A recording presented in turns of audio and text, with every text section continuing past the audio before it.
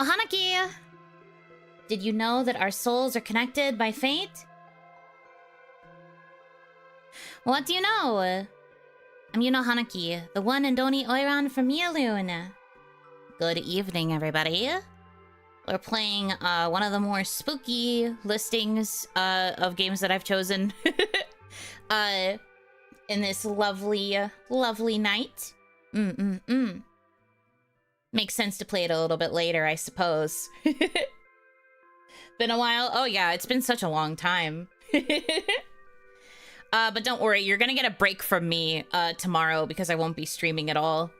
And I think I could use the break, considering how I instantly, like, crashed the minute I ended my earlier stream. I think I need a break. As much as I love visual novels and everything, I am looking forward to having a break. It's been 84 years. Yeah, it's been literally so long. Now I'm so scared. I don't know if it's gonna be, like, scary, but it's very much, like, psychological, horror, spooky, murder mystery vibes. I don't know if it's supposed to be spooky, however. But yeah, this is, Koibito no Nazo, or Lover's Enigma. This is a murder mystery visual novel with romantic elements where our main character loses her husband. The police rule it as a suicide, but she thinks that there's no way that that could actually be true. And so she starts investigating by talking to a lot of, like, her husband's, like, friends and people that he was familiar with, and then, like, others that might have possibly had some sort of, like, information on him that she didn't know about. And she's basically just trying to figure out what actually happened to him, if anything. But there are still romance elements to this because you can romance the characters also. And I think there's, like, a rhythm minigame mechanic that you can also play. I'm not sure when that comes into play throughout the game, but yeah. So that's kind of the gist of this one. I've got my blanket, so that way if it gets a little scary, I can at least be cozy. I thought about pulling out PhD for this stream, but I realized I just wanted to keep my normal model on, but then I added a blanket so that it's like I'm bundled up and cozy. I can snuggle up if I'm afraid. I really need, like, an asset that I can hold so that it's like I have a Damadachi plushie. I'm gonna have to look into making that. Maybe I will see if I can get, like, a custom arm asset or something so that it can actually be like my outfit, my actual, like, self is holding a plushie. But yeah, now I'm wrapped in a blanket just like you guys. Pull out your Dama comfies. But yeah, I'm excited. I'm actually excited to play this one. So this game is also available to wishlist on Steam as part of the Fall in Love Festival. They also have a Kickstarter that has opened, but I don't have my link ready to share yet. I have to wait for a certain thing to be done first before I can properly link. But I'm sure they'll get to me soon. And the reason for that is I'm going to have a special affiliate link for this game, because they very kindly offered an affiliate link for me. So if people choose to contribute to the Kickstarter, a portion of that will also go to me for promoting the game. That's what I meant earlier when I said that I had a little bit more of a connection to this one. So I will be sharing that link when it's ready. It's not ready yet because I was a little bit for gore with something. I have to wait for them to approve me before I can actually link that affiliate link, but once it's done, you will know. And I will be sharing it on Twitter, probably also on the YouTube community tab, and then I'll probably share it again to you guys when I next stream. Probably. I assume it won't take that long for it to be done, but hopefully it's taken care of soon. But yeah, it was my bad that it's not finished in time. I misread something. I misread something and I had to fill out a form and there was some stuff I had to do, so I was like, oh, oops. Oopsies. But it'll be ready probably in like a day or so, so I'm not too worried about it, but I'll share it when it is ready.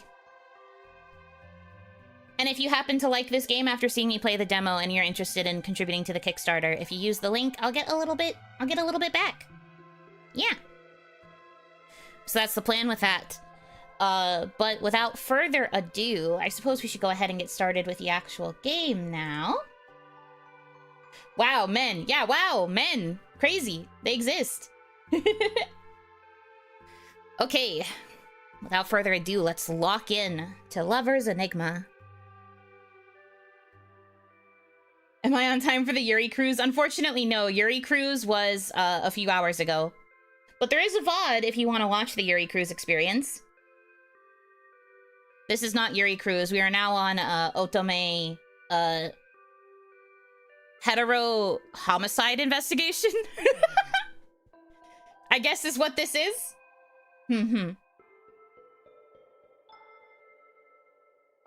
My name is... Oh, does she have a default name?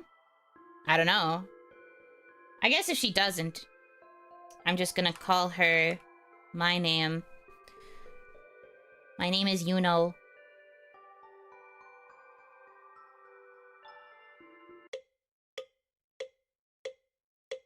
Ever since I was young, my mother's voice dictated my fate. Every word a reminder that my future was a tapestry woven from family obligations. Slim Shady. It stands to reason there'd be a yaoi cruise too, unless this is something else. This is hetero homicide. These are straight people. I'm a girl and I'm romancing men. It is not a yaoi cruise. I wish there was a yaoi cruise, though. Anyway. The pinnacle of this was my arranged marriage to Kazuki.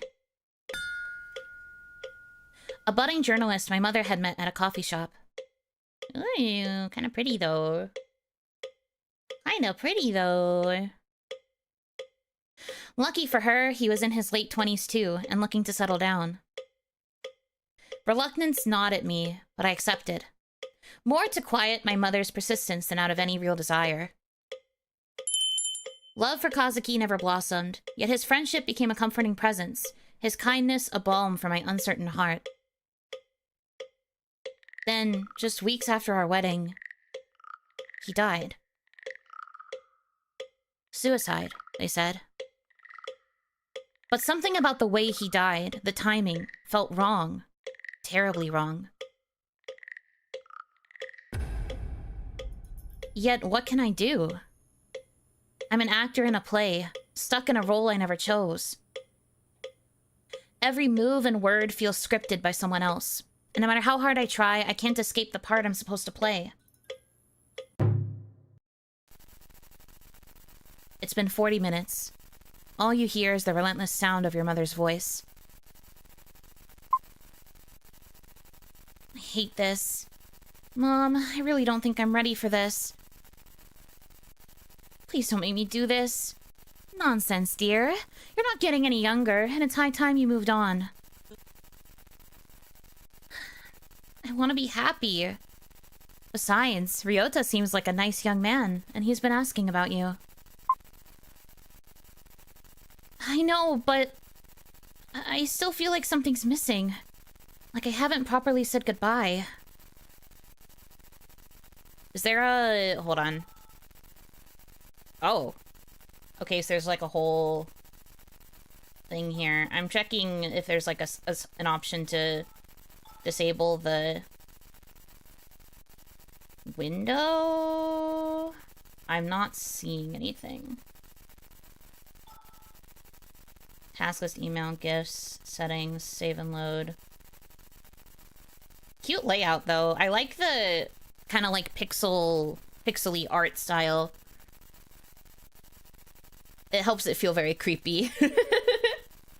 Glorious 2000s flip phone. I wonder if this is set in the 2000s. I didn't really think to question it much. Yes, history. I'm not really seeing anything, so I guess not. Because I thought I saw a thing under here, but it's okay. He's still here. He's lingering. Oh, sweetheart. Always stuck in the past, aren't you? His... thoughts? I'm guessing is what that says? His... Yeah, I'm guessing it says his thoughts. You need to stop dwelling on what's gone and start thinking about your future. Ryota could be a good opportunity for you. She doesn't know. It's not just about Ryota, Mom. There's something off about Kazuki's death. I can feel it. She doesn't know. She never listens to me. Why won't she listen to me? Here we go again with your wild theories. The police investigated and they found nothing. There's something wrong. Is he the only solution? You need to accept reality, Yuno, and stop living in a fantasy world. What do you know about... I can't read it. But what if there's more to it than what they found? What if Kazuki's death wasn't an accident? Enough! I won't entertain your delusions anymore. You need to focus on being a proper wife and daughter, not chasing ghosts. Yes, Mom. Bitch. Good. Now, I'll talk to you later. And remember, keep yourself together. We can't have any more embarrassing incidents like last time. Bitch. You sigh and stare at the phone for a moment before glancing around the room. Your gaze wanders over to the shrine in the corner, its eerie presence casting a shadow over the otherwise mundane surroundings. Maybe Mom's right. Maybe I'm just seeing things. But I can't shake this feeling that something's not right. Shut up, shut up! He's here. Stop talking, leave me alone. I can't hear myself think. You approach the shrine, a mixture of fear and determination coursing through your veins. It'll be fine, it'll be fine, it'll be fine, it'll be fine, it'll be fine, it'll be fine, it'll be fine, it'll be fine. As you reach out to touch his death photo, a chill runs down your spine. It's fine. And you can't shake the feeling that you're being watched.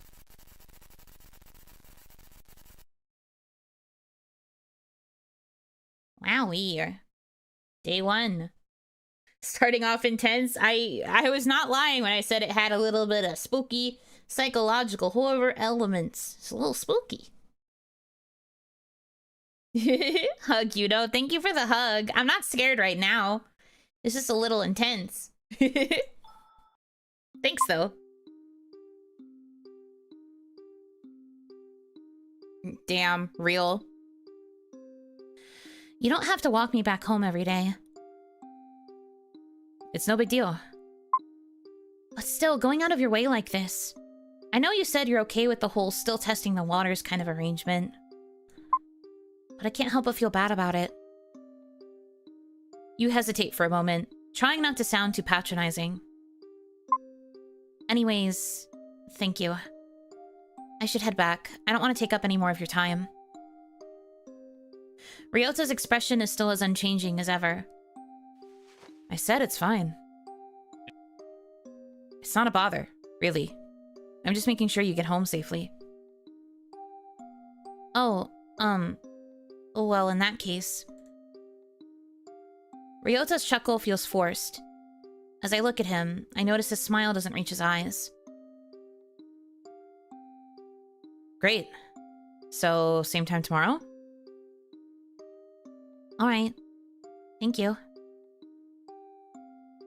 Ryota looks at you and gives you that same unreadable smile before waving goodbye. I wonder if this game hasn't decided if it wants to do first or second person, because it's been swapping a lot and it hasn't made logical sense to me yet. Like, sometimes POV switching is done narratively to, like, convey a certain thing. Currently, it hasn't made sense to me why it switches. Generally, it's bad form to switch mid-scene. I don't think that's necessarily a bad thing. Like, I'm not completely yanked out of the narrative, necessarily. But I'm trying to figure out if there is a correlation between when it switches to first person and when it changes to second. I haven't yet. I haven't yet. I wonder. Oh, Hanaki, welcome in. You can't help but feel a pang of guilt and uncertainty as you watch him walk away. Sorry, I missed it. Can you give an example? There is a log here, right? History? Yeah. Okay. So, like, she says... Ryota's chuckle feels forced. As I look at him, I notice his smile doesn't reach his eyes. So first person, right? And then the next time the narrator comes up, Ryota looks at you and gives you that same unreadable smile before waving goodbye. So, like, it's, like, it has moments where the narration is second person and then it randomly switches back to first. Like, it was first during that whole beginning part for a while, and then it switched to second. And then now we're here, and it was second, switched to first for, like, a line, and then went back to second. So, I wonder if there's, like, a purpose to it. Like, usually, like I said, there can be. Like, it can be done to convey certain things over others, but it's rare for it to happen, like, mid-scene. If you want to have switching POVs like this, it's better to have it be, like, a full scene in one POV, and then the next scene you swap, if you're gonna do it. The voice in the head goes from I to you, yeah. And I'm not really sure if there's a purpose to it yet. Obviously, it's, like, way too early to tell, because this is only the second scene of the game. But it's, like, a little bit jarring. Just because I want to make sure it's, like, intentional. I don't know yet. But again, this is just me. Yuno's editor brain never stops working. I'm sorry! I can't help it! This was my job for a while! I can't help it! I lock in! I do it also out of love for the game. Quite literally. So, like, just know it's never coming from a place of, like, I hate this game. It's more just, like, I'm passionate about this stuff, and I, like, try to piece it out in some ways, I suppose. Anyways. Sorry, I'll shut up now. I like it when you do it. Aw, shucks. Aw, jeez, aw, shucks. Oh, gosh.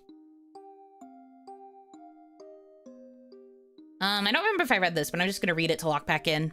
You can't help but feel a pang of guilt and uncertainty as you watch him walk away. He probably doesn't want to get too involved with me anyways. I know he's just trying to be nice, but he's better off with someone with less baggage. Especially with everything that happened with Kazuki. You sigh softly, feeling the weight of your own problems. Maybe I should talk to Mom about easing up on her matchmaking. The free roaming section of the game begins now. You can explore the town from 8 PM to 11 PM. During this time, you'll have the chance to interact with the male leads scattered across the map, as well as engage in side interactions with various townsfolk. However, it looks like the male leads already have something planned for you today, so enjoy your time exploring. Hey! What do you mean they already have something planned for me? It's not free roam if they are making me... Okay.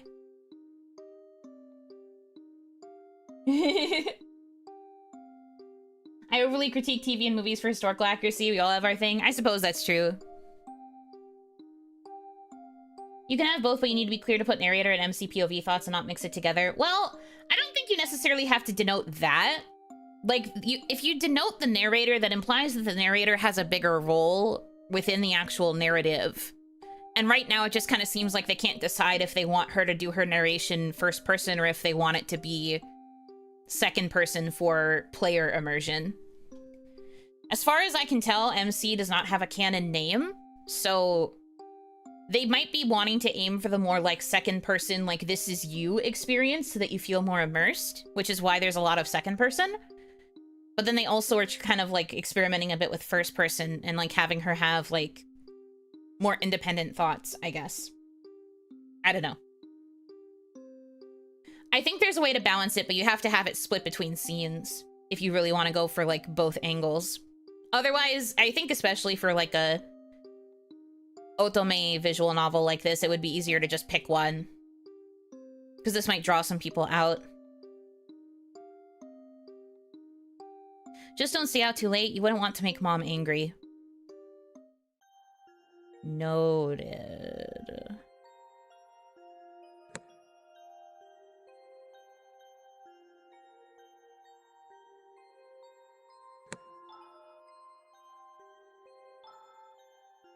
Ryota, Ren, Kazuki. Oh, that's sad.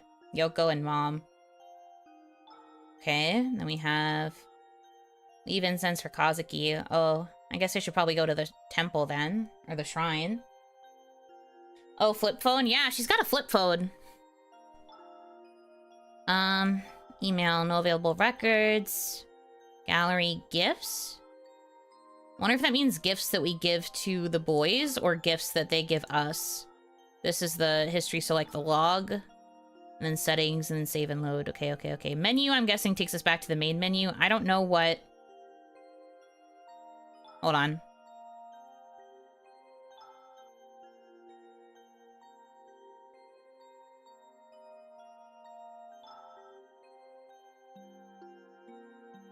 Oh, it takes a while to save. That's okay. I wanted to press these buttons, so I saved to see if they do anything. Oh, quick button for email, and then...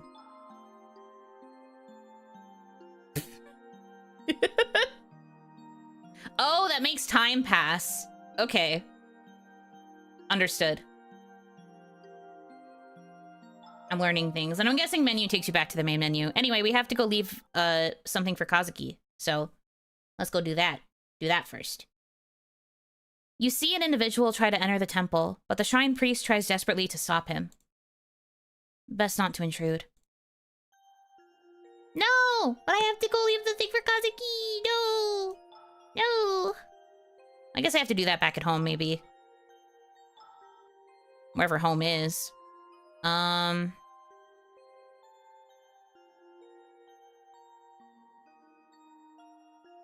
don't really see... Riverside, I guess? Oh. Neighboring district, river.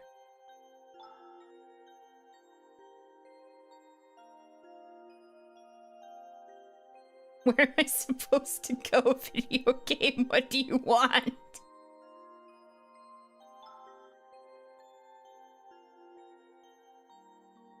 Lower Street Apartments, neighboring district.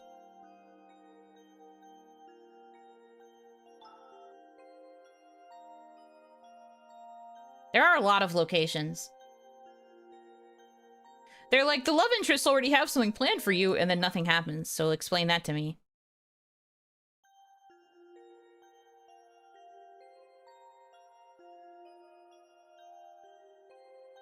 Which one is my home?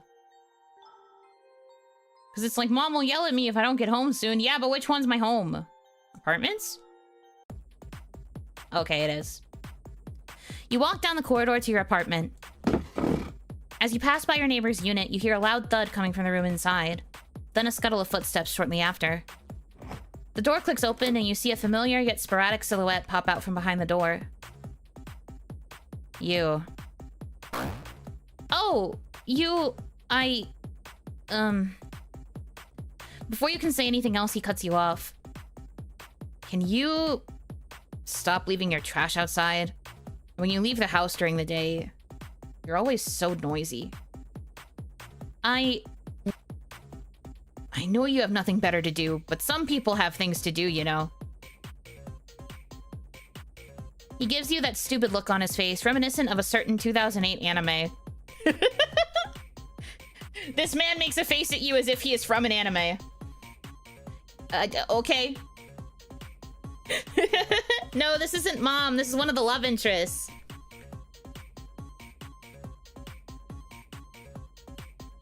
You want to yell at him and call him a stupid naggy but you're an adult.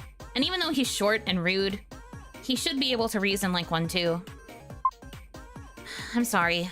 I'll try not to be too loud next time. That's the face you make after talking about Excalibur. Oh, is it supposed to look like Soul from Soul Eater?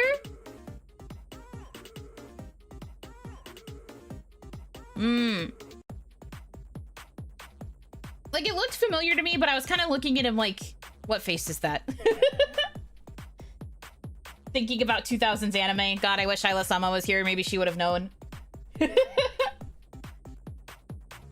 You expect him to continue berating you, but his expression softens. Seems as though he too is expecting some sort of resistance from you. More like Death the Kid and Black Star, Soul Never Met Excalibur. Oh, okay, okay, okay. Well, I got the right series at least. It's been forever since I've seen Soul Eater. 85 bajillion years. Yeah, you'd better. He's so cute. Unfortunately, he is my type. Unfortunately, I will have to pay attention to this individual. I like him a little androgynous. Ren looks at you for a moment, a hint of defensiveness in his gaze, before reluctantly nodding his head and closing the door behind him. What a strange guy. I barely see him, and when I do, he lectures me. Whatever. Can't let some weirdo ruin my day.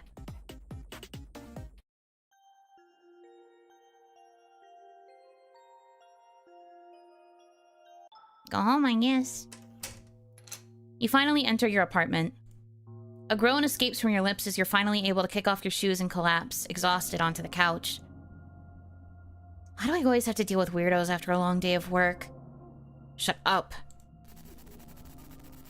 Shut up. Shut up or I'll hurt you. Or shut up, I'll hurt you. Stupid, shut up, stop talking. Speaking of work, I can't deal with it anymore. There's too much going on. Shut up, I'll hurt you. Stupid, shut up, stop talking. You're no better, don't want your pity. Everyone looks at me with that same pitiful yet annoyed expression. They gossip about me behind my back, yet every time they see me, they offer some unnecessary advice. It'll be so much easier if they just told me straight to my face that I'm weak. Bitch, bitch, bitch, bitch. Me too, man. A burden. And Ryota, he's definitely not happy about this arrangement. And Kazuki, his death, a curse. You're fine, you're fine, you're fine, you're fine. I just need to keep it together. Somehow. And then I'll be fine. You're fine, you're fine, you're fine, you're fine, you're fine, you're fine, you're fine, you're fine, you're fine. I can't fall apart now. Not yet. Not with everyone waiting for me to fall. Maybe they're right. Maybe I am weak. Maybe I deserve their looks, their gossip. Maybe I deserve all of it. No. Not again. Kazuki?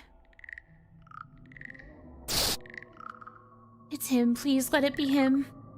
No, that one's real.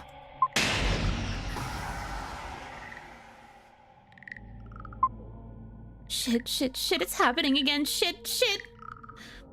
It's real. Or it's not. What is... No. Please. Not again.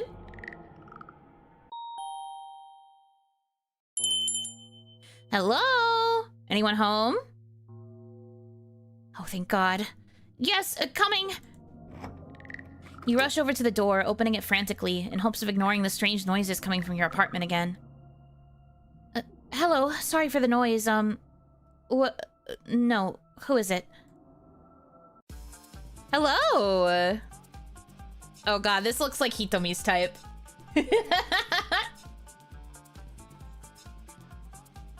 Your eyes widen in surprise at this weirdo's sudden dramatic entrance, a mix of confusion and skepticism on your face.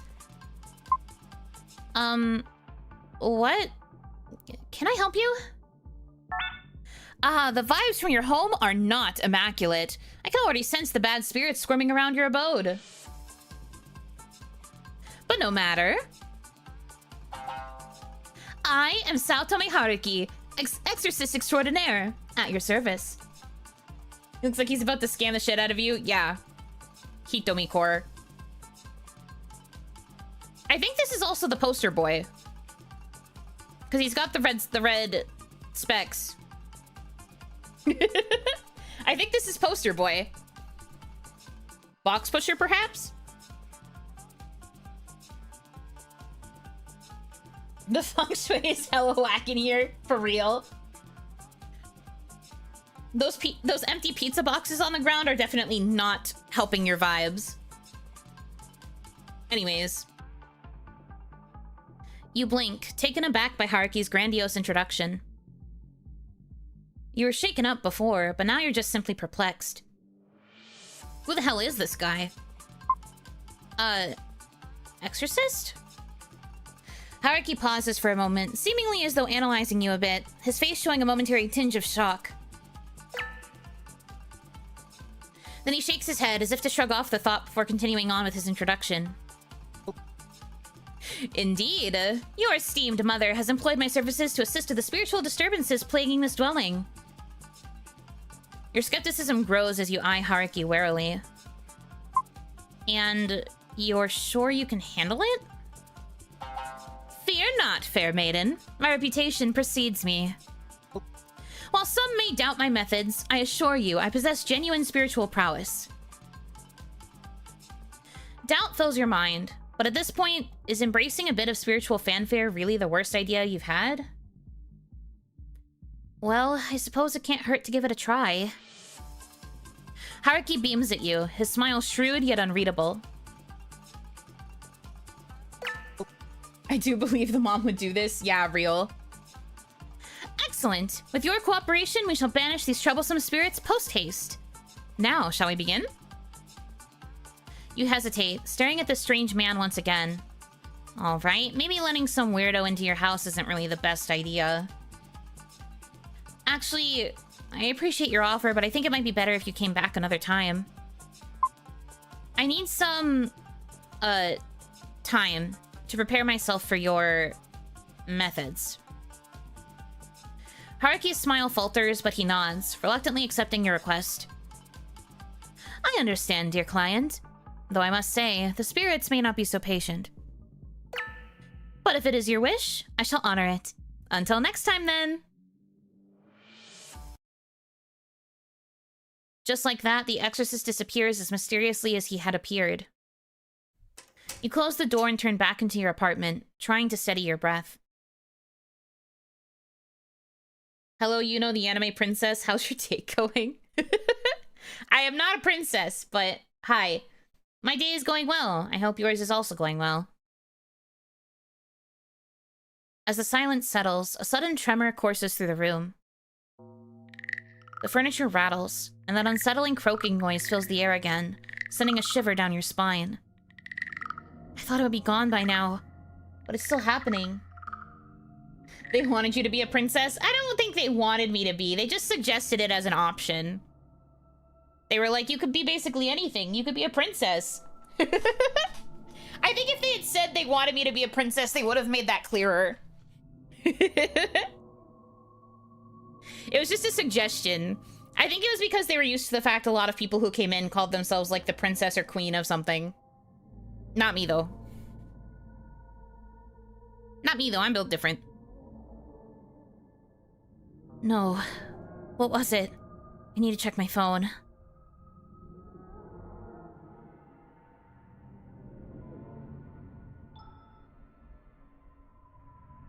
Oh no. Crap. I must have forgotten to leave the incense out for Kazuki. No. Damn it. As you approach the shrine, it begins to shake violently. Kazuki's death photo slips off the altar. You race to the shrine, your heart pounding in your chest. This is the slot machine. You need 3 matches to win, but if your sanity is high, you only need 2 to match. Press the spacebar to start playing or click on the lever. Huh? It's a gacha? Oh, that sucks. Oh, that sucks real bad. Oh, no.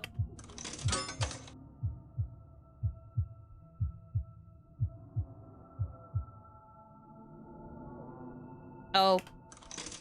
Okay, so I can lock it in.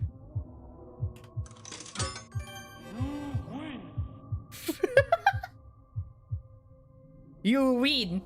Thanks, man. Who's this guy? What's his deal? Cheater. I take what I can get. Anything that means that I don't have to experience the horrors. Forgive me for not wanting to experience the horrors. Hi. Oh, Hanaki. Welcome in, welcome in. You manage to catch the photo just in time, clutching it tightly as you stare at it. your heart still beating loudly in your chest. Surprised at your own reflexes, you gaze at the photo longingly, wondering if some divine intervention had guided your hand. Me! I'm the divine intervention. You take a deep breath, trying to collect your scattered thoughts. With trembling hands, you carefully place the photo back on the mantle. Stepping back, you let your eyes linger on the image, your heart heavy with a mix of confusion and longing. The room feels eerily quiet, the silence amplifying the turmoil in your mind.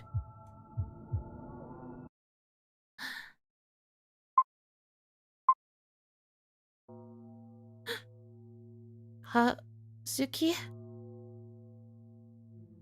I didn't keep away the horrors. Hey. Why are you looking at me like that? Hey, man. Hey, man.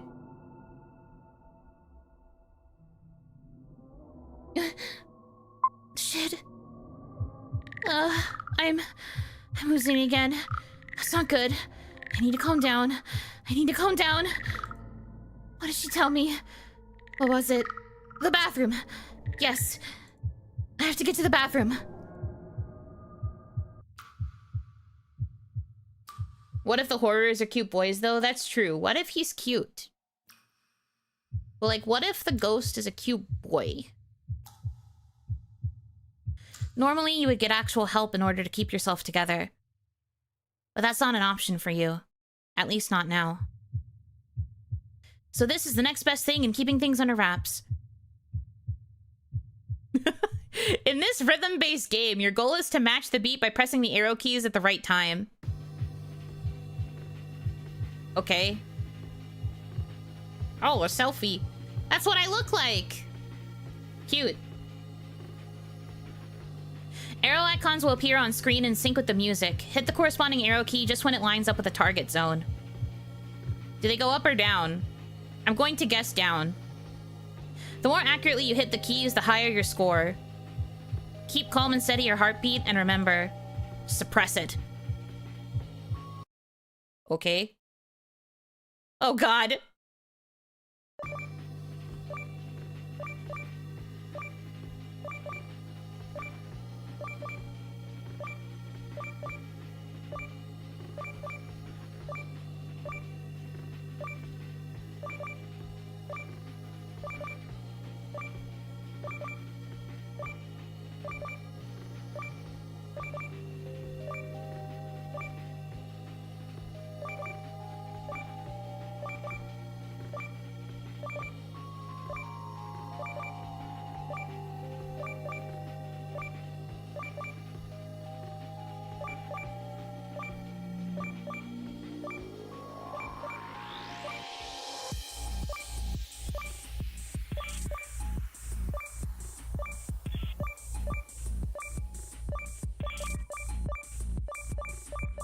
Oh, God.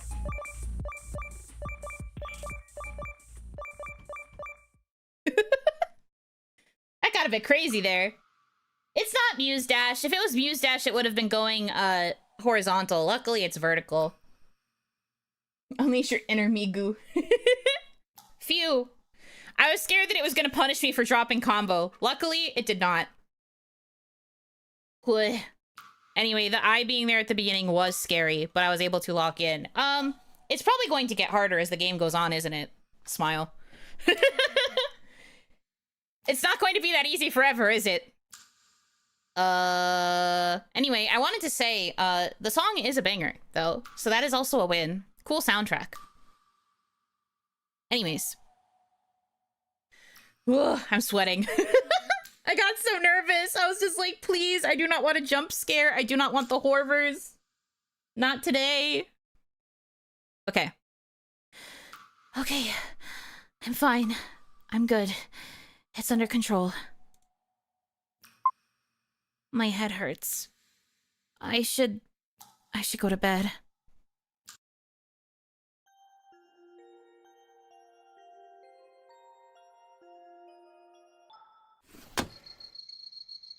You open the window to let some fresh air in, but all you're met with is the unfortunate smell of sewage. Oh, yuck. You close the window disappointedly. Yucky, icky yucky cringe. Bedroom it is, I guess. As you enter your bedroom, you fumble for the light switch in the dark.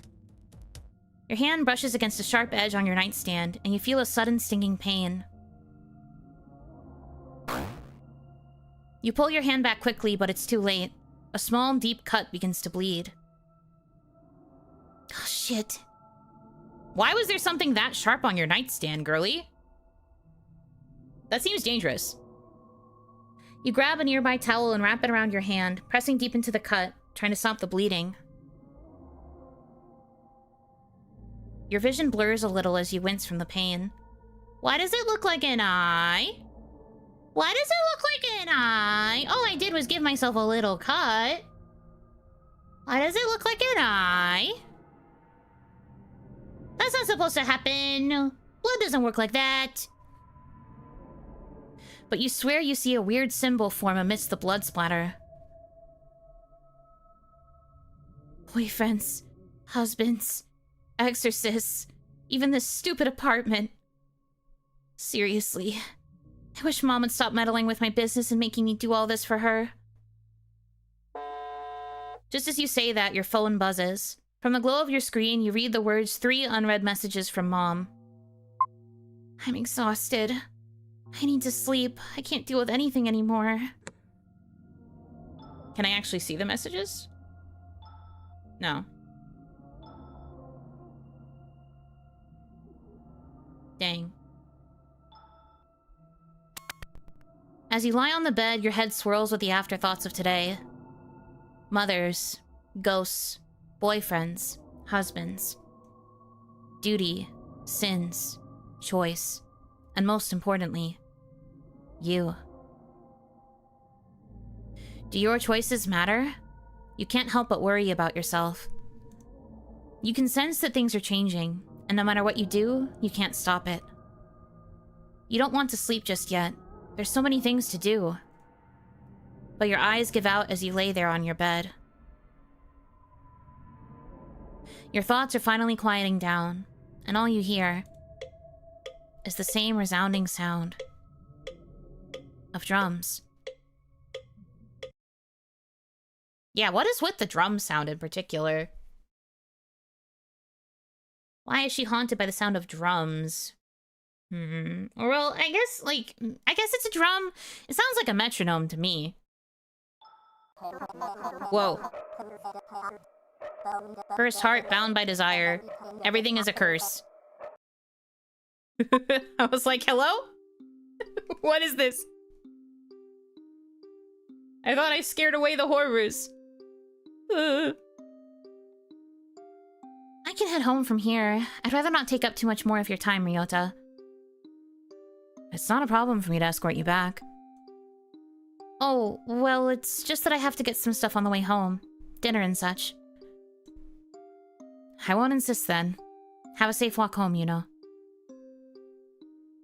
Ryota leaves, heading towards the cafe.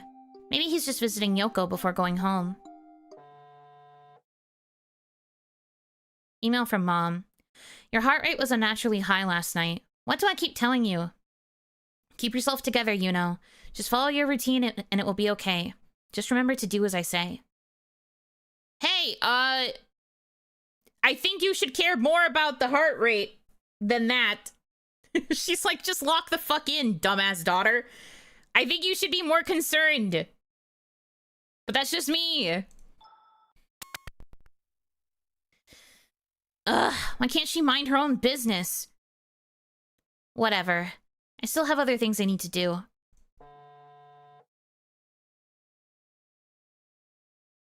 Oh my gosh, okay. Cafe, thank Yoko for croissant. Sweet shop, visit Granny. Convenience store, visit the store. Bathroom, do your daily routine. Shrine, leave incense for Kazuki. Temple, get incense for Kazuki. General, gotta keep my sanity high. True. Anyways, I should get some offerings for Kazuki's shrine before going home. Thankfully, the temple is still open at this hour. Free roaming is now available again. You can explore the town from 8 p.m. to 11. During this time, you'll find the mail leads scattered across the map along with various side interactions. Yeah. It won't wait forever. Some interactions will disappear after a certain time. Choose wisely. Additionally, any interactions involving the main characters will automatically advance time by an hour. Plan your night carefully. Oh, that's fucked up. Cool. That's fucked up. Oh. I'm guessing that's one of the love interests. Okay, so priorities.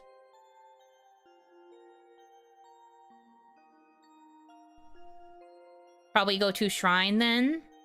Or no, go to temple. Temple and shrine are two different things I have come to learn. So go to the temple first, I guess, to get the incense, because we do not want Kazuki to freak the fuck out again because we didn't leave incense there. So I should probably get the incense first, and then maybe, if there's time, go to the Konbini. I think Sweet Shop and Cafe can wait a little bit, personally, to be honest. Okay. I guess that's how I will manage my time. Oh, hey, man. Not the wink. What is this guy's fucking damage? I hate him. As you approach the temple, you see Haruki being hastily escorted out by an irate monk. Seriously? Stop handing out your business cards to people trying to pray. This is a holy ground, not a business conference. Haruki, unperturbed by the monk's anger, tries to defend himself as he's pushed to the exit. Whoa! You boy on the grind for that bread, you get me? I'm an actual exorcist. I'm here to help. Oh my god. Ya boy on the grind for that bread. Be for real. That's enough. We've had it with your antics. Leave before I call the police again. Jeez, I'm doing what's called marketing, all right? People need my help, and I'm not going to stop spreading the word.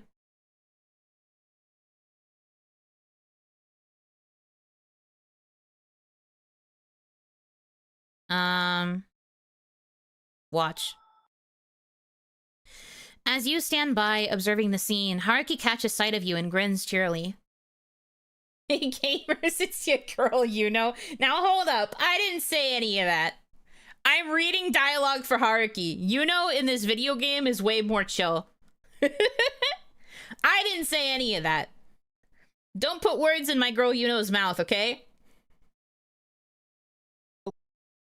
Ah, a witness to my magnificence. You must vouch for me, dear client. This common man cannot perceive the ultimate force of my spiritual power. But he's a monk who's had years of spiritual training. And I've taken a 30-day masterclass in exorcisms. Clearly, we're both qualified. Not the colon 3. This man... This man... He really do be out here rage baiting, for real, for real. Are you comparing years of dedicated training and discipline to your online workshop? Hey, every legend has to start somewhere. Plus, I have a certificate and everything. Is it one of those online certificates that you print out yourself? How did he do that audibly? Good question. How did he say colon 3 out loud?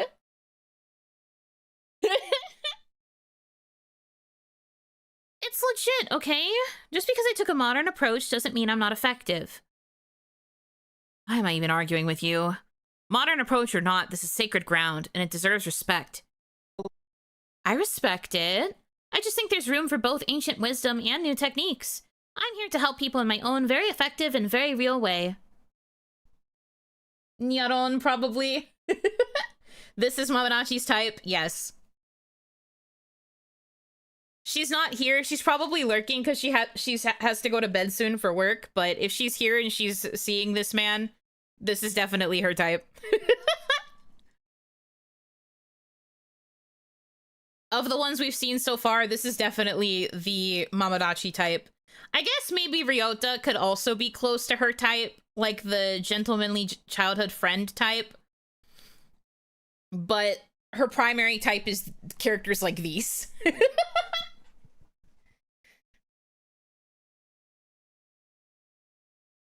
Why am I even bothering with this? Just get out. Hey, I thought monks were supposed to be all about compassion and understanding. And come on, if I don't hustle and promote myself, who will? It's part of my charm.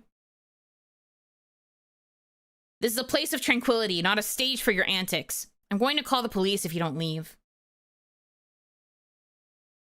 All right, I'll dial it back. But you have to admit, a bit of charisma can liven up even the most sacred space. Gen A's are her type, ugh. Gen A's would not be using :3. This man is a millennial trying to pretend that he's Gen Z.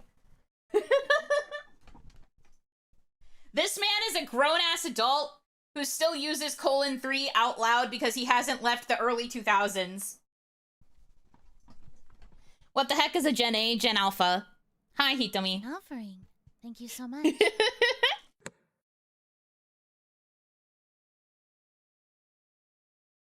Also, Letka my ego, thank you for the $6.90 tip. Haha, nice.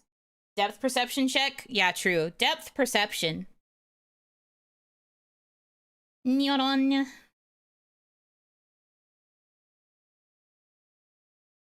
The monk sighs and you swear he might just break his vow of non-violence, but he just ushers Haruki out of the temple grounds with an exasperated wave.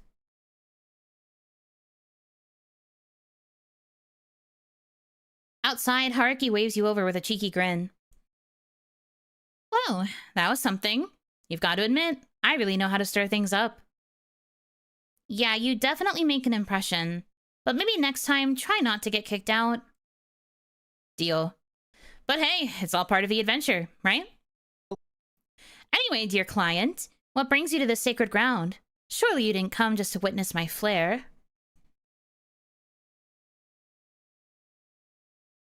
I mean, I'll just be honest. I came to get stuff for Kazuki. What a kind-hearted wife. How commendable. Though I must add a little note. Simply bringing gifts might not suffice to appease all spirits, especially those of the rather malevolent kind. Kazuki is not an evil spirit. Ah, I see. Forgive my choice of words, dear client. The world of spirits is vast and often misunderstood. Even benign spirits can have their own complexities and dangers. It's just that he's a little different. His ghost, if you will, has a different aura to it. Whatever is haunting your house, it is not a simple spirit. It's something that has been festering for years, even. You're only saying that to sell me more of your services, aren't you? Ye of little faith. Why, I would love to show you more of my abilities, Yuno. This time I am being quite serious. Whatever's going on in your home is quite unique. As much as I enjoy the eccentricities of the unknown, your house guest is not something to be taken lightly. Thanks for the concern. I didn't think you'd be so accepting of my deductions. Are you finally growing to trust me in my spiritual prowess? Don't push it. Weh. But as long as you know that I do genuinely care, that's good enough for me. Anyways, I would love to stay and chat, but duty calls. Remember to contact me if anything happens. I'll be off. With a dramatic flourish of his coat, Haruki turns and heads down the temple steps, disappearing into the bustling streets. You watch him go, a mix of amusement and reassurance settling in. Despite his eccentricities, Haruki's presence feels undeniably comforting.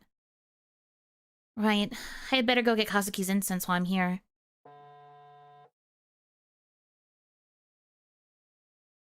Cool, one thing done.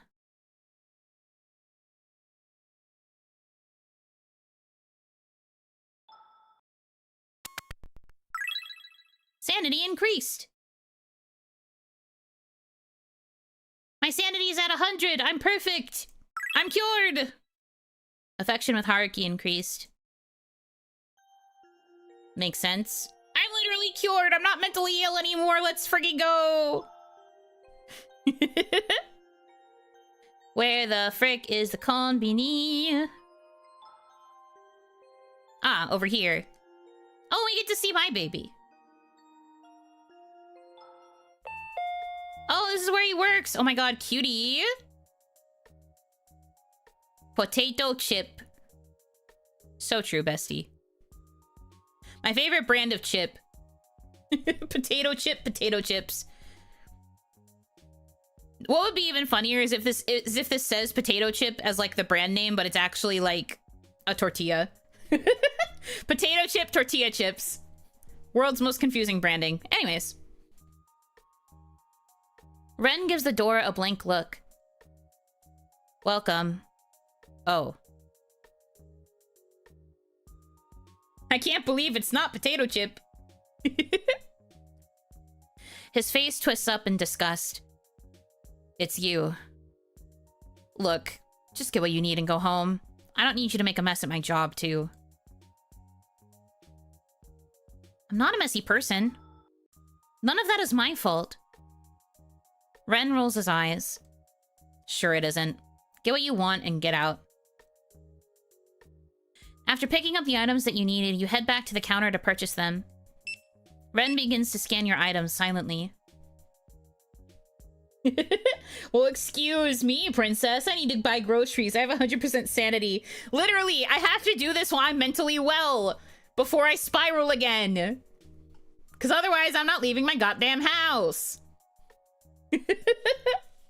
I gotta do this while I'm thriving. I'm manic. Anyway. He paused, scanning, and silently looks at the air freshener among your items and gives you an approving look. You look at him, confused at his actions. This isn't the worst thing you could have bought. It's the brand I always get.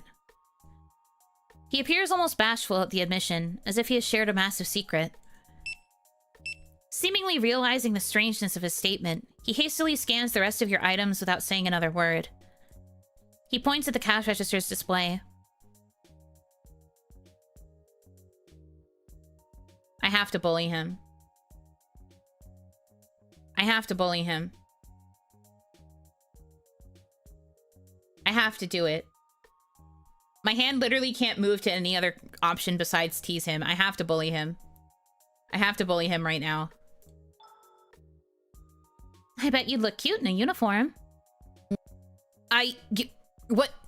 You can't just say that, Yuno. What's wrong? Are you getting shy? Ren ducks down behind the counter, his voice muffled as he spoke again. Just pay and leave.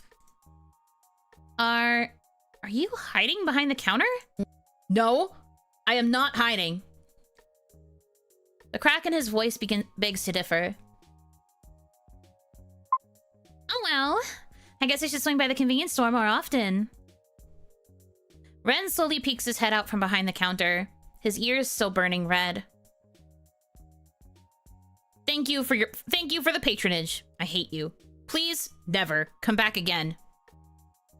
I guess it's time to go. Messing with him was fun, though. As you head toward the exit, you hear a loud crash. Turning around, you see a customer standing amidst a toppled display. Ren, clearly irritated, clicks his tongue. Did you just click your tongue at me? You worthless brat. It's your sloppy work that caused this. What if I was injured, huh? It's not my job to deal with morons. What did you say to me? I'll report you to your manager, you... Report away. I'll clean it up. I'm not wasting my time arguing.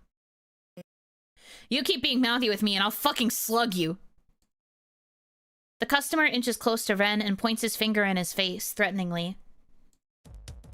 Ren steps back, but realizes he's being backed against a wall as the customer corners him. I'm gonna defend him. Why would I not? Seeing the customer's aggression, you decide to step in. Kabedon? I don't want the Kabedon to happen over here! I don't want this enemies to... whatever... non-consensual... We're not doing that here. Hey, how can you say such things? You're the one who should apologize. As you try to intervene, the customer, who you can see is clearly intoxicated, tries to swing at you. Oh no! I have to win the roulette in order to survive this! This is funny. Kabe don't. Only I can Kabe on this little child, okay? Not actual child. I'm pretty sure Ren is an adult, but like only I can Kabe on him, okay? I'm not gonna let some random NPC who doesn't even have eyes Kabe on this man before me. I didn't just make the choice to tease him for somebody else to Kabe on him, okay? Listen. Listen. Anyway, watch me lock the fuck in.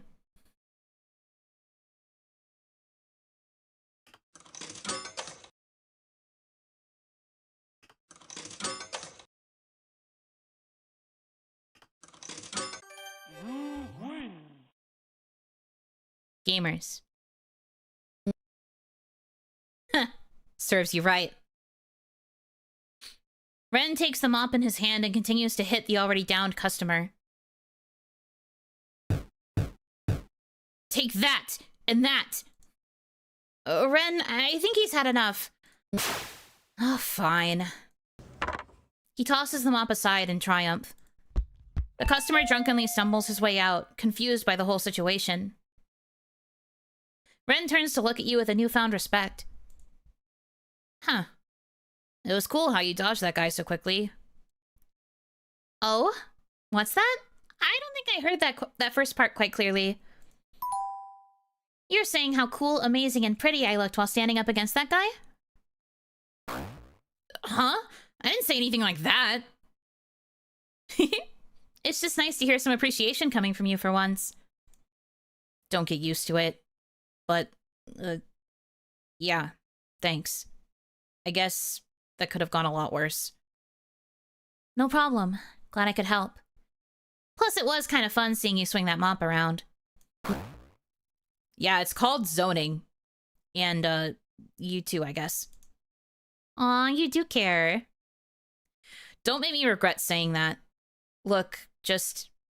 if you're free tomorrow after work, we should swing by the shop near the apartment.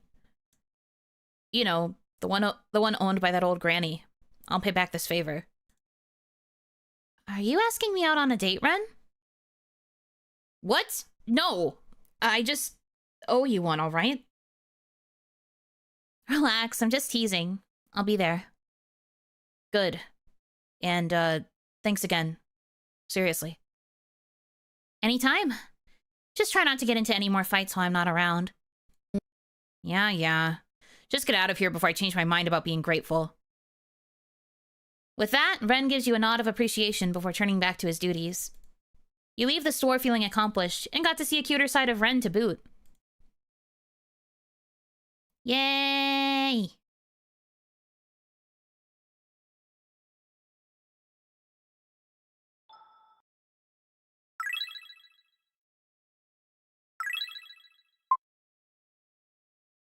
Gotta go home. Which I think is like... I guess I could have taken the alley.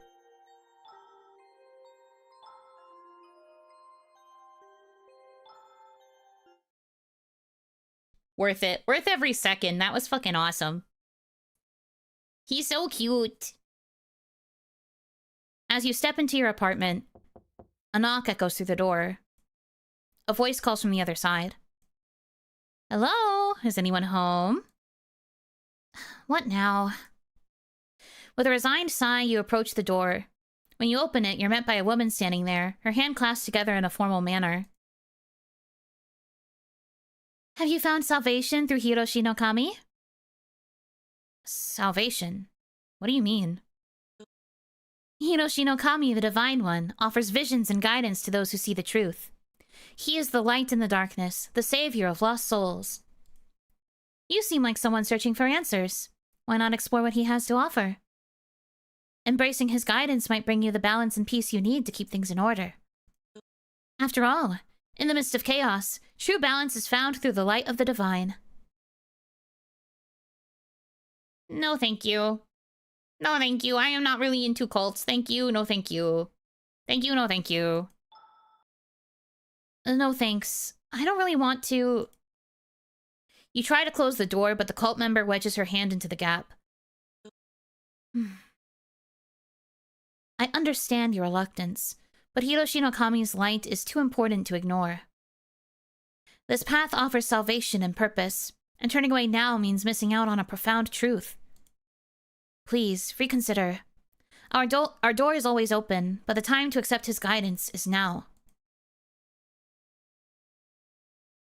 Well, they have free cookies? They do not! None of these bitches are holding a cookie in their Sprite. I don't believe them. Anyways.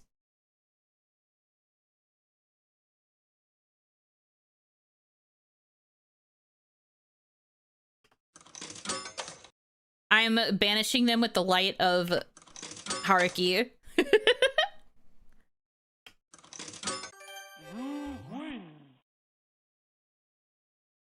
I appreciate your concern, but now is not really a good time. I'll definitely check it out again, though. I understand it's not the best moment, but Hiroshi no Kami's guidance is essential. This opportunity to find balance and peace might not come again. Isn't your search for answers worth exploring? I'm really not interested right now. But think of the clarity and purpose you might gain. Just a brief visit could make a world of difference. I said no. I need to focus on other things at the moment. I see. Well, I'll respect your decision for now. I'll come back with more information if you're still unsure. Thank you for at least considering it. Remember, our door is always open. The woman bows deeply, and with a final, lingering look, turns away, leaving you alone. Crazy work. Hey, man. After a long day, you decide to visit Kazuki's shrine. Compared to the day before, it's still relatively neat. I should take care of him first. I hope this keeps you at peace for tonight once again.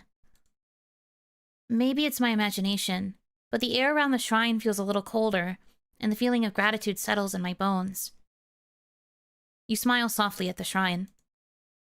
Good night, Kazuki. Work was tiring today. I'm sorry, Kazuki, but I'll do what I can. There. All better. Affection with Kazuki increased. Yay. Cool. So then I just have to do daily routine in the bathroom. In the bathroom.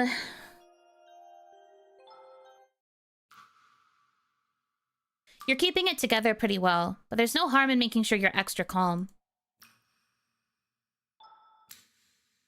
Funky vibe or meltdown? I'm gonna play funky vibe.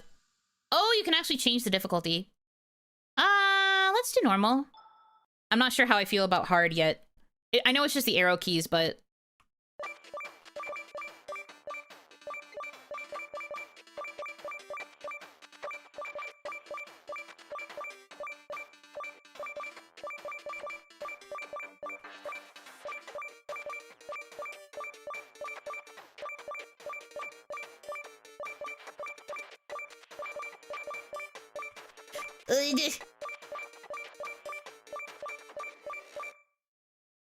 Sweating. Okay, so you can change the difficulty. My ass is probably going to stick to normal. Impressive! You have hit 98% of the total notes. Sanity increased! Not that it matters, I'm already at max. Anyway, I'm so chill. I'm going to be mentally well for the entirety of this playthrough. GG easy.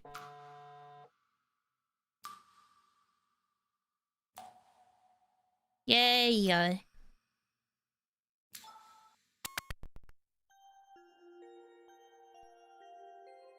Okay. 1 second, gamers. I am going to run to the little Oni room myself. So mentally well and socially adjusted. Yup, everything's completely normal. I am the master of suppression. But yeah, I'll be right back. She's gonna Oni the room. Yeah, I'm going to little Oni the room. That is the action that I'm going to take, yes. Anyway, be right back.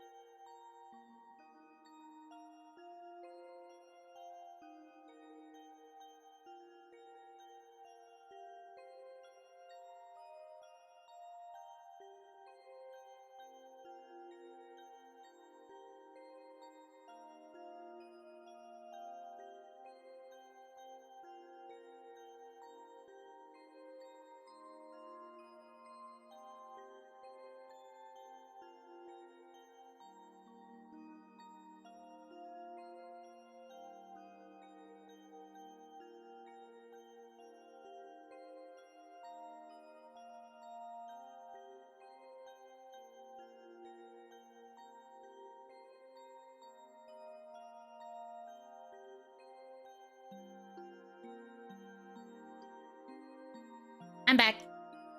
Hello. Oh, emote only chat? Okay. It's emote only chat for 2 minutes. Let me get a timer.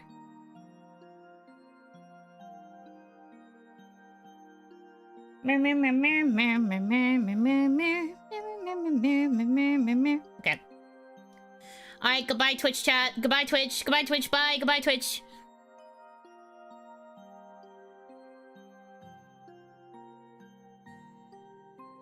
It's only for like 2 minutes though. It goes by very fast. You won't be gone forever. Back, welcome. Thank you.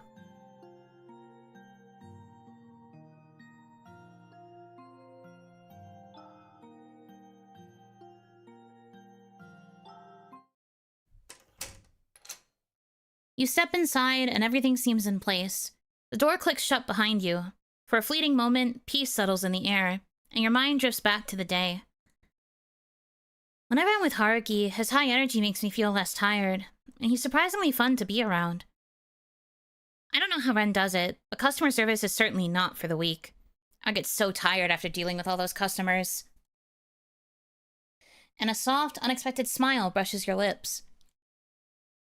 Maybe things aren't so bad after all. Maybe not everything has to be difficult. But before the thought can settle, something stirs beneath your skin. Guilt, thick and alive, begins to bubble, crawling its way through your veins and towards your fingertips. Your hands tremble. You glance down. Was that a flicker? A slither beneath the surface? What the... You're no better than your mother. You're really enjoying life, huh? You're fake. Fake bitch. How can you enjoy life when Kazuki's killer is still out there? You let him down. He made a mistake trusting you.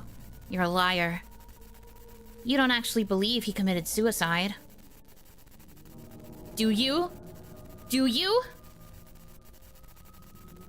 You're not doing enough. The accusation lingers, sinking its claws in. Your fingers find your nails, and you begin to pick, anxiety bubbling up, choking your thoughts. Damn.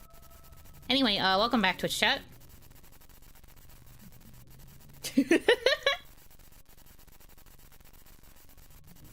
What'd I tell you? Not very long at all. No. You're already working on finding his killer, aren't you? Yet the doubt coils tighter. Are you making any progress? It whispers, persistent. Who gave you the right to smile, to feel any joy, when Kazuki is nothing more than ashes now? Your nails dig into your flesh, tearing at the guilt festering just beneath the surface. You claw at your skin, frantic, as if somehow you can scrape away the guilt, as if those phantom insects crawling beneath the surface will stop moving, will stop whispering. The scar on your hand throbs, sharp, biting, and suddenly the wound opens again, fresh blood dripping down your wrist. Your head pounds, a drumbeat of dread. A knock echoes from the door, soft but familiar. The cult again? Panic seizes you and you rush to the bathroom, desperate to escape, to wash away the dread crawling up your spine. You splash cold water on your face, but as you glance in the mirror, something flickers behind you. A shadow, a presence. Oh god, ew. Not that noise. Yuck. Your stomach twists violently. Bile rises and you hurl the day's lunch into the sink. Then without warning, the lights snap off. Darkness engulfs the room, thick and suffocating. The only sound is the low, menacing hum of the ventilator and the running water, filling the void. And then footsteps. Thumping, scuttling. Something, someone, is outside the bathroom door.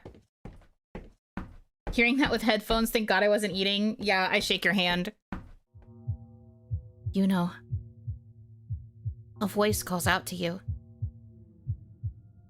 I'm scared. I don't like this. I don't think, actually. Actually, I don't think I like this. Hey, don't like this. I have perfect sanity. I got a 98% on the video game. I had a good fucking day. I don't deserve this. I don't deserve this. Where's my Tamagotchi plushie? Hold up. I'm fucking scared. Hold on. Where is it? Where are you, you little green fuck? There you are. Come here. Come here. Rat grab. Fucking creature. I need to hold on to you right this second.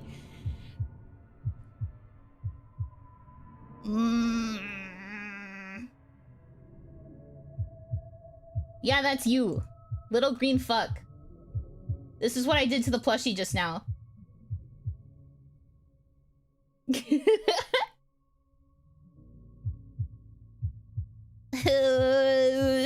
Okay. I was just like, come here. Glorious. I guess. You can think it's glorious if you want. Okay, Tamagotchi. I'm scared. Okay. Mom? No. It can't be.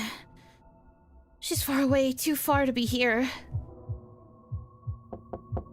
You shake the thought away, but the thumping grows louder, and cold dread seeps into your bones. The wound on your hand bleeds more, pain shooting up your arm. Kazuki. You whisper a prayer, barely audible. I'm sorry. Please.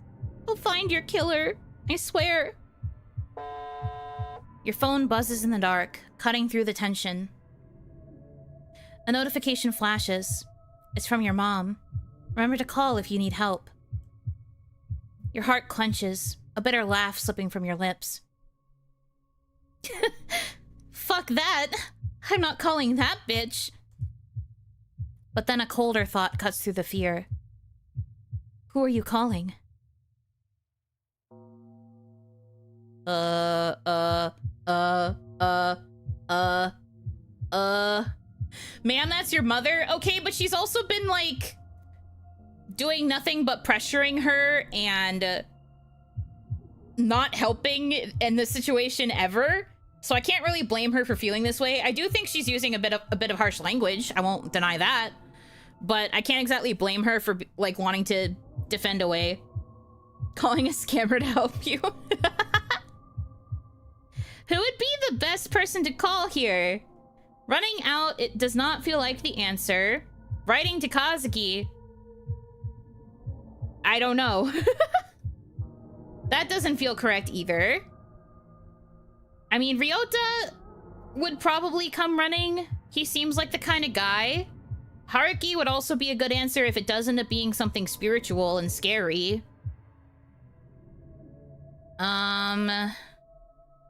What do you guys think? Should I call Ryota or Haruki? I feel like the fact that somebody brought up that Haruki is a scammer means that we should probably call Ryota. Calling your femboy neighbor an exorcist, scammer, and a ghost, hard choice. No. Ren isn't one of the options. Ren is still at work. My options are Ryota, the childhood friend who we only see during, like, the evenings, the early evenings. Haruki, the exorcist. And then Kazuki, our dead husband.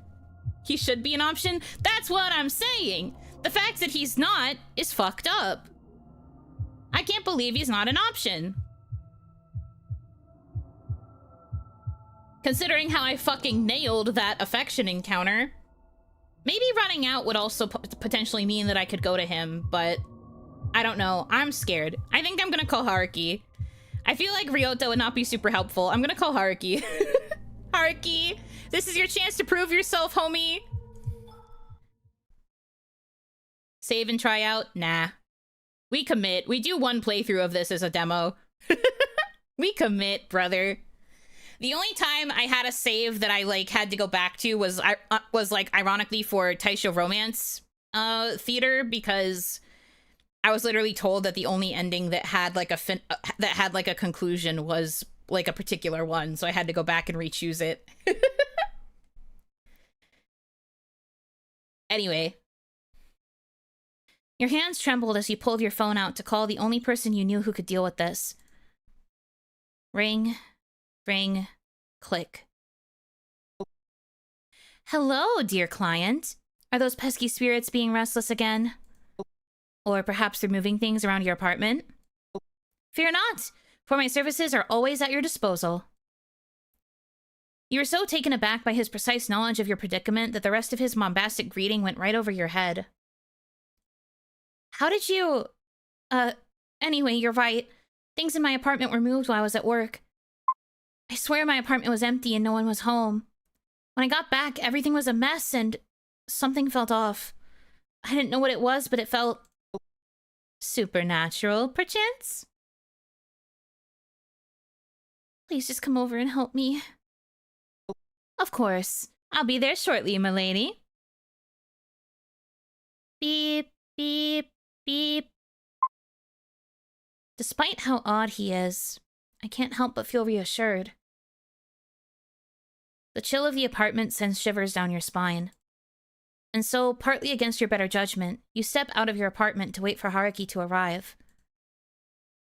When the steady tapping of Haruki's shoes finally echoed down the hallway, the sun had already started setting. He waves at you before grasping the doorknob and opening the door with a flourish. After a brief moment, he pauses in the doorway, turns, and gives me a wide grin. My, this is quite the energetic spirit we have here. Of course, this will not be an issue to me. I would advise that you step back a bit, milady. You obediently take Haruki's advice and take a few steps back. Skeptics are always the first ones to be haunted. She's not a skeptic, though. She fully believes that Haruki's spirit is, like, haunting her because she hasn't managed to figure out who his real killer is. She's not a skeptic in the slightest. I mean, she was a bit skeptic of the fact that he was a legitimate exorcist, but she believes in spirits. She believes in all of the, like, creepy stuff that's going on. I think the main reason she was a skeptic, though, is because this is a guy that her mom hired, and she doesn't really trust her mom right now.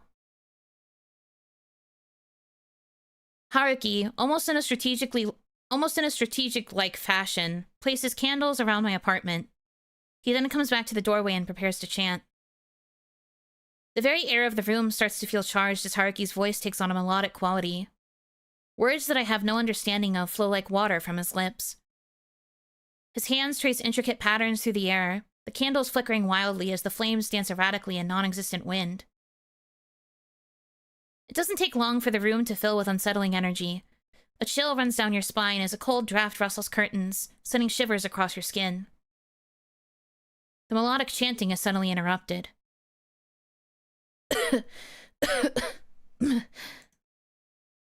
Haruki clutches at his chest, staggering.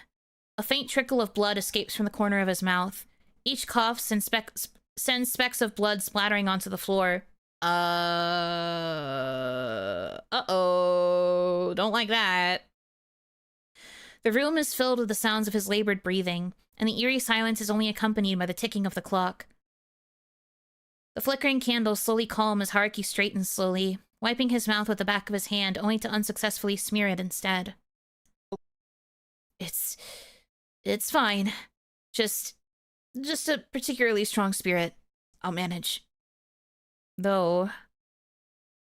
something like this can't possibly stop the strongest exorcist around here. Of course. Something as minute as this can't keep me down. With the strength of 1,000 suns and the wisdom of ancient sages, I shall vanquish any spirit that dares to disturb your peace.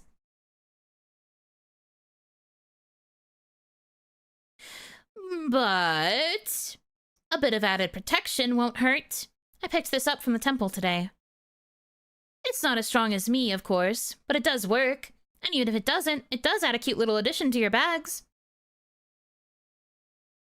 Haruki digs through his bag and pulls out a small lucky charm with a cute cat face on it. Oh, so that's what the cat is for.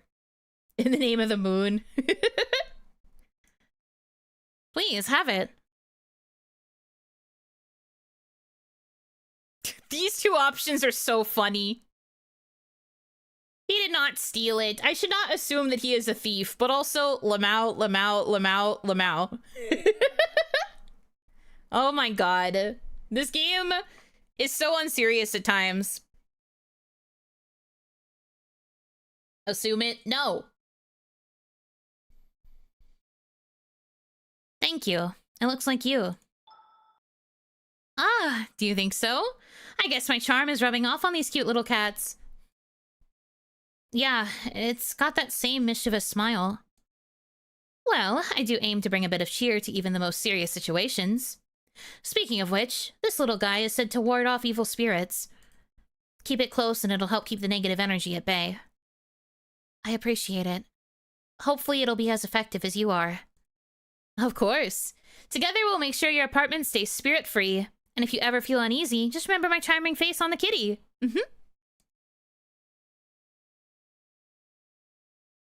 All his waving around leaves his sleeve pulled up, revealing tattoos on his arm that seem closer to carvings than ink. You can't help but steal a couple of glances at them, noticing beads of blood seeping along the intricately carved symbols.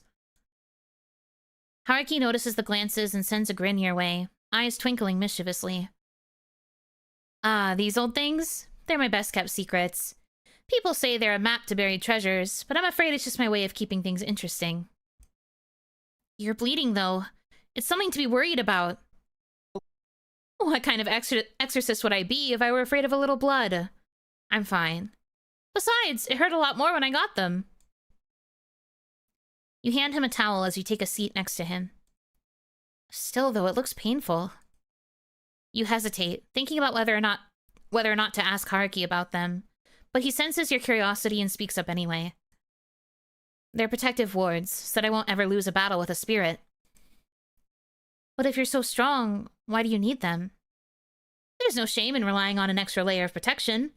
Sometimes there are enemies you can't fight alone. And besides, they look pretty cool, don't they? Adds to the whole mysterious exorcist vibe, like I watched straight out of an anime or something. You roll your eyes, smirking at his cheekiness, but your smile fades when you see Haruki wince in pain. He's still hurt. His wound is still bleeding and there's a ghost in your house.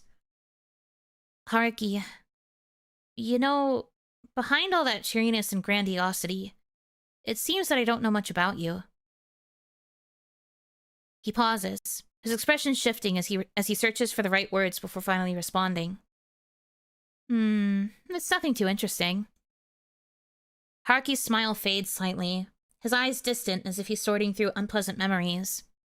Or perhaps he's still dealing with the pain. Well, I've always been spiritually gifted. It's been my thing for decades. It's the only thing I have. It might not seem like it, but I guess there's a responsibility to it. Oh, and I like mackerel. Mackerel's alright, I suppose. Alright, it's the food of the gods. Haruki's expression shifts to something softer, but still as genuine. I know it might be hard to trust someone like me, but if for some reason you do, thank you. I appreciate it. I promise I'll tell you everything someday, maybe over some fried mackerel. You give a soft chuckle at his playful remark as he returns to his usual demeanor. He adjusts his sleeves to conceal his tattoos once more. The little ritual I did should keep them quiet for a while, but watch out. This is one persistent spirit. You nod gratefully, feeling a sense of relief mixed with concern for Haruki's well-being. Thank you, Haruki. Please take care of yourself. He acknowledges your words with a nod, his eyes reflecting a flicker of gratitude amidst the weariness. Always, my dear client. Until next time. Haruki trots back down the hallway, giving one last wave as you close your door. Yay!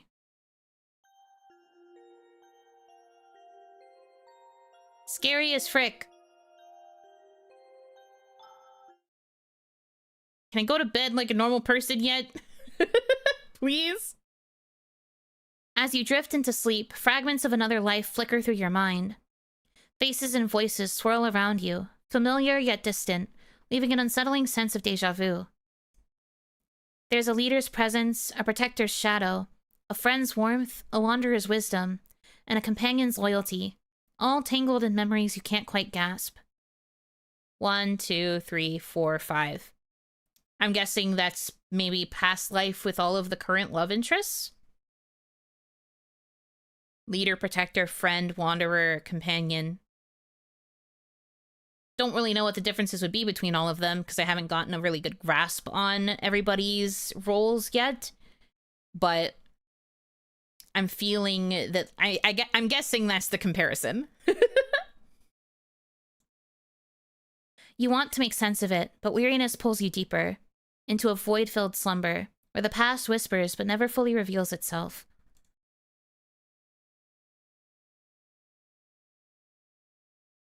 Dig deeper. You feel your heart wrench as memories of the past continue to swirl in your brain.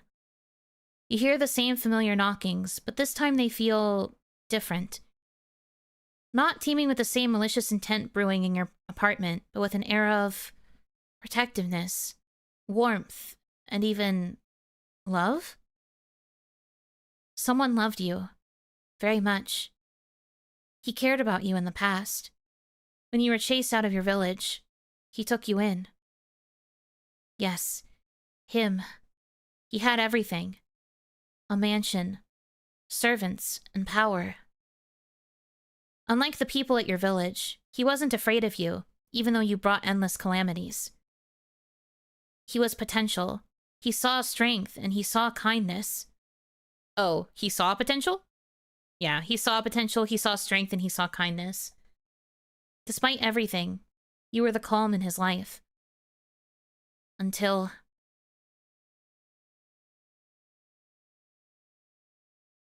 Kazuki really was rich? Do you think this is about Kazuki? I mean, it could be.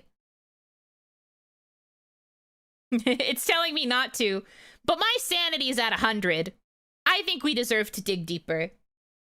This might hurt it, but I think we deserve to dig deeper. I want to know the tea. Until the calamity. Yes.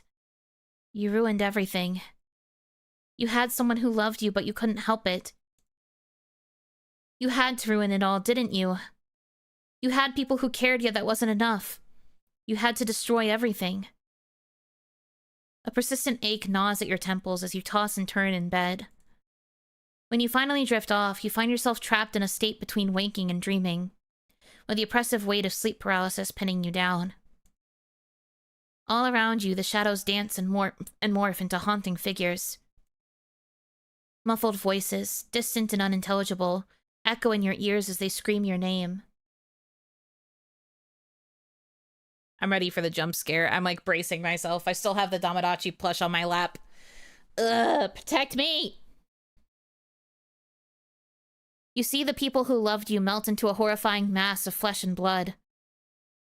You try to scream, to move, but your body disobeys your desperate commands. Just when you think you can't take any more, the darkness recedes. You wake up drenched in sweat and trembling, the nightmare's clinging remnants leaving you shaken and exhausted. Yeah, that tracks. 85's not bad. 85's not bad. 85's not bad. It's okay. It's okay. It's okay. It's okay. It's okay. It's okay. It's okay. It's fine. Oh, it's fine. Anywho. Him. Also, I wanted to let you guys know, when I clicked English for this game, because obviously this is a game, I believe the original language was Japanese, but I'm not sure. Anyways, the demo, I believe, goes past this, but the English translation only goes up to day 5. So we just started day 3. There's only 5 available days in the demo, so I'll have to stop after day 5 because it's not translated. And the game will be like, here's some new text for you. And I'll be like, I don't know what that says. So we'll have to stop there. We'll have to stop after day 5, just so you're aware. We have time, though, because we just started day 3.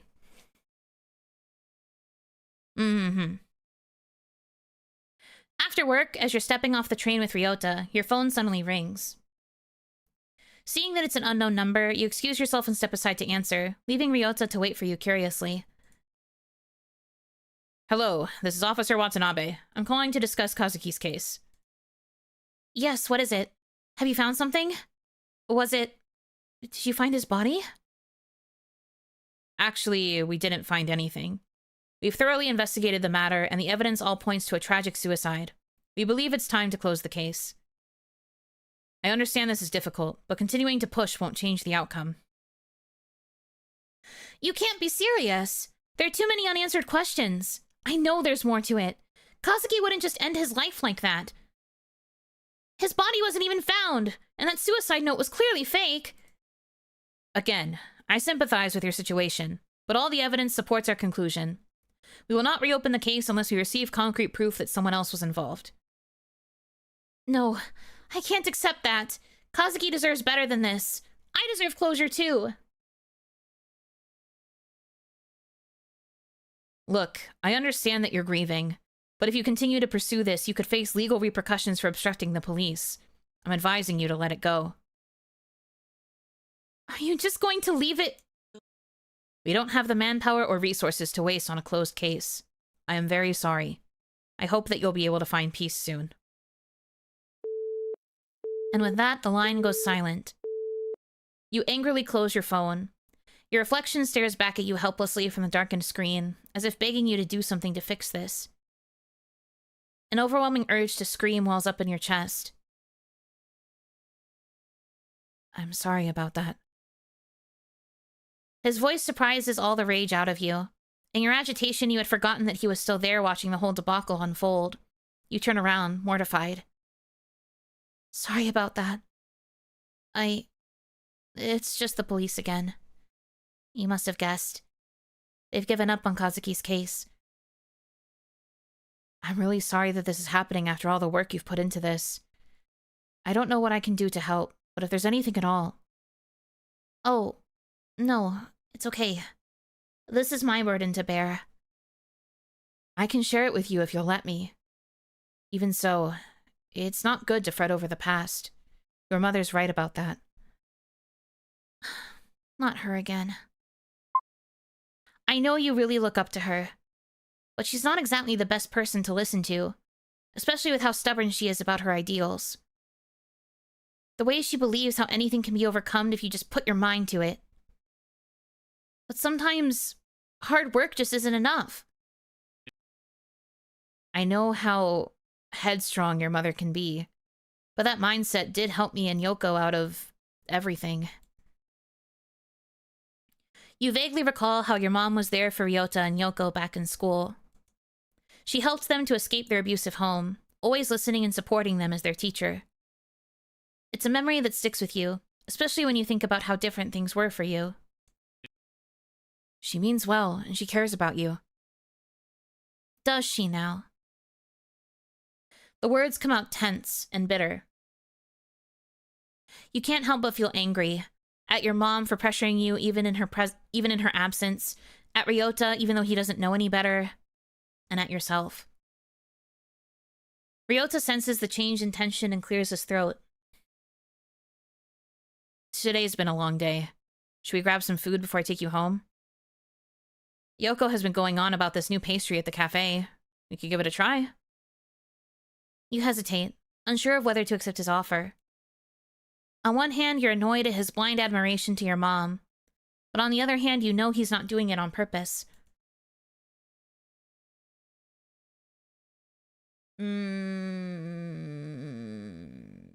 Pastry. Alright. I'm a bit hungry, so let's go.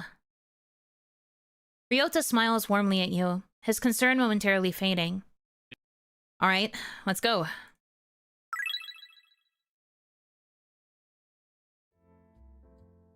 Oh, Ame-chan! Are you here to see me? And you are here too, I guess. Are you 12? You're always so sensitive, Ryo. Anyways, how can I help you guys? I just came here to talk to you, smile. Women.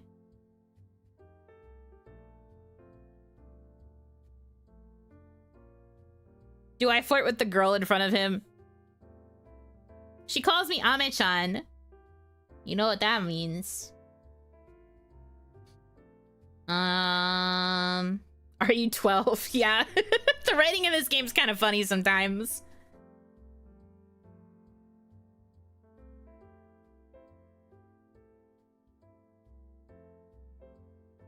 Favoritism. I just came here to talk to you. You're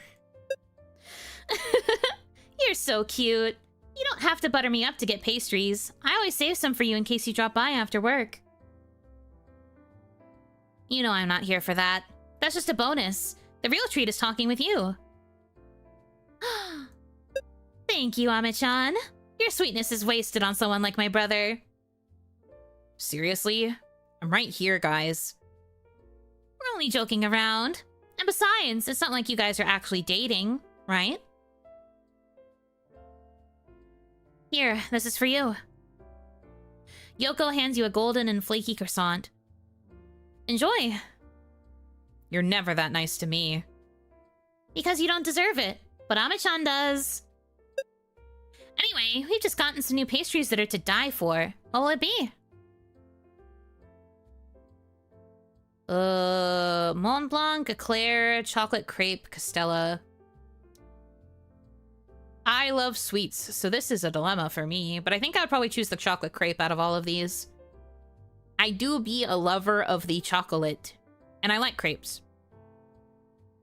Yeah. Sounds great. I'll take that over there.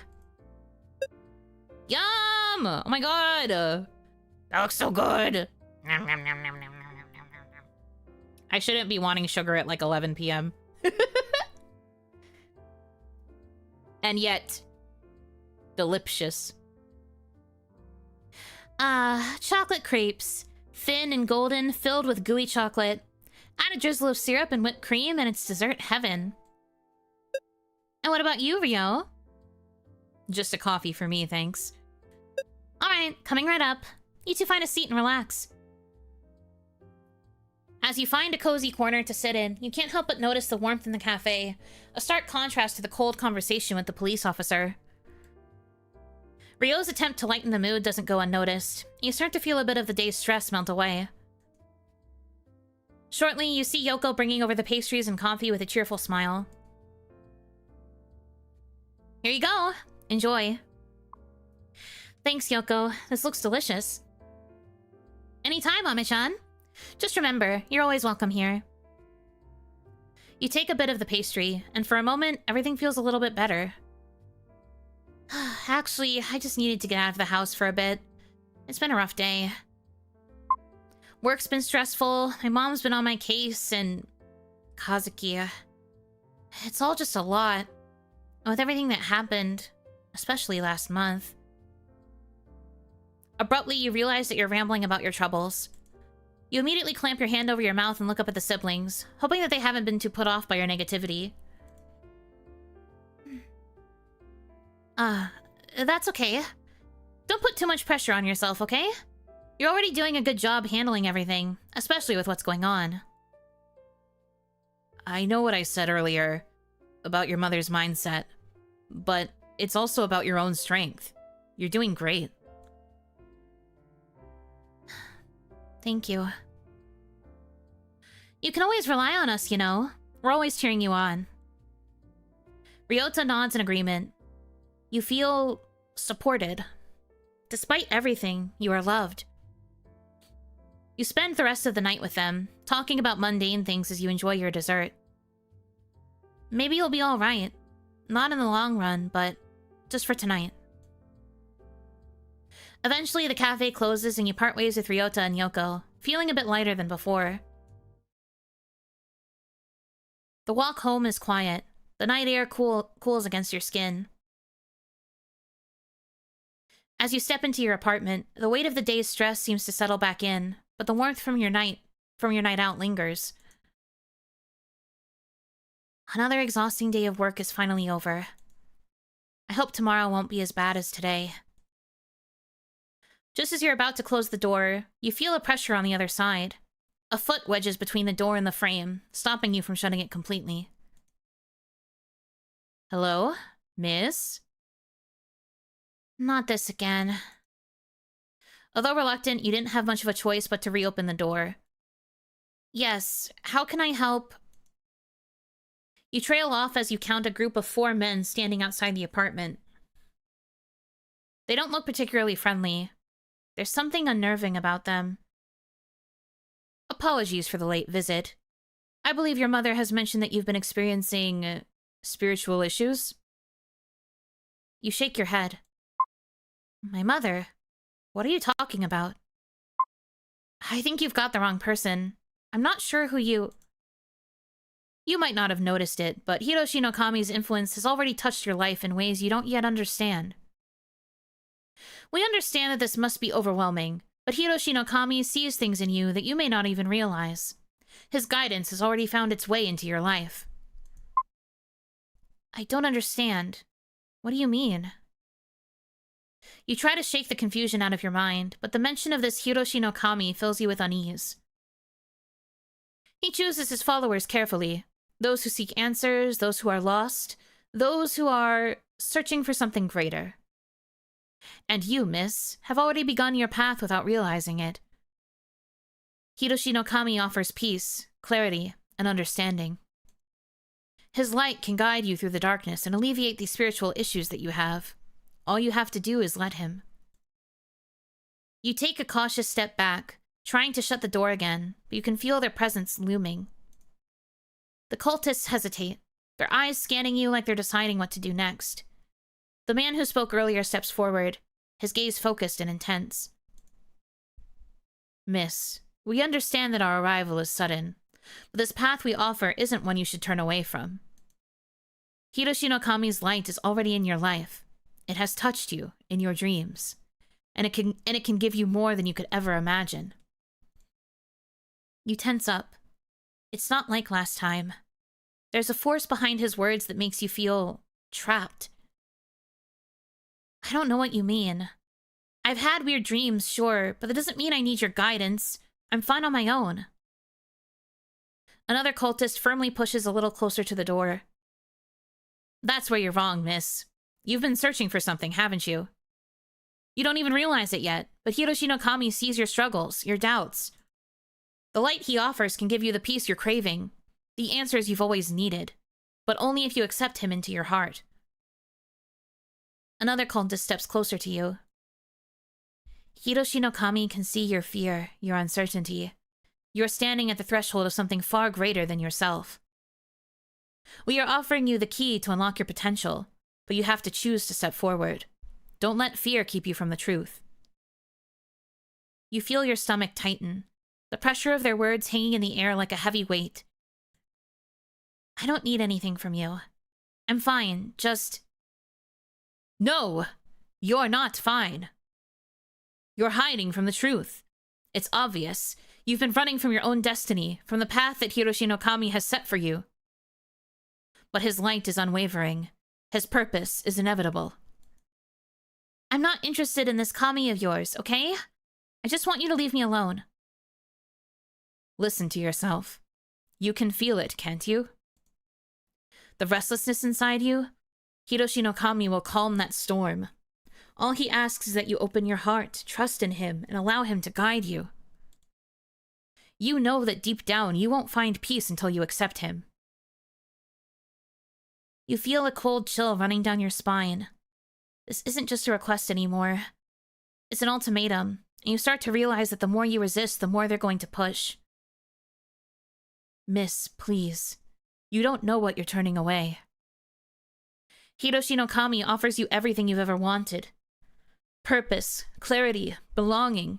Can't you see? The truth is right in front of you. Stop fighting it. Let him in. You'll find peace, you'll find strength. Just open your heart to him.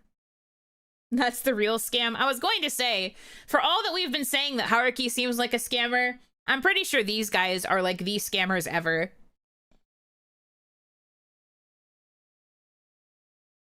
Whew. Sorry, I need a sec to drink some water. Hit him. Feeling the weight of their words press on you, anxiety starts bubbling up. You don't understand. I don't want this. I don't want your salvation, your kami, or whatever it is you're offering. Just leave me alone! Open your heart and your wallet. A look of disappointment flickers in his eyes before he exhales, almost sorrowfully. We were hoping you would come to this on your own, miss. We wanted to offer you guidance, not force you. But it seems you're still not ready. We will be back. Hiroshi no Kami's light will reach you eventually. Everyone finds their way to him in time. But you will have to face him, whether you're ready or not. The cultists begin to step back, one by one, but their eyes linger on you, almost as if they can see something you can't. The weight of their gaze lingers long after they disappear down the hallway. You close the door, your heart pounding, panting, feeling the strain of the encounter. They want to accept their kami and aren't giving up this easily. They're going to keep coming back to push me to their side.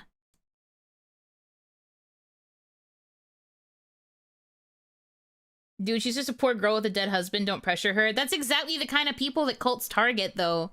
They always target people that are, like, looking for social connection. They're always targeting people that are going through grief, mourning. That's always, like, the time that people get wrapped up into, like, religious cults or, like, any of that kind of stuff. Because they are looking for that place of belonging. People take advantage of that loneliness, of that, like, depression to, like, worm their way in. Because you're always more vulnerable. And it's fucked up.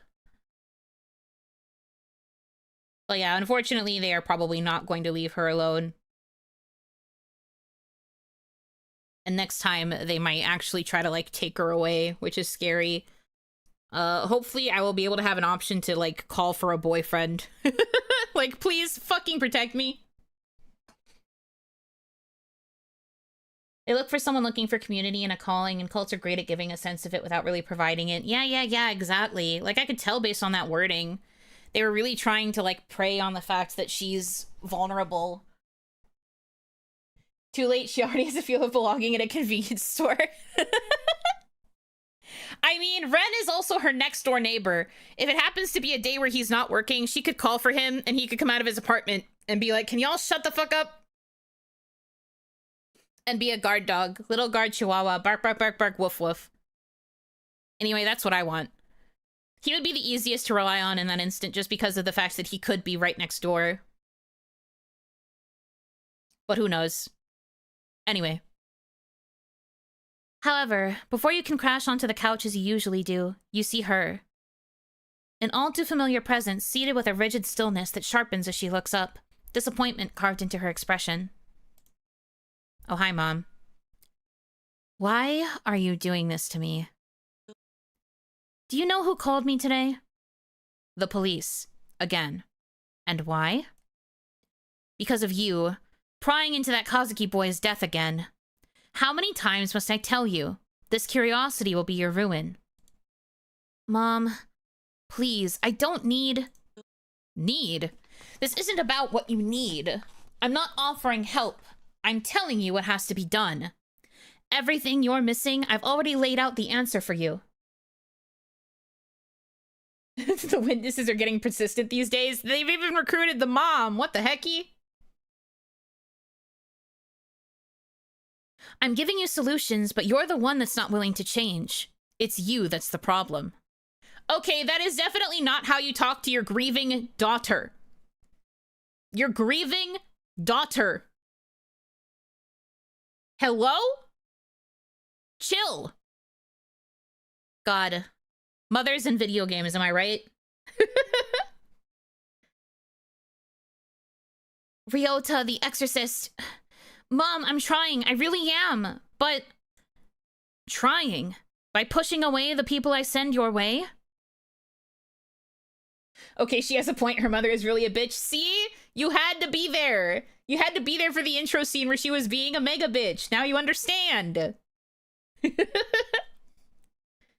Onimama would never be like this, by the way. Onimama had her moments of trying to pressure me to make certain choices, but she would ultimately always be like, I can't control you. Real Onimama would never. Mom of the year, Preserve that reward for somebody who deserves it. Imagine my shame, knowing you treated those with wisdom and respect like common intruders. You were the one who sent those weird religious people to my house? Mom, they're complete strangers. Weird. Watch your tongue, girl. They've grasped truths you'll never understand, and you turned them away. You were unwilling to change. What the fuck? She's been converted into the cult. Like, she's clearly, she's... Cult! Cult woman! Stop! Bleh. Mom, I don't need them. I don't need... They can help you find peace if you let them. If you let me help you. Her gaze pierces through you, and then a calculated shift. Her voice softens to a deceptive murmur that chills your skin, like the calm before a storm. You wouldn't have to bear these burdens if you'd just listen. All I want is what's best for you. The room feels as if it's closing in, shrinking with every word that slips from her mouth. Her voice relentless and insistent, sinking into you like a weight pressing from every side. It's too much. Your sanity slowly slipping. Your heart slowly pounding against the pressure building in your chest. The constant urge for you to give in, to surrender if only to quiet her voice. I can't take this. I don't know what to do. Your mind reels, clouded by anxiety as her words echo around you. The pounding in your chest grows stronger, threatening to overtake your last bit of composure. And despite your visible displeasure, your mother keeps speaking, her voice a constant assault against your thoughts. You almost break down as your mother's words ring in the background. There you go again. Are you going to say something or just sit there? She waits, her gaze piercing, expecting you to respond. What are you trying to pull? Don't just stare blankly at me. Her face hardens, her gaze latching onto you, expectant, demanding more. Your grip falters, nearly slipping entirely when, suddenly, a voice, soft and unfamiliar, echoes in your mind, cutting through the clamor. You don't have to do this alone. Your eyes gaze over to the phone in your hand. You don't have to deal with her ramblings alone. Yes, you can always get help. I'll have to call someone. But Ryota's nowhere nearby, and Haruki... Who knows where he is right now? Ren could be an option, but he's hardly the type to calm things down. If no one's going to get here right away, then I'll have to keep her distracted until they do. But who should I call? Kazuki? We can't call Kazuki! He's dead! Allegedly. They never found his body. Allegedly. He committed suicide, allegedly. It's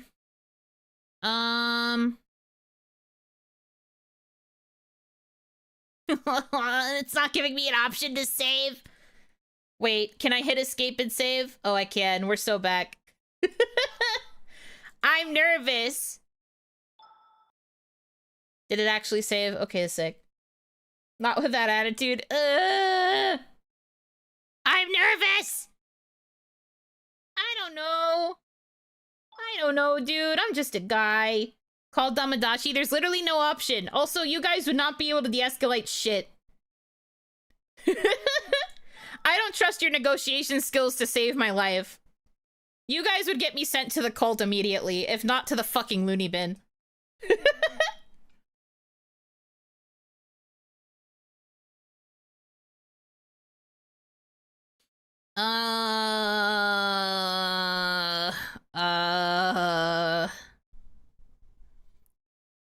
I'll send you straight to Arkham. Hey, why specifically Arkham? That's fricked up. That's fricked up and sick and also twisted. I don't know. I feel like of these options, Haruki wouldn't be able to do anything. He was hired by the mom. Ren, it's true, he probably would not really be that calming of a presence.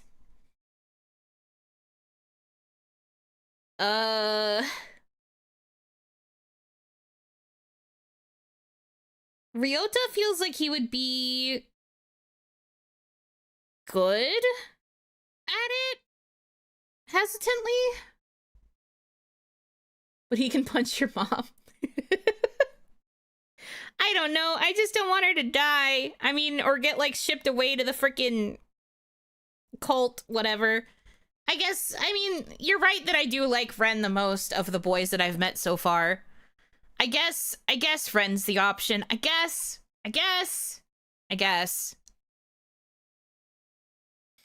I mean, I saved, so if this ends up being, like, bad, I can call somebody else.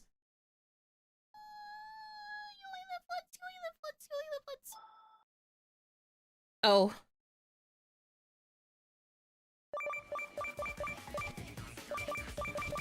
Uh-oh.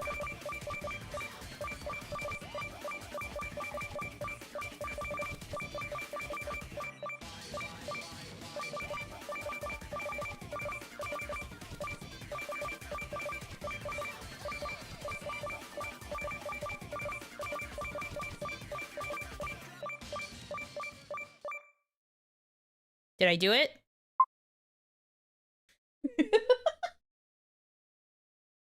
Hold that thought, Mom, DDR dailies. Hold that thought, Mom. The only way to call someone to help me is with DDR.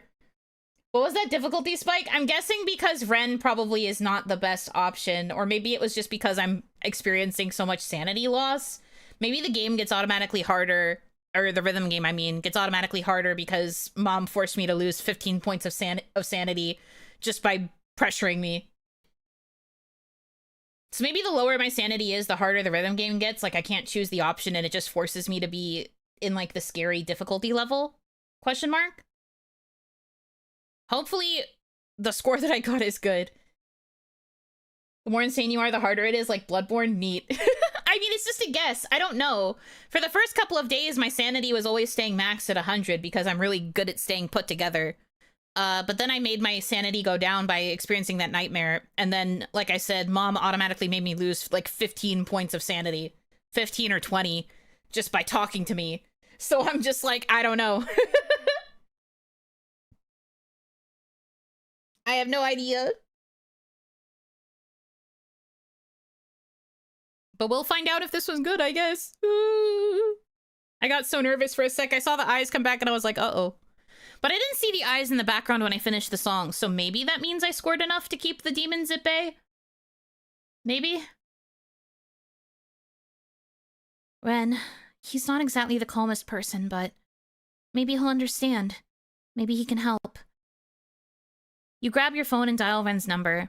He picks up almost immediately, his voice sharp and agitated, practically yelling into your ear. First of all, 1 noisy gremlin next door is bad enough, but 2? Are you kidding me? It's late. People need to sleep. And you can help fix it. If you come over and help me. Please. Your voice falters slightly at the end, but you try to sound a bit more assertive. It's Ren, after all. Fine. I'm coming over. All that fuss is ticking me off anyway. Thank you, Ren. He hangs up abruptly. You turn back toward your mom. Her constant nagging like a persistent mosquito in your ear, her intense glare practically burning a hole through you. Not again! Okay.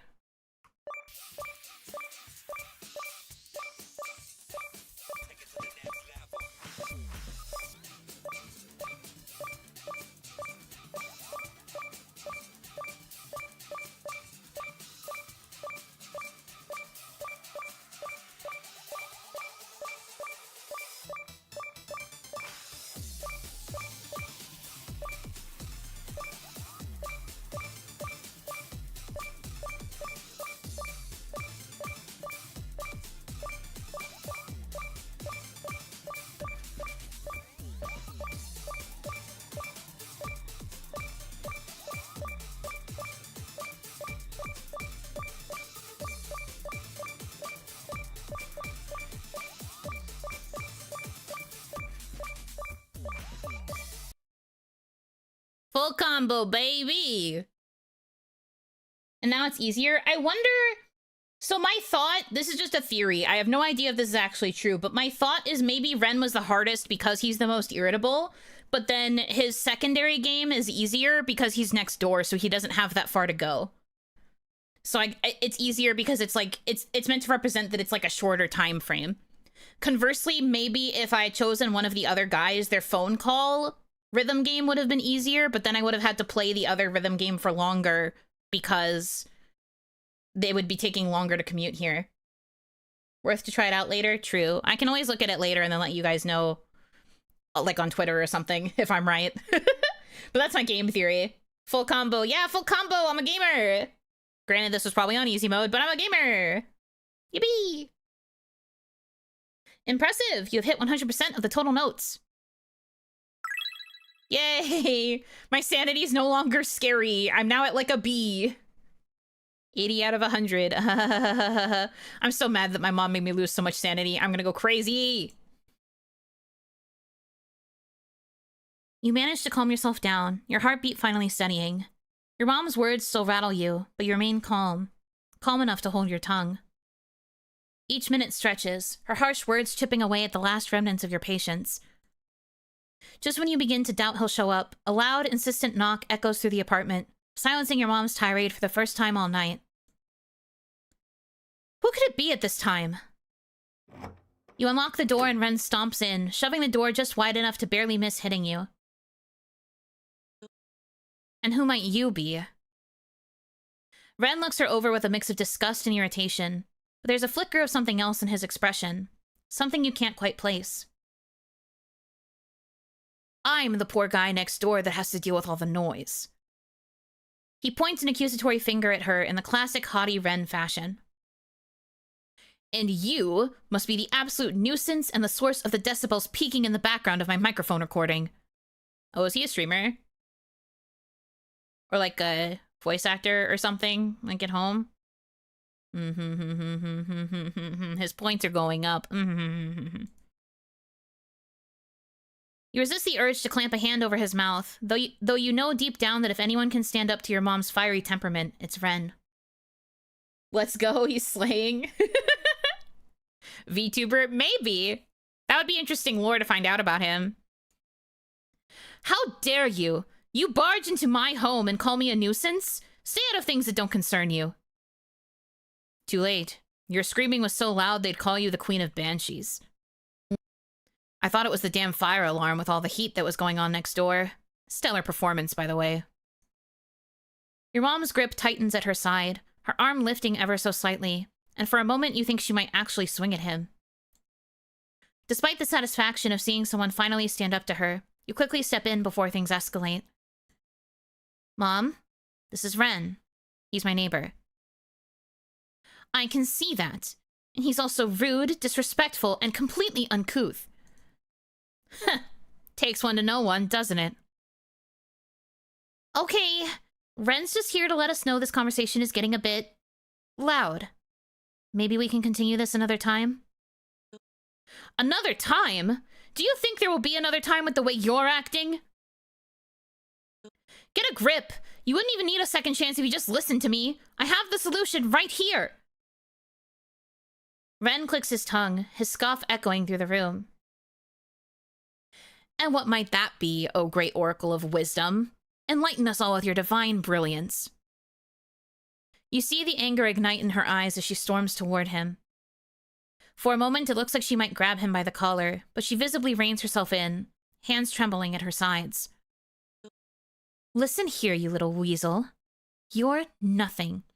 Just a pathetic nobody who isn't even worthy of knowing what I have to say. Oh, please. And what pearls of wisdom might that be, huh? Some recycled religious mumbo-jumbo? Let me guess. The spirits chose us to carry out this divine mission. Right? Get a grip, lady. Don't you dare. You don't know what you're talking about. Oh yeah? Enlighten me then. Tell me all about how I'm too blind to understand your sacred mission. I'm warning you, you'd better stop right now. They both stubbornly step forth, neither wanting to back down. You think now might be a good moment to step in before anything escalates further. Okay. If you insist, video game. I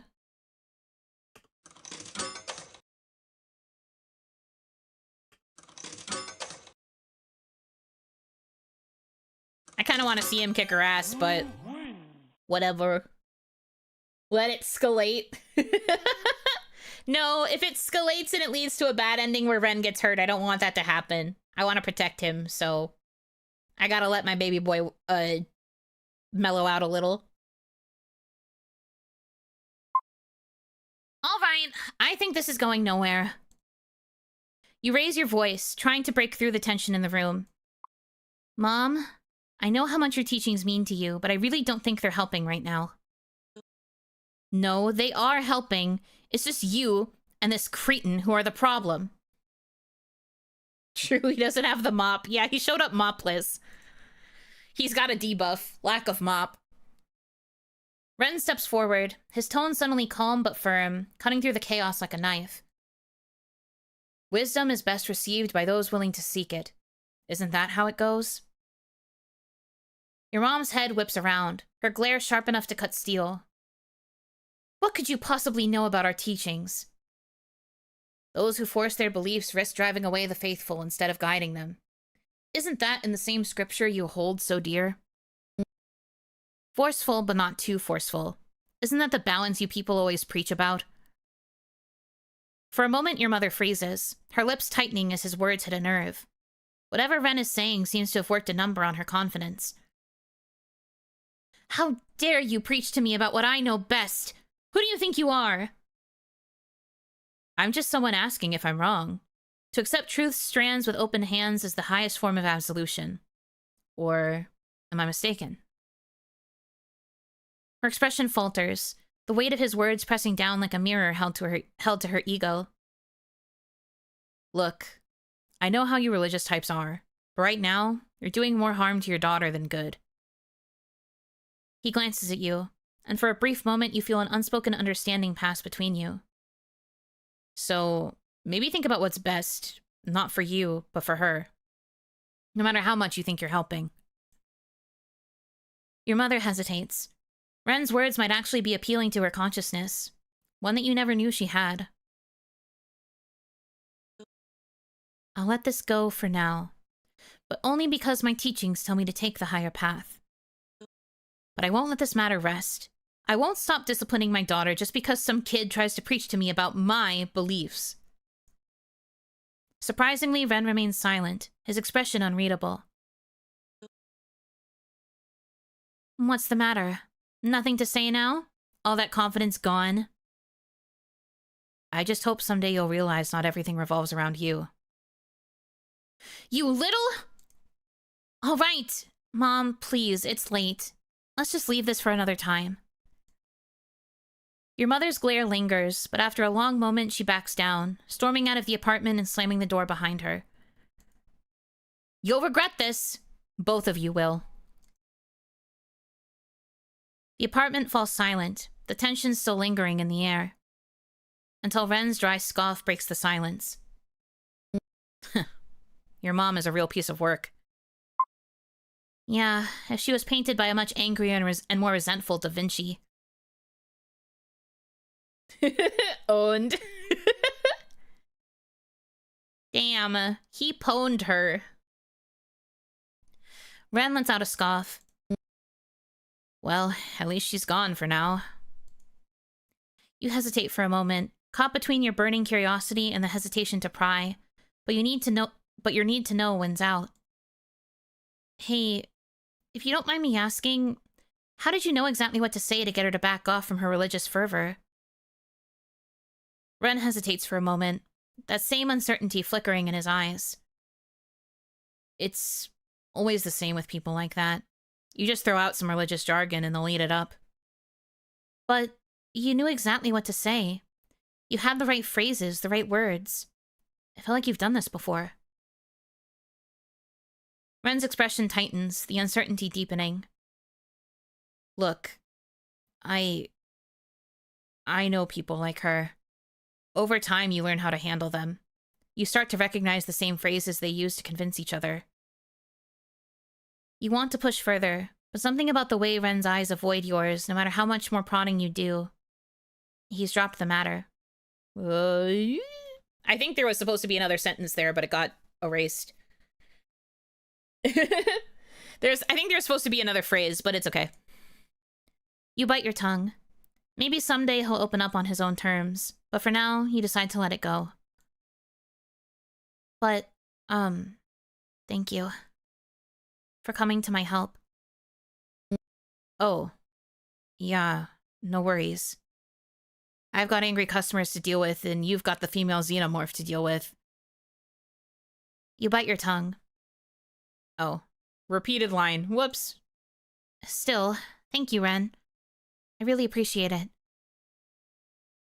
Ren looks away in classic 90s shoujo fashion. What a way to call your own mother real. Oops. Oops. It's okay, it's a demo. It's allowed to be a little broken. Also, the call out of classic 90s shoujo fashion. He really is just an anime tsundere. I love him. This is my Pookie. Yeah. He coughs, then unexpectedly meets your eyes with more seriousness than you're used to from him. I just hope you'll be alright. I know how hard it can be to deal with people like them.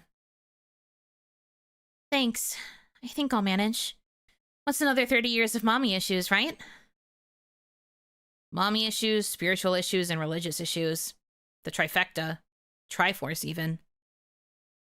You can't help but muse at his little quips. After everything you've seen of Ren, you realize there's more to him than just being snarky and hot-headed. It's not all arrogance or bitterness. It's a defense, a shield he puts up. And somehow, that makes you feel less alone in your own sharpness. Maybe your sarcasm doesn't make you a bad person, like your mother always said. Ren is more than he lets on. Dependable, quick-witted, and when it matters most, kind. You catch yourself wondering, if you were able to see past this exterior of his, you hope, you pray, deep down, maybe he might be able to see past yours, too. Ren eventually says his goodbyes, claiming he has important nighttime activities to tend to. You want to tease him more about his unique choice of words, but you hold back. He's likely heard enough sarcasm for one night. After exchanging your farewells, you settle in for the night, a quiet sense of relief washing over you.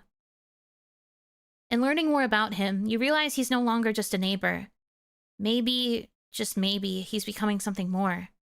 A friend. Yay! Yay! I love this for me. Kazuki. The air around the shrine feels oddly... Work was tiring today. I'm sorry, Kazuki, but I'll do what I can. There, all cleaned up.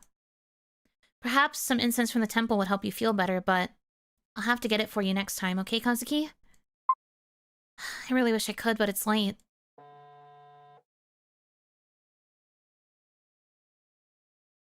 Oh, I have to get incense again? Damn. Well, it'd be how it do. Right, I still have to meet Ren at the sweet shop, too. I hope I can do that the next day. Oops. You're keeping it together pretty well, but there's no harm in making sure you're extra calm. Yes, sir. Meow Trick 900.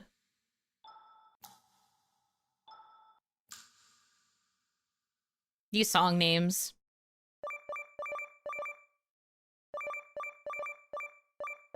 Hello?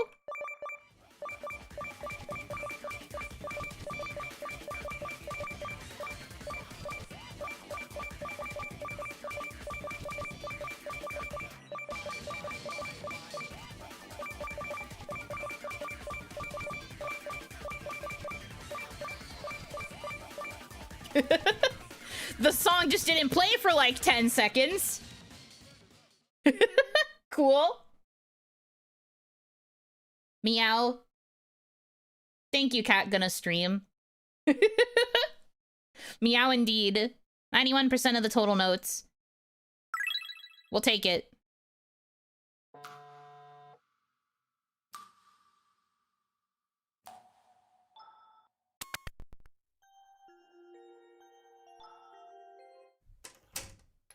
You finally enter your bedroom and switch off the lights. But they flicker and sputter before finally surrendering to darkness. Slipping beneath the covers, you hear the quiet hum of the pipes, the low rush of cars on the street, and the usual footsteps of neighbors from above. But tonight the footsteps multiply, a growing thump that becomes heavier, faster. You start to wonder if it's something else. With a glance, you place your phone nearby, fingers itching for a quick call if needed. But eventually, sleep overtakes you. Ah! Don't fucking do that! Game! Mean! I'm a fucking baby, dude. Goo goo gaga. Who are you? That's Kazuki! That's Kazuki, forma de scary. My sanity's at 95! I don't deserve this! In the depths of the night, you dream of Kazuki. In a dim, hazy scene, he talks about his fascination with collecting insects, each word faint as a breath. Girl, your husband was ugly? That's fucked up to say. The images, though, grow clearer. Beetles, cockroaches, or is it something different? Something sinister. Its body snaking around the room, like a creature just beyond your reach. You search almost desperately, trying to find its name, but it slips away, elusive, lost in the fog of your dream. Stop, stop, stop, stop, stop, stop, stop. It seems as though the tapestry is finally unraveling itself. The key players have already made their first move. Though some have moved quicker than expected, others still hesitate, as if time waits for them. I wonder what your next move will be, my dear princess. Molting form and shedding skin, it claws to life from death within. Survival's call, a twisted creed, the ancient curse we're born to feed. What the fuck does all that mean? Kanji.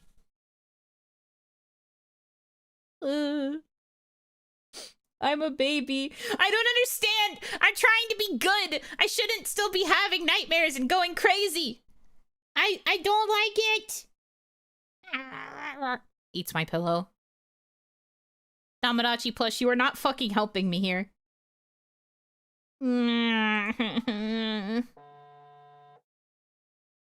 You wake up to the familiar buzz of your phone. A few messages from your mom light up the screen, the first one featuring a painfully outdated gif of balloons and glitter text. Happy birthday. Happy birthday, Yuno. I'll be dropping off a cake later. Make sure you finish it by tonight or it'll go stale. Have a good day. Thanks, Mom. Ah, yes. A classic from your mother. Equal parts affection and command. It almost slipped your mind. It's your birthday today. You're turning... Hey, it's even three digits. It's like the game knows. If this were my real birthday, I would be turning 224. But it's probably not. I'm guessing this woman's in her, like, 20s, probably.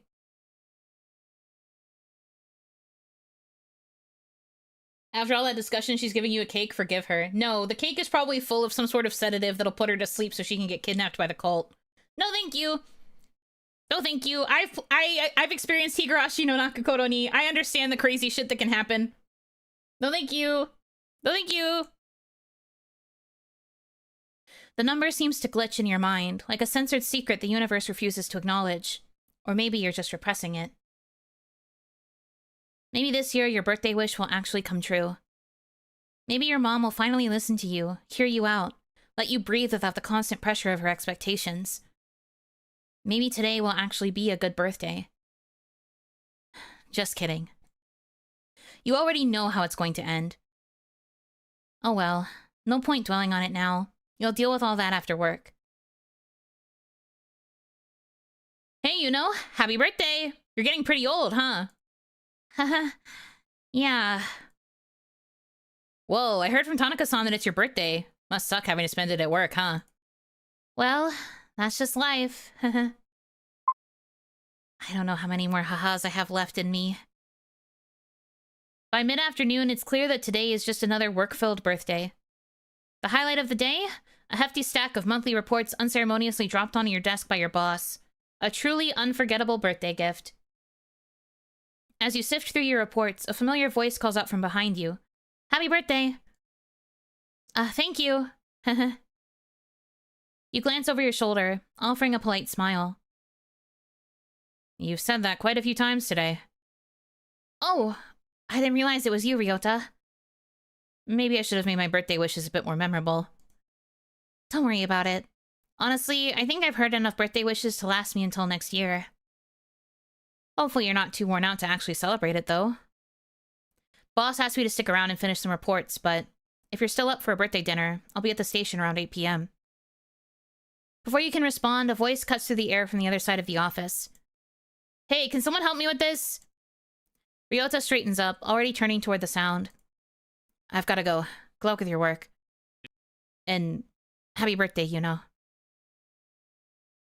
You go about your day as usual, the hours slipping by until it's finally time to head home.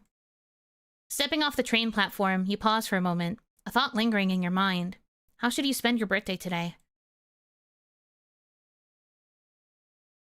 Get incense, meet Ryota after work, celebrate your birthday. Oh, I guess I did lose out on the meeting up with Ren to get sweets. No, it's not fair! It forced me into plot stuff! It's not fair! I guess I should have said no to Ryota if I wanted to get the thing with Ren. Frickin' pee-pee poo-poo. Grr. Life sucks. I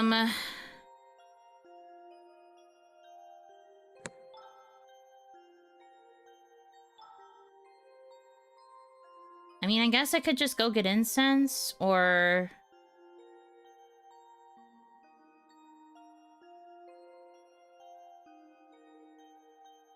I gotta translate for those kanji? Sure, lay it on me if you'd like.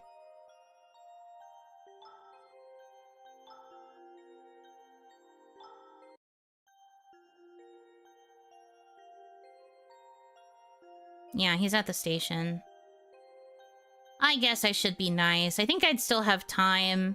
Assuming it only takes an hour. I'd probably still have time to go to the temple and get the incense for Kazukiya. Life, fate, rebirth, double suicide. Double suicide? Huh.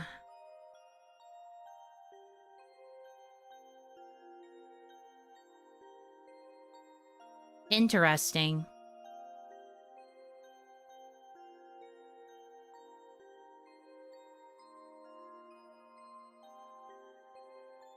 Or lover's suicide? That's what I was thinking too. It's probably another way to read it.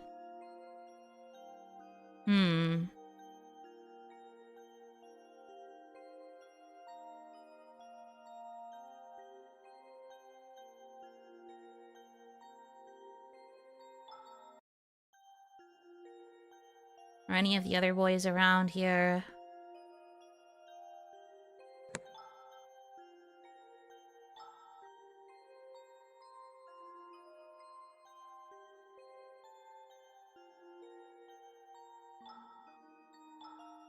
God, why does it take so long to look at my frickin' phone? I'm feeling all this pressure.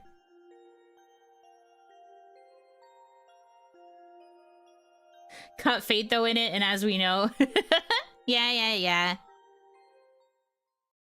You arrive at the train station and stand by the gantry, waiting. After a short while, you spot Ryota stepping through the gates. The moment he notices you, his expression shifts. He tries to mask it, but the smile tugging at the corners of his lips is unmistakable. It's brief, a flash of something warmer than usual, but it doesn't escape your notice. As he approaches, his tired eyes reflect the exhaustion from work, but the soft smile never quite disappears. You're here. Sorry if I kept you waiting. Were you waiting for me? I didn't make you wait too long. I'm glad you decided to come. You know, if you're still up for it, we can grab that dinner just like I promised. It's my treat, of course. I mean, I'm already here. I do think he's cute. I like him. He's been quite nice. I just think also, I mean, well, I haven't really gotten enough chances to bond with him to find out if he's more than just the, like, kind childhood adjacent friend boy. We also know now that he works at the same company as her, so that explains why he's always with her at the end of the workday. Again, I was saying this during Distant Oceanic Getaway earlier today, but like when it comes to games where you have to like actively choose who you spend your time with, I always struggle because I can find reasons to like anybody in a cast, and I would prefer it if I just had to choose options that would like eventually set me down a particular route without making me have to like choose it actively, because choosing it actively sometimes just makes it hard. In a lot of Otome games that I like, the common route like hides a bunch of questions in its base story, and then it uses those like answers to determine which route you should go on, and then just kind of puts you on it. And I like that a lot more because then I don't have to like overthink who I spend my time with and like what I do during those particular scenes. Not that it's a bad thing to have like a game that does it like this. Like time management is just like not my favorite in an otome because I always have a hard time choosing who I spend my time with. Especially in games like this where time passes just with me looking at my phone to check my checklist or fucking looking at like like traveling between areas of the map to see where all of the love interests are also takes time. And we have a limited time frame, so it's like I hate that. That must not have been your favorite part of the Persona series. Yeah, no, I hated it. I feel like in Persona, it's a little bit more manageable, though, just because it has the structure of, like, you doing stuff in school during, like, those certain school periods, and then also the after-school period. It felt like there was overall more time to it compared to games like this where, like, time just keeps passing even if you're doing stuff like checking menus. At least Persona doesn't make time pass while you're looking at a menu. Or while you're like looking at a quest list. Time doesn't pass when that happens. Time is still like relatively even. Strange thing in a visual novel, that's what I'm saying. Like it just feels like I understand why it's there. I get it, but it's also just like, man, I just wish I had a more like concrete understanding of like, just being able to pick a route and sticking with it. Because I guess part of me just feels guilty whenever I choose to, like, not go with someone, or when I, like, miss an event. Like, the fact that I'm pissed off that I had to miss Ren's Sweets event because I thought I was being forced into doing the event with Ryota. I guess I could have said no and seemed like an asshole, but I don't necessarily want to be mean to Ryota. But, like, because I chose to do that thing with Ryota where I went to the cafe, I then didn't get the chance to do the like, sweets shop event with Ren, who is the boy I'm actually most interested in right now. And it's just kind of like I always feel this pressure to go along with the characters that I'm meeting up with. And then it makes it so that it's harder for me to keep up with the other boys that I'm interested in. It's really hard as a Dota demo to play games like this because I'm just like, I want to spend time with everyone. I want to know everyone's story. I don't like knowing that certain characters' like stories and narratives have to be shafted in order to pursue like a full story for one character. Do you get what I mean? Like, at least with Persona, you could go down everybody's, like, social links as long as you use your time appropriately, and you get way more time in that to, like, balance out your time with, like, every person, including whoever you decide to date, right? Meanwhile, with this, it's kind of obvious that I can't really pursue everybody's stories at once, because I'm always going to have to end up playing favorites with certain characters over others. And that makes me kind of sad. Ramble over.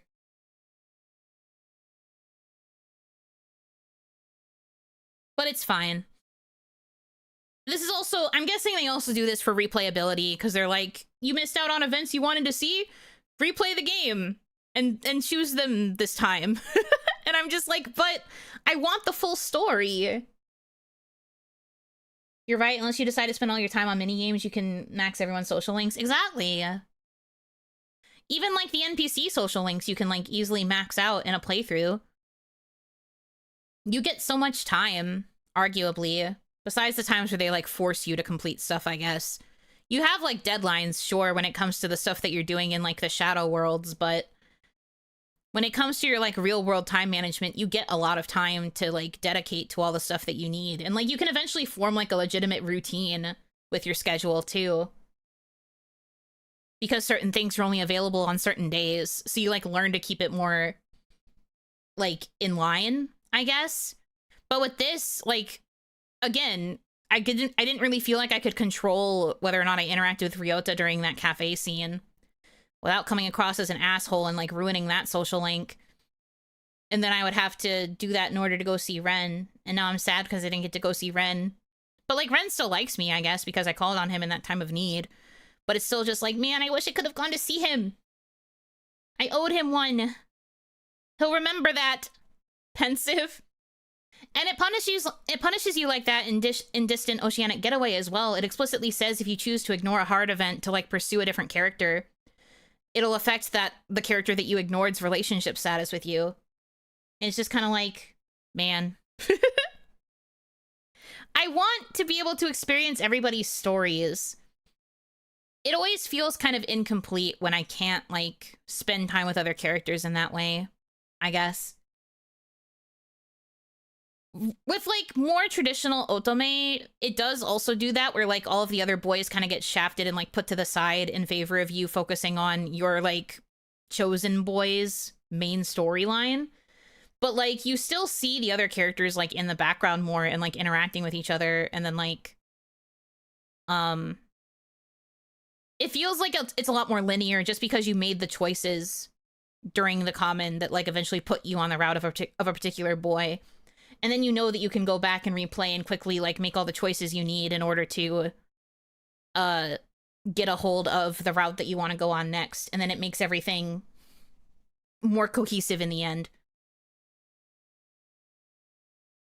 Usually these games require multiple playthroughs anyway. Well, what I'm saying is it's a lot more linear in certain other kinds of like visual novels and otome because you make choices in like a common route and then the rest of the game is dedicated to one character the rest of the way through, and it's a lot easier to prioritize versus a game like this where you have to kind of juggle every relationship unless you decide to lock in on one guy, I guess. And then like in particular with this game, the fact that time passes when I'm doing something like checking my phone to look at my tasks, I think that's annoying. Because we only get like 3 hours to do the free roam portion of the game. So I get annoyed when I'm like looking at my tasks like, okay, where do I need to go? Who do I need to go find? Who did I make plans with? And then I close my phone and 10 minutes have passed. Like if that was during a point where I lose out on the hour where I was supposed to go meet someone, then I'm just like, well, shit, now I can't go meet them. Or like I can't meet someone at like 10 because then that means that I'm out until 11 and then my mom will kill me. Do you get what I'm trying to say? It's more just like in this particular game, I guess it feels a little bit more punishing what you do with your time, which I guess is part of like the tense like horror element. Like there's probably something like scary that happens if you stay out too late or if you don't prioritize your time well or whatever. And it's just kind of like, man, maybe you're doom scrolling while you're looking at your tasks. I guess maybe that is a form of doom scroll. Just to be like, God, I have so much shit to do. And then you dissociate for 10 minutes while you're thinking about all the shit you have to do. Anyway, this is just like my preference. This isn't particularly detracting from my enjoyment of the game. I'm obviously still very invested in the story and the characters. It's just like I'm realizing my preferences when it comes to like visual novels is usually not for styles like this where I have to pick and choose so often. I would prefer if the game just like railroaded me a little bit by like putting me on a certain character's route based on my choices. And then I could just be like, okay, so since I'm already on this character's route, I just gotta favor him. Instead of it being like, you can go for whoever, and then it's just whoever has the most points, I guess. Although I actually don't know how the route's gonna be calculated because, again, I can only go up to day 5 in the demo because that's what's translated into English so far. So I don't actually know if there's like a certain point where the final routes get tallied. I have no idea. But anyway, that's just me. That's just my humble onion. I don't hate it. I am still enjoying my experience. It's just not my preference. Anyway, let me take another sip of water and then we'll continue with this birthday dinner scene. Ooh. Yeah, I'd like that. Let's go have that birthday dinner. For a moment, Ryota seems caught off guard. His eyes widen just slightly before his expression softens into a warm smile. His relief and happiness unmistakable despite his efforts to stay composed. Really? I mean, great. I was worried you might have had plans with someone else. I'm not exactly the life of the party. I enjoy being around you. You don't need to be the life of the party to make someone's day better. Thanks. That means a lot. Really. Well, there's this takoyaki place nearby. It's not fancy or anything, but I thought, well, it's your birthday, so you should get something good to eat. Sounds perfect. Lead the way. The rich aroma of grilled takoyaki fills the air as you step into the cozy eatery, its warm lighting casting a welcoming glow. You take a seat beside Ryota at the counter, the comforting aroma of freshly grilled takoyaki wafting up as a steaming plate is set before you. I can't read. For a moment, neither of you speaks, the quiet hum of the restaurant filling the space. Takoyaki for a birthday, that's a choice. He's treating it like it's a special treat. She seems to agree, though, so if it works, it works. You glance at Ryota, his gaze fixed on the food, and find yourself wondering how to break the silence. Ask about this place. How'd you even find this place? It's so tucked away. Honestly, it was by accident. One night after work, I was wandering around and just ended up here. I didn't even know this place existed before that. An unlikely coincidence. Quite so. Like how in stories, the main character always ends up in just the right place at just the right time. Maybe we're in some cheesy romance written by some lonely writer. Well, they've got some good taste for food, I guess. I didn't know you liked takoyaki. I'll eat anything, really. Even shellfish. What's wrong with shellfish? They're like the ocean's cockroaches, physically and biologically. That's such a dramatic way to put it. They're delicious, though. Yeah, well, so are cockroaches to some people, apparently. Okay, fine. I'll stop trying to defend seafood. If he's aware, at least let him take you to a ramen shop. Get me the high-quality fast food. I don't want to ask about work. Work sucks. As you sit at the counter, the comforting aroma of takoyaki wafting around you, a raised voice from a nearby booth catches your attention. Despite your better judgment, you can't help but overhear the conversation. Are you seriously going to let them dictate everything? Every decision, every plan? It's always about what they want. Out of everyone, you should understand why it's not that simple. Understand? I've been trying to understand for years, but it feels like I'm the only one trying. I'm tired, you know? Tired of feeling like I come second to your family. You sit quietly, the tension in their voices making it hard not to listen in. The weight of their argument feels heavy, and as you steal a glance at Ryota, you realize he's also caught up in their words, his expression thoughtful. There's a moment of silence between you, broken only when Ryota clears his throat and says softly, "They're being awfully loud."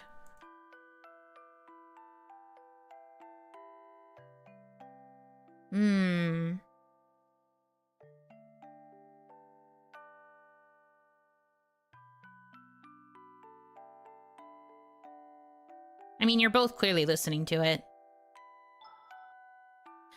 What do you think? Who's in the right here? Oh, I'm not sure. Stuff like this, it's not so black and white. You can't really know who's right unless you're in their shoes. That's true. Do you think family is everything, though? That's a heavy question. He exhales softly, the faintest trace of a nervous laugh slipping through. I guess I don't really think about it much. Maybe it's better that way. You tilt your head, waiting, but he quickly continues before you can press further. I hope the food's to your liking. Damn. You could force him and be annoying. I'm not gonna do that, though. Yeah, it's the best. The takoyaki's really good. Not too salty, just right. That's a relief. With all that noise as well, I was worried you'd think this place was too chaotic or something. The noise doesn't bother me. Honestly, as long as I'm spending time with you, it's all good. For a moment, Ryota looks at you, his eyes softening as a faint smile tugs at his lips. I wasn't even sure if you'd like it here. I guess I overthought it, huh? But I'm glad you're enjoying yourself. You're overthinking it, as usual. I like it here. It's cozy.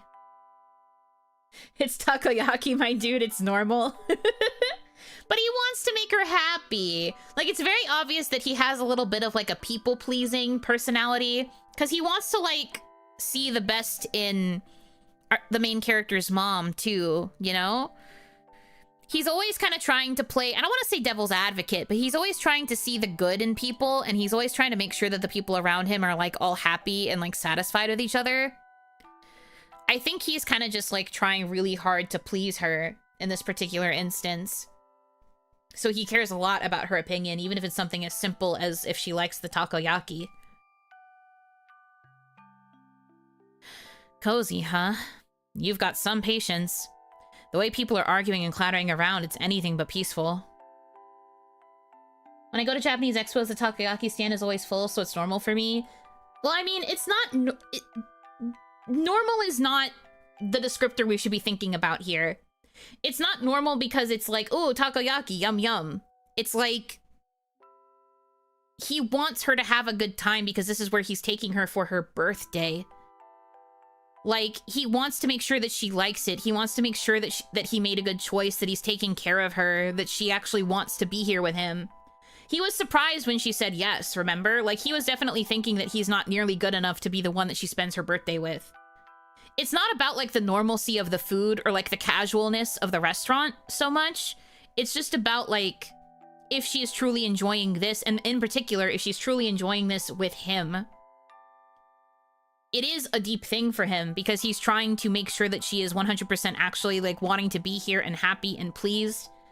Because her responses are pleasing him, but he also is trying to make sure that it's not, like, a nicety. He wants to make sure that she's really happy.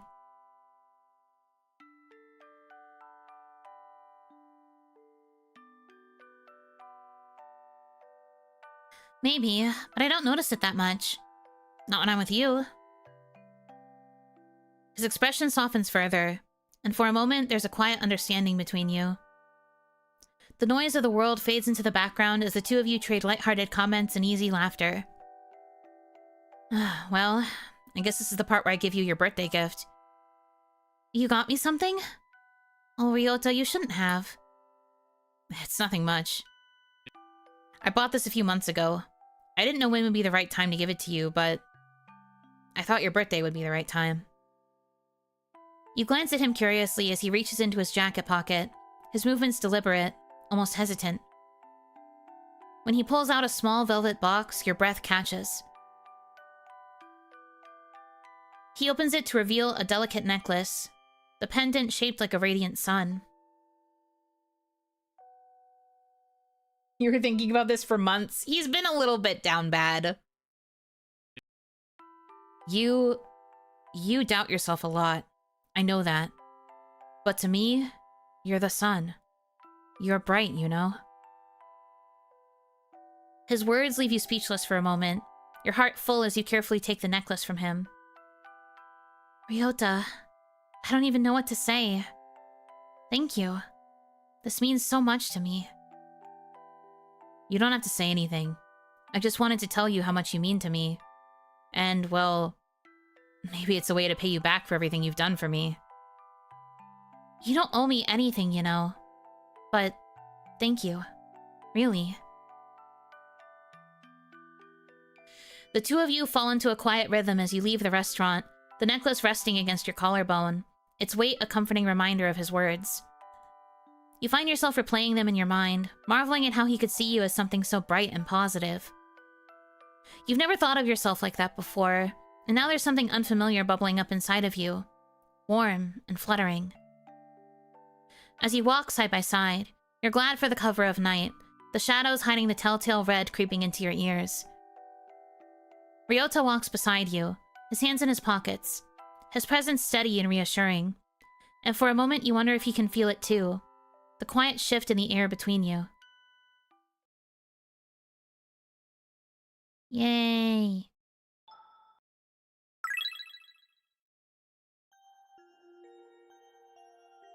Okay. What else do I have to do? I know it's gonna make my time go forward, but... Right, incense. I wanted to go to the shrine.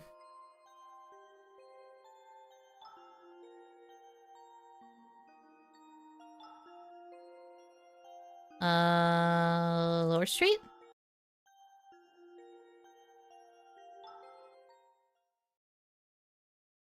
You head to the temple, and as you look around, you notice a monk tending to the shrine office. Excuse me, have you seen Haruki around? If he's not at his office, he's probably wandering around town trying to drum up business. Everyone in town knows Ryota has a gigantic crush on her, except her type of energy. Oh yeah, for sure. He is down horrendous. She is only just starting to realize that she might have a crush on that boy. But she's just like, there's no way he could possibly like me. He literally refers to her as the sun, and she's just like, what? That's crazy. Anyways. Or maybe in the alley, fooling around with that damn cat. You shouldn't meddle with him too much. Why? Other than the obvious reasons. Because once he latches onto you, he doesn't let go. His persistence is relentless. The monk hesitates, his gaze darting around to ensure no one is listening. When he speaks again, his voice is barely above a whisper. Look, miss. I know you and he share a bond of some kind. You seem like a kind soul, but... there's a shadow that follows him. I've seen what happens to those who stay too close. Nothing good ever comes of it.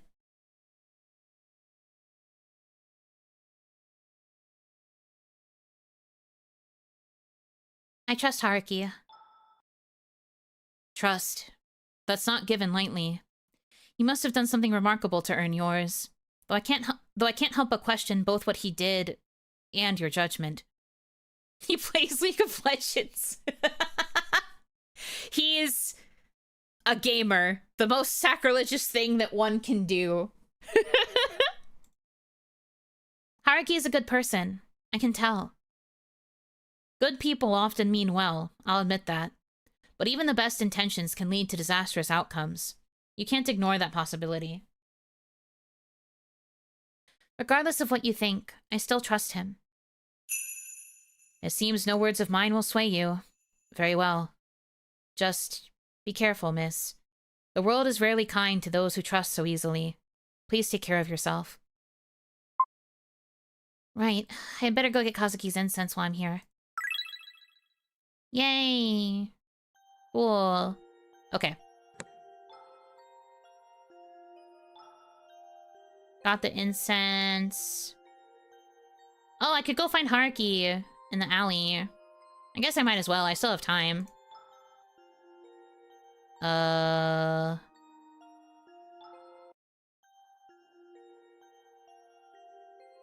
am kind of curious.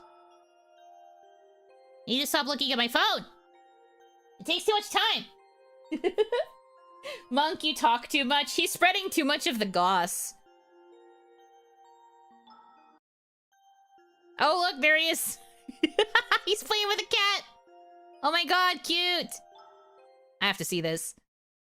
What the frick? That's a bigger cat than I thought. You notice Haruki in the alleyway, crouched near a stray cat with a small dish of food in hand.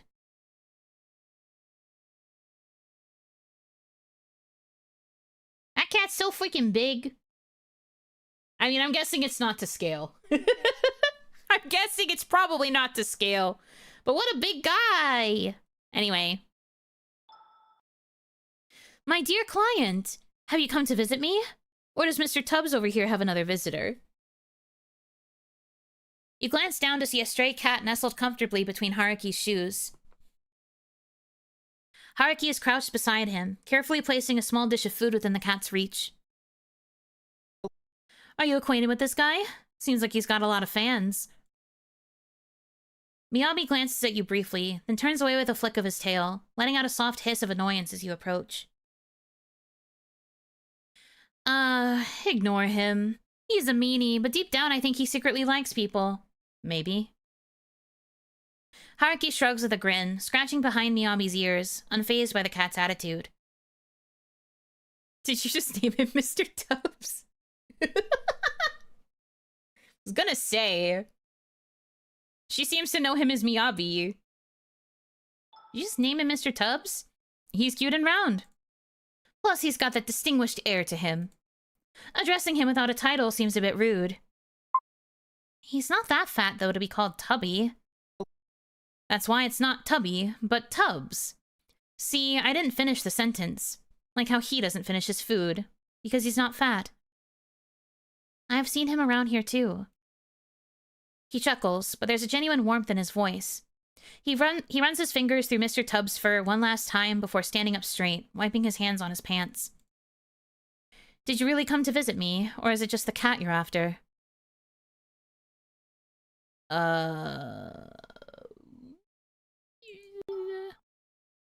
Of course. If not, why else would I have appeared before you? Maybe you're here for Mr. Tubbs, huh?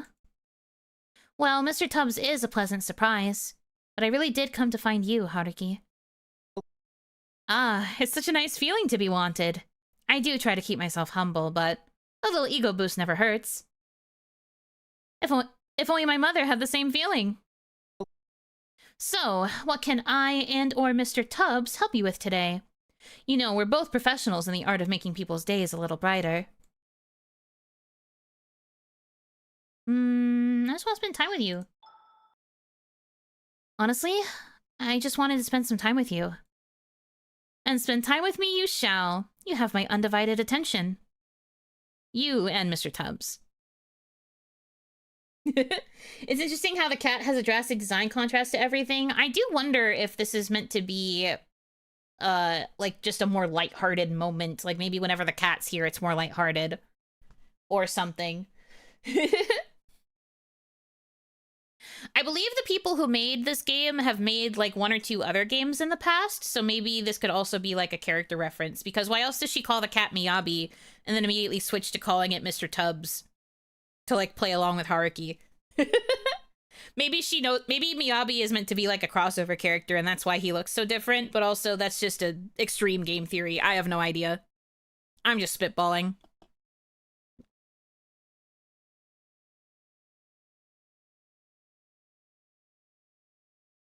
You chuckle as you lean down to pet the now sleeping cat. Looks like he's had his fill and decided a nap was in order. Ah, to live the life of a cat. No bills, no responsibilities, just endless naps and meals graciously provided by strangers. What a dream. So, let's say tomorrow you wake up as a cat. What would you do first? Well, first I'd double check that all my bills were paid and my appliances were off, because even as a cat, I'm a responsible one. He's so stupid. Then I'd come find you so you could take care of me for the rest of my perfect little life. After all, who else would spoil me as much as you? Oh, so now I'm on the hook for Cat Haruki? Sounds like a lot of work. What if I decide to make you earn your keep? Earn my keep? Cruel and unusual punishment. What kind of caretaker makes their beloved cat work? But seriously, I'm glad you wanted to spend time with me. I know it's probably not the most professional thing to say, but I'd like to think of us as friends. I mean, I know I'm just your quirky exorcist and all, but it's nice having someone like you around. Haruki, you're definitely a friend. A strange one, but a friend nonetheless. I'll take it. And, well, thank you for being so kind to me. You didn't have to, but you are, and I really appreciate that. Haruki rummages through his bag, his expression unusually sheepish. Finally, he pulls out a small Moraemon keychain and holds it out to you. Moraemon! It's the little guy. So that's who shows up when I pull the slot machine. Here. I, meant to give this to you earlier, but I guess I didn't have the guts. It's nothing fancy, just something I thought you'd like. You take the keychain, eyes lighting up as you turn it over in your hands. Oh, how did you know? I really like this little guy. I've seen him hanging on your phone. Thought you might want a backup, you know, in case anything happens to the original. Although I probably shouldn't tell you about the 8-year-old I had to outmaneuver to get it. You didn't. I had to. Amazing what the power of being young and blissfully shameless can do for a kid. Like, they don't have that lifetime of second-guessing yet. No crippling fear of being judged. Just pure, unfiltered keychain ambition. So what you're saying is you outplayed a literal child? Absolutely. And I have zero regrets. My persistence paid off, didn't it? Well, thank you for your bravery, Haruki. It's perfect. Just doing my part for the greater good. But don't let that kid see you with it or they might come for revenge. Right. I really don't want to get beat up, especially by a kid. Them kids gotta learn. You're gonna learn today, child. But thank you, Haruki, for thinking about me. All right now, don't get all mushy on me. Mr. Tubbs might get jealous. Plus, this also doubles as a birthday present. Don't think I forgot. Happy birthday, Yuno. You hadn't expected anyone to remember your birthday, much less someone as carefree as Haruki. Wait, how did you know it was my birthday? Ah, my dear client, you underestimate the great powers of an exorcist extraordinaire. It would be utterly shameful if I didn't know the finer details of your life, like the stars revealing their secrets, the winds whispering your truths. You found it on Ryan. I found it on Ryan. He's so stupid! God, I love that in a man! I've had enough of this dude! Anywho, allow me to formally invite the birthday girl to a celebratory feast of the finest takoyaki in town. Sure, it's no 5-star Michelin dining experience, but hey, it's warm, it's tasty, and it's nearby. Alright, but I assume this means it's your treat? Naturally. Consider this the gold standard of 5-star customer service. You won't be disappointed. I'm getting takoyaki again! This is the only place to go in town!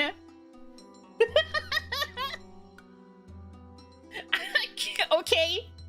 This girl's getting treated to like 3 different orders of takoyaki, because if I go to find Ren and he also takes her to takoyaki, I'm gonna laugh. I'm gonna lose my shit laughing.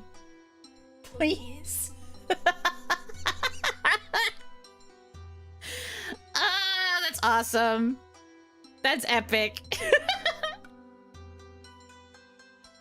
Okay, hold on. I have to go to the little Oni room again. Been drinking so much water. You know how I be. One moment. But this is very funny. Ren is vegan, so I don't think so. Headcanon. Wait, that'd be kind of cute. I kind of like the idea of him being vegan. I don't know why. He ends up taking us to a place that has vegan takoyaki. Anyway, I'll be right back.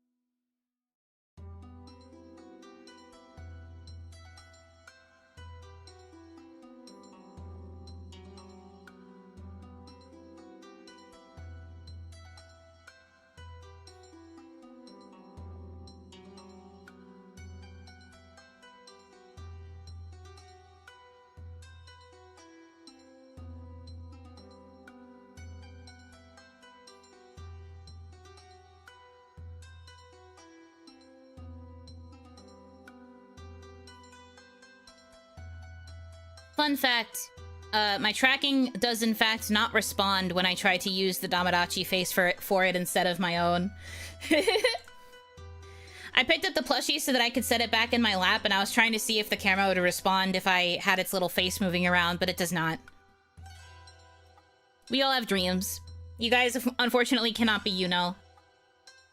Anyway, hi! Hello!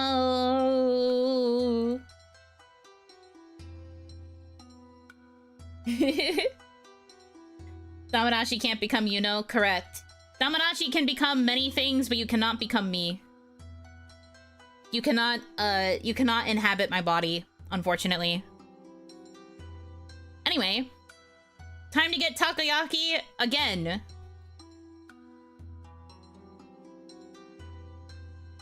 I have 10k channel points? Oh no. How are you supposed to play the game if I can't talk?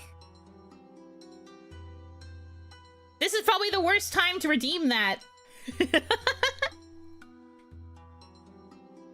Jover. Save it for a time when it would actually be useful. I would rather be Buno Bonaki. Well, there isn't a Buno Bonaki model that exists, so you can't really do that either. Sorry to break it to you. Anyway. The two of you stroll to the nearby food stall, the scent of sizzling takoyaki wafting through the air. As you sit together, Haruki's lighthearted banter fills the conversation, his jokes and animated storytelling drawing out laughter you hadn't realized you needed. The warmth of the food and his company melts away the weight of your worries, if only for a while. When it's time to leave, Haruki flashes you a grin, his expression softer this time. Thanks for letting me steal a bit of your birthday. Hope it's one to remember. Yippee!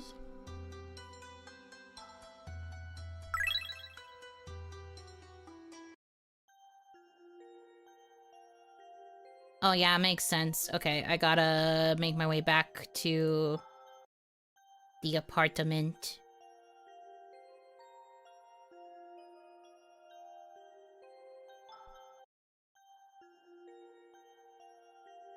Do you think Ren will answer if I knock?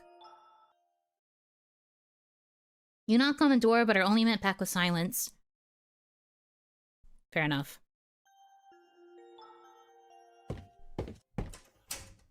It was worth a try. You step into your home, greeted by an eerie silence.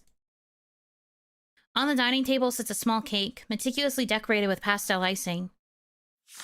A note rests beside it in your mother's familiar handwriting. Eat this. All of it. It's good for you. She's being nice. That's not normal. How strange. A strange unease prickles at the back of your mind, but you sit down anyway, carving a cautious slice and taking a bite. It tastes okay. Something's wrong. Something's weird. At first, it's sweet. Sweet, soft sponge with a hint of vanilla. But then something foreign grates against your tongue. Something's wrong, something's wrong, something's wrong. You pause, your stomach tightening as you pull the bite from your mouth, revealing long strands of hair tangled in the frosting. Ew! What the hell? What's happening? What's happening? What's happening? Did Mom poison me? You run to the sink, spitting it out, gagging, but it's as if your body has already decided to reject more. A sudden heave forces you into the sink as bile rises uncontrollably. Must get it out. What's happening? Must get it out. You continue to vomit, various substances escaping your lips. Must get it out. What's happening? Must get it out. Your lunch from today, spit and stomach acid, and... more hair? Must get it out. What's happening? Must get it out. Get it out of me! Get it out of me! You clutch the edge of the sink, trembling, as more hair spills from your mouth, clinging to your lips like something alive. This is gross! This is gross! Gross! Get it out of me! Get it out of me! Help me! Please, someone! The tang of stomach acid burns your throat, but what follows sends cold terror coursing through your veins. I'm scared. I'm scared. I don't like this. Ew! Chunks of meat, raw and glistening, hit the sink with wet, sickening splats. Oh, God. You try to catch your breath, but another wave overtakes you. Your body convulses, bringing up more and more. Hair, bits of undigested food, and then... teeth. What? Is she hallucinating? Like, is she freaking out because she's paranoid that her mom poisoned her, so now she just thinks she's seeing all of these things? Because that was just a single bite of cake. What do you mean? 0 out of 10. I'm stressed out. It's so gross. Ugh. Jagged, yellowed teeth rattling against the porcelain basin. This isn't real. This isn't real. This isn't real. Maybe you're hallucinating again, you think. Maybe this isn't real. This might be real. But the sensation, the heaving, the burning bile, the slick muck sliding from your mouth. It's too vivid, too visceral. Stop. The grotesque parade of horrors continues, spilling from you like some cursed fountain. Stop it. Each retch leaves you weaker, yet the torrent doesn't abate. Stop, stop it, stop this! As your trembling hands clutch the edge of the sink, you dare a glance at the carnage below, and then you see it. God, please stop doing that. And then you see it always makes me so stressed out. I'm going to die. All right, Damadachi, you're gonna see it first. I'm holding the plushie in front of my face. You're making you see it first. Ah! No, no, no, no, no, no, no, no, no, no, no, no, no, no, no. Yana! I don't like this. I don't like this. I don't like this. I don't like this. I don't like this. I don't like this. I don't like this. I don't like this. I don't like this. I don't like this. I don't like this. I don't like this. I don't like this very much.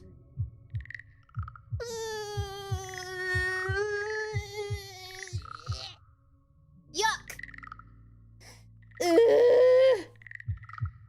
We're the sacrifice? Yeah, bitch! There's like 8 million of you and only one of me! No! Chris is nearby, thank you so much for the raid! You're raiding at a very gross time. I'm sorry that I'm in the middle of a gross part of this game.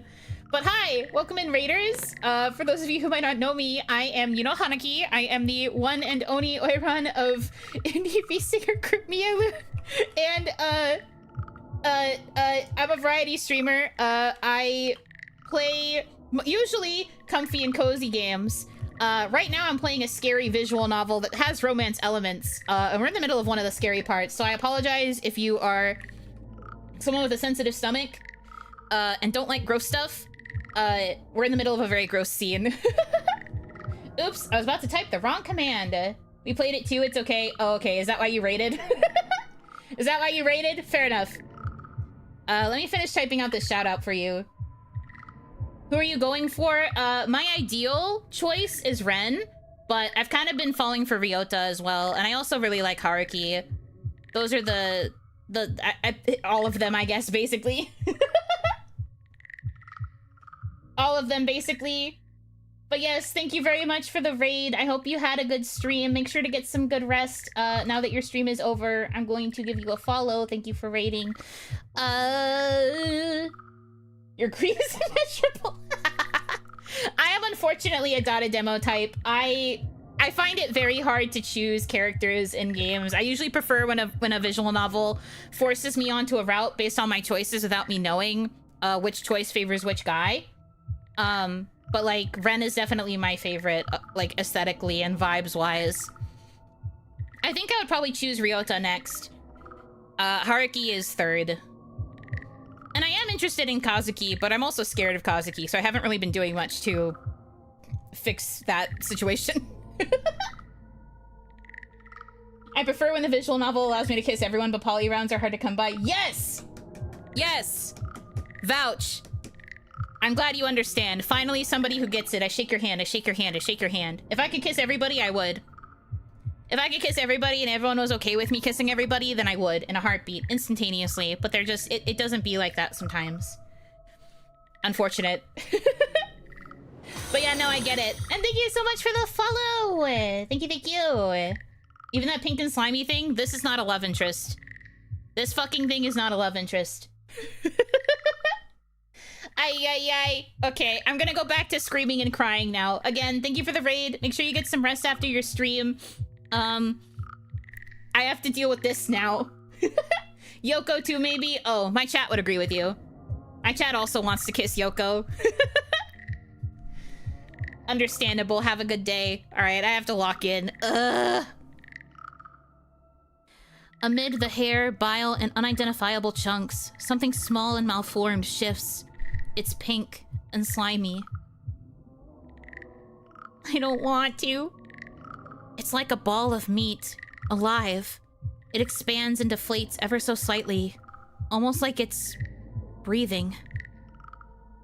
You notice some of the chunks were teeth, and what seems like an eye staring back at you. What's happening? This isn't real. You can't seem to form the words to even begin to describe the horror that you produce from the depths of your throat. What's happening? This isn't real. What? Grabbing the faucet, you turn it on full blast, desperate to erase the nightmare. Water gushes down, carrying clumps of gunk with it, but the sink quickly clogs. The fetid water pools around the mess, rising in defiance of your efforts. Frustration boils over. You seize the nearest object, a hairbrush, and jam it into the drain, jabbing furiously. The bristles bend and snap as you shove harder, muttering through gritted teeth, then shouting. Gross. Gross. Go down already! Each shove is punctuated by your screams, your voice hoarse and cracking. The sink gurgles as bits of the gunk slowly spiral downward, disappearing into the pipes. Oh god. Oh god. Ew! Ew! Yuck. Finally, the water drains, leaving the basin empty except for the lingering streaks of slime. You stand there, panting, your knuckles white as you grip the edge of the counter. The silence that follows is deafening, broken only by your ragged breathing. And then you hear it. Faint but unmistakable. No, no, no, no, no. If it is crawling up that goddamn pipe, I'm gonna scream. I can't do this. Reminds me of the other day when a cricket crawled out of my shower drain. Oh my god, what? No. What? No. I mean, I'm not that scared of crickets. Crickets are just little guys, but like, that is kind of scary.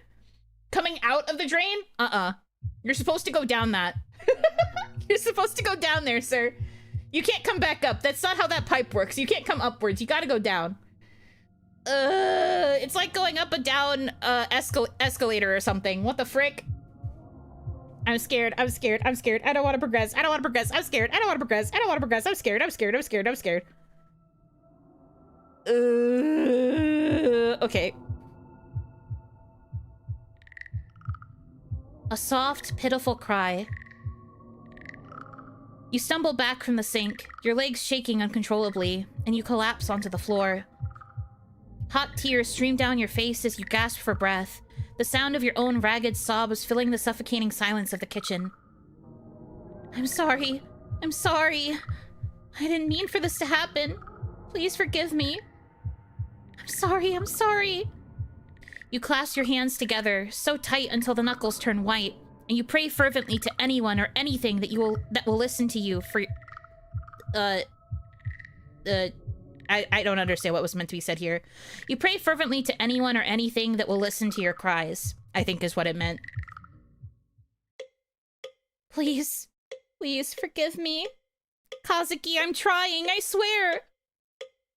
I'm trying. I'll find out who did this to you. I'll make them pay. Just... please, don't hate me. You moved on? Kazuki? I'm sorry. I'm so sorry. Please, I'm doing my best. I'll avenge you, I swear. Kazuki and Viz mouth not found. Thank God. Because I don't think I could handle that right now. How could you? You moved on? Already? No, I didn't. Liar. You're a liar. You've already forgotten me. Cheated on me. Like none of it mattered. No, that's not true. We weren't even really married. You know that. It wasn't real. Not real? Then what were we? Nothing? A lie? Is that what I was to you? Cheater! No, I'm not. Not what? You feel a gentle tug on your sleeve, and as you turn, the familiar glint of light bouncing off crimson-tinted glasses catches your eye. Oh god, it's Haruki. Oh, Haruki. Haruki. Haruki. It was real to me. Oh, God. I sensed a powerful spiritual presence radiating from this area, something I simply couldn't ignore. I rushed here as quickly as I could, but it seems things escalated. Are you all right, my dear client?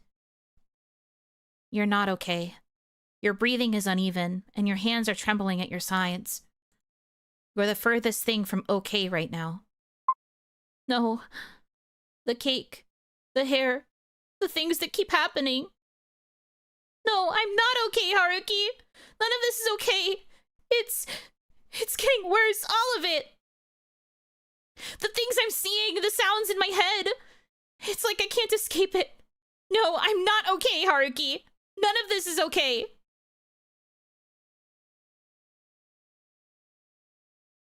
Haruki steps closer, concern etched on his face.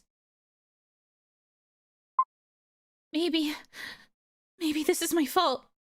Maybe I did something to deserve all of this. The noise starts creeping in, louder and louder, like static crackling through your thoughts. You clutch your head trying to push it out, but it only gets worse. I can't take this anymore! Before the panic overtakes you completely, Haruki grabs you firmly by the shoulders. His voice cuts through the storm in your mind, steady and grounding. Hey, look at me. It's okay. It's not your fault, all right? None of this has ever been your fault. You're trying. You're doing everything you can. For a moment, his words give you pause, but then the frustration boils over, sharp and hot. Everyone keeps saying that it's not my fault, that I'm doing my best. But bad things keep happening, Haruki. Over and over again. What's the point? What's the point of trying when nothing ever gets better? You asked me before why my arms are littered with spiritual talismans. Well, each one of them wards off a spirit from a botched exorcism. After my first failure, I thought, I'll grow. I'll get better. But then I messed up. So badly that I can't even think about it without feeling that same guilt all over again. His gaze meets yours, and you notice something in his eyes. A flicker of understanding that feels achingly familiar. And the worst part? The bad things didn't stop after that. They kept coming. They keep coming. There are days I feel useless. Like nothing I do will ever make up for what I couldn't fix back then. But if even one small thing I do now can help, if it can make someone's day just a little brighter or ease their pain even for a moment, then it's worth it. And I hope you can feel the same way someday. Because no matter how dark it gets, the fact that you're still here, still fighting, it matters. His words hang in the air, heavy but grounding, and for the first time in a while, the noise in your head begins to quiet. His gaze flickers over you, taking in the chaos around you with a sharp intensity. After a brief pause, he reaches out, taking your hand gently in his. Turning it over, he holds it before him, his eyes narrowing as he studies your palm with quiet focus. I'm late again. I'm sorry. I tried. I tried to hold it back. I might need more time, but I wanted to keep you out of this. But given how close we are, and the trust you've placed in me, I can't keep this from you anymore. I think you know deep down. Whatever's haunting you isn't Kazuki. No. This is all my fault. Kazuki. He's angry that I'm not doing anything about his death. Just living my life while he's dead. It's not fair. It's... Do you really believe that? Do you think Kazuki would have carried that much hatred in his heart to hurt you like this? His words force you to confront the truth you've buried beneath layers of grief and guilt. Slowly, fragments of memory resurface. You finally stop shaking. You were so wrapped up in everything, all the bad memories that surrounded his death and the memory that he had become, that you had forgotten the person he was. Kind, caring, sweet. A friend. And you missed him dearly. He was kind. But he was ambitious. Before his death, he worked a lot, late into the night even. He always said he was so close to his next big hit. I just wish he would have told me before he... Some people aren't very good at asking for help. I should know. I'm sorry. I thought the less you knew, the better. I didn't want to make things harder for you. No, I probably wouldn't have listened anyways. Haruki, thank you. He releases your hands at last, a small smile tugging at the corners of his mouth. Of course. Anything for you, my dear client. You roll your eyes, the warmth in his tone making the nickname less irritating than usual. Will you stop calling me that? I don't think I've ever heard you call my name. Ah. Then... Yuno? No, that's too embarrassing. I'll stick to the tried-and-true nicknames, thank you very much. Ahem. But anyways. About the thing haunting you. It's an evil spirit that has latched onto you. From what I can tell, it's tied to something in your past, though I haven't quite figured out what yet. What I do know is that it feeds off your energy, especially your sanity. And judging by the state of things, it's been feasting pretty well these past few months. Probably your mom? Latching onto her because of her mom? Wouldn't it latch onto the mom then? I feel like it would make more sense if it latched onto the mom. I'm still working on finding its source, or why it chose you in the first place. But I'm here for you, no matter what. I can't help you make the right choices, but I can hopefully make the journey a little easier. So, whatever decisions you choose to make in the future, I'll support it with my whole heart. You feel the tumultuous waves crashing within you finally still itself. The guilt in your heart pouring away as you finally piece together the truth. I see. I couldn't have done much of it without you. Thank you, Haruki.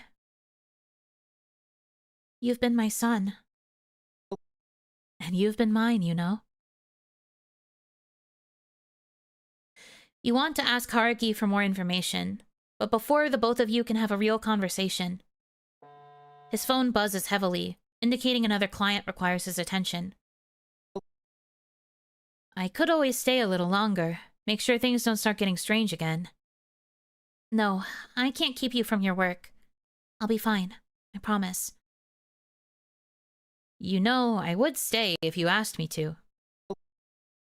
And I would even if you didn't. I know, but really, I'm okay. You've given me enough to keep my head on straight. Believe in me. All right. A strong, independent woman like yourself will definitely have things under control.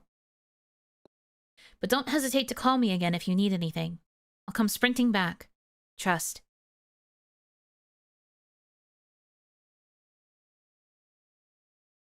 Don't touch the cake? Yeah, fucking burn that cake, dude, because what the fuck happened there?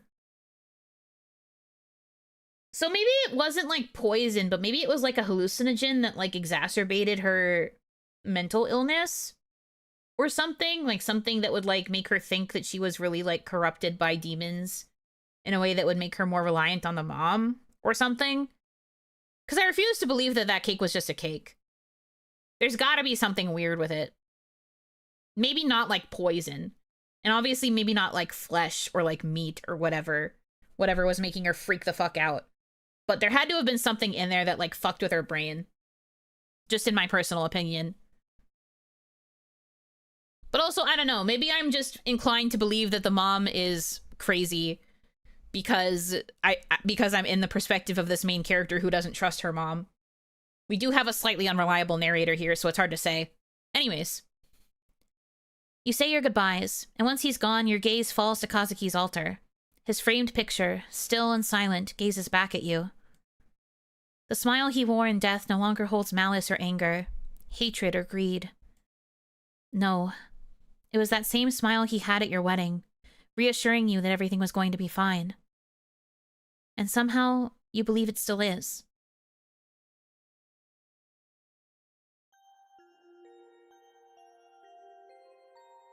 Ugh.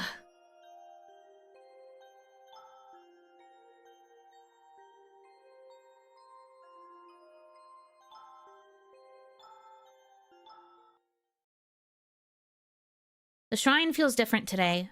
An unshakable, uneasy presence lingers in the air. It's that quiet, lingering sensation, like something is just slightly out of place, yet you can't quite grasp what's wrong. But in the end, this is still Kazuki's shrine. It holds the weight of his past and the complexity of your feelings, whether they lean toward resentment or something softer. No matter what, it's still Kazuki. You leave incense for Kazuki, hoping it might ease whatever lingering resentments still remain. Yet, after days of doing this, doubt creeps in. You're not sure it will make a difference. And still you do so anyway. As you bow your head in prayer, guilt lingers, an unshakable weight pressing against your heart. No matter how much you do, it never feels like enough. Not after everything that's happened. Not after the past few days. You tell everyone you're fine, that you're moving forward, but deep down you know the truth. Then, just as doubt threatens to consume you, a familiar scent drifts through the air. Warm, unmistakable vanilla, curling softly through the house from nowhere at all. Next time, if we do manage to celebrate your birthday, I'll get you the sweetest vanilla cake I can find. The memory rises unbidden, pulling itself from the depths of your mind. It's so simple, so fleeting, yet it wraps around you like a quiet reassurance. A reminder that Kazuki was, and always has been, looking out for you. Thanks, man.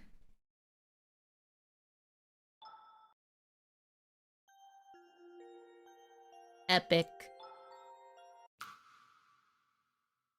You've been so strong, holding everything together so well, but you don't have to keep struggling like this. Wouldn't it be easier to let go, just a little? You don't need to rely on something so fleeting. A proper rest, just one peaceful night, might be all you need. You still want to play the rhythm game? You know what? You're right, voice in my head. Maybe I should just go right to Ippy. Your phone buzzes with a notification. It's from Mom. I'm busy with important matters. I won't be able to be there for you for a while. Take care of yourself. You stare at the screen, a sigh escaping your lips as relief floods in. What the... Good for me, I guess. Maybe I'll get some peace without her breathing down my neck. But something feels off. The phrasing is strange, almost like she's choosing her words carefully. There's no condescension or nagging, just silence after the message. Maybe I should... You stare at the message thread, your thumb hovering over the keyboard. A simple "are you alright" forms in your mind, but something stops you. Memories of her constant control, her overbearing presence flash through your mind. No. She doesn't need that from me. Not after everything. Instead, you type out a single word. Okay. You hit send and lock your phone, tossing it aside. For once, the silence feels like it's yours to control.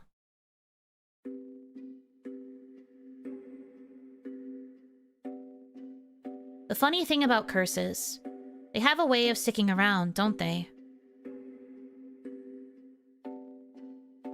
Once upon a time, back in an era when lords were powerful, and spirits were just as real as the air we breathe, there was a tale that began with a powerful man and a simple girl.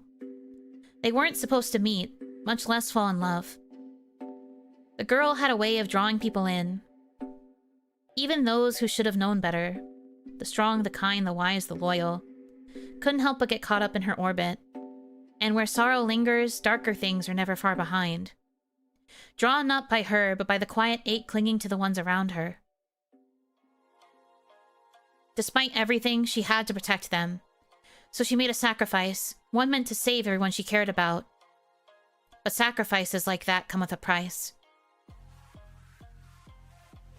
In her final moments, a wish was formed. Something simple, something all too human. But even the smallest wishes can have powerful consequences. And so, a curse was born. One that tied her fate to those around her. Locking them all in a cycle they couldn't escape. Not until she made a choice.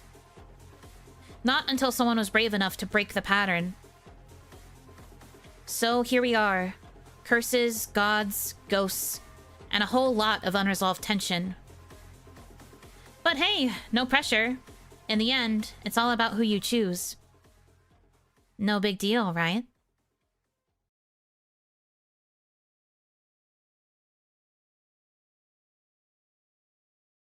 Whoa.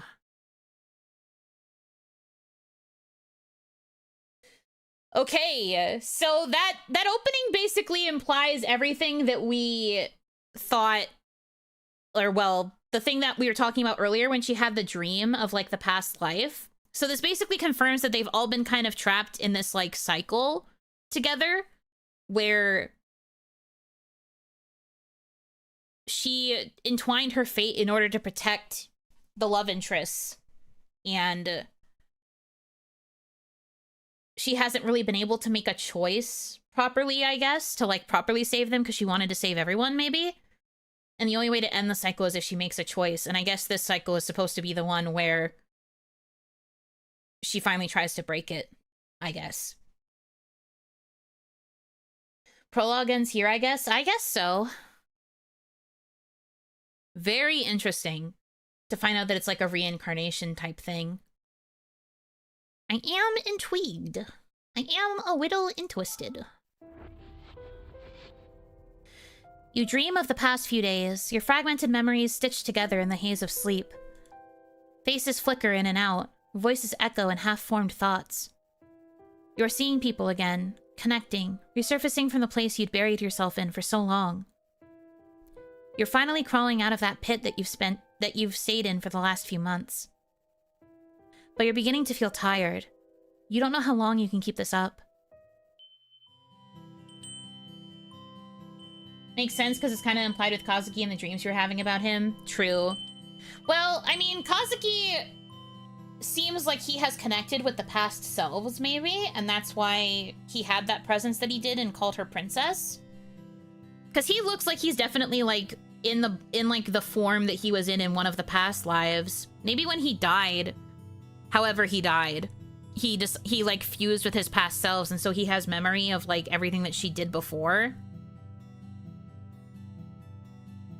Whatever malicious spirit is there as part of the curse is, like, taking advantage of her connection to Kazuki and is, like, trying to manipulate her into, like, sacrificing herself again, I guess. If he died to begin with, true. He might have just done something to ascend. Or like done like some sort of like spiritual pilgrimage to like reconnect to his past lives. Because that is something you can do. There is like past life regression where you can like connect with who you were in a past life and find and figure things out about yourself. Maybe he did that. But in order to like prevent him from like directly helping her, he's being like held hostage in like a spirit realm or something. So he can only come to her in like bits and pieces. And like the few times that he does, the curse that's around her is trying to like manipulate it to make him seem more evil, to like so she like loses trust in him. I don't know. I'm spitballing. It's like 1 in the morning. My brain is just gonna go everywhere. Hard to say, but like that's kind of where my head's at least. Hard to say though. Anyway, I think day 5 is the last day that's translated. I think if we did day 6 onward is where we would not have any more translated text. So we at least can get through one more in-game day. We will see. You dream of Ryota, of the way he stands beside you quietly, like he's always been there, like he never left. You remember how easy it was to overlook him before. He never demanded anything, never asked to be seen. But now, in the silence after everything fell apart, you notice the way he listens. The way he tries in that subtle, quiet way of his to make things feel safe, even if he's unraveling too. You didn't see his kindness before. And it hurts, knowing it took your own tragedy to recognize the warmth he's been offering all along. You wish you had noticed sooner. You dream of Haruki. He's laughing again, effortlessly bright, skipping stones like nothing in the world could weigh him down. You barely know him, and yet he looks at you like he's known your sadness forever. There's something about the way he brushes off the dark with jokes and half-serious stories that makes you want to believe in something, anything. And that terrifies you. You don't understand him. A part of you wants to run. You're afraid of what he knows, but something draws you into him. You might be losing your mind. You dream of Ren. He used to be just a name, your neighbor you never thought twice about. But now he's everywhere. In the hallway, on the street, in your dreams. It feels like something is guiding him toward you, or dragging him back from the edge. You can't tell if it's fate, or punishment, or mercy.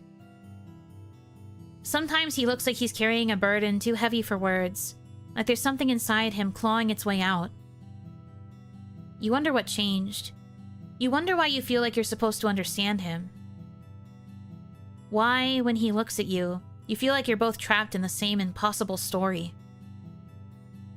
You can't tell if some sort of divine intervention is punishing him or giving him a second chance. You never thought you'd find light again, not after Kazuki's death. But somehow you're still standing, still breathing, still piecing yourself together, bit by bit. Maybe he's watching over you. He would have probably said something like, "You should believe in yourself more, Yuno. You are strong in your own way. You've done well. I'm proud of you. I haven't done much, but you've done well. Better than anyone expected from you. Maybe. I guess so. I'm sorry I had to leave so soon. I wanted to stay. I really did. I know. That's why I tried so hard to find out what happened. To help you. To help us. You've carried so much, Yuno. And my biggest regret is not telling you the truth when I had the chance. And even now, you're picking up the pieces I left behind. I'm sorry. But you're not alone. You've met a lot of people who care about you. They really do love you, and as jealous as that makes me, you might love them too, or at least grow to. I hope my memories won't stop you from living your life. What we had, it meant the world to me. Even if it was short-lived, it mattered. You mattered. In this life and the ones before it. Thank you. I hope to see you soon, But I know that you'll be making your choice soon. Or maybe by the time you see this, you've already done so. Regardless, I love you. Let's meet again soon, Yuno.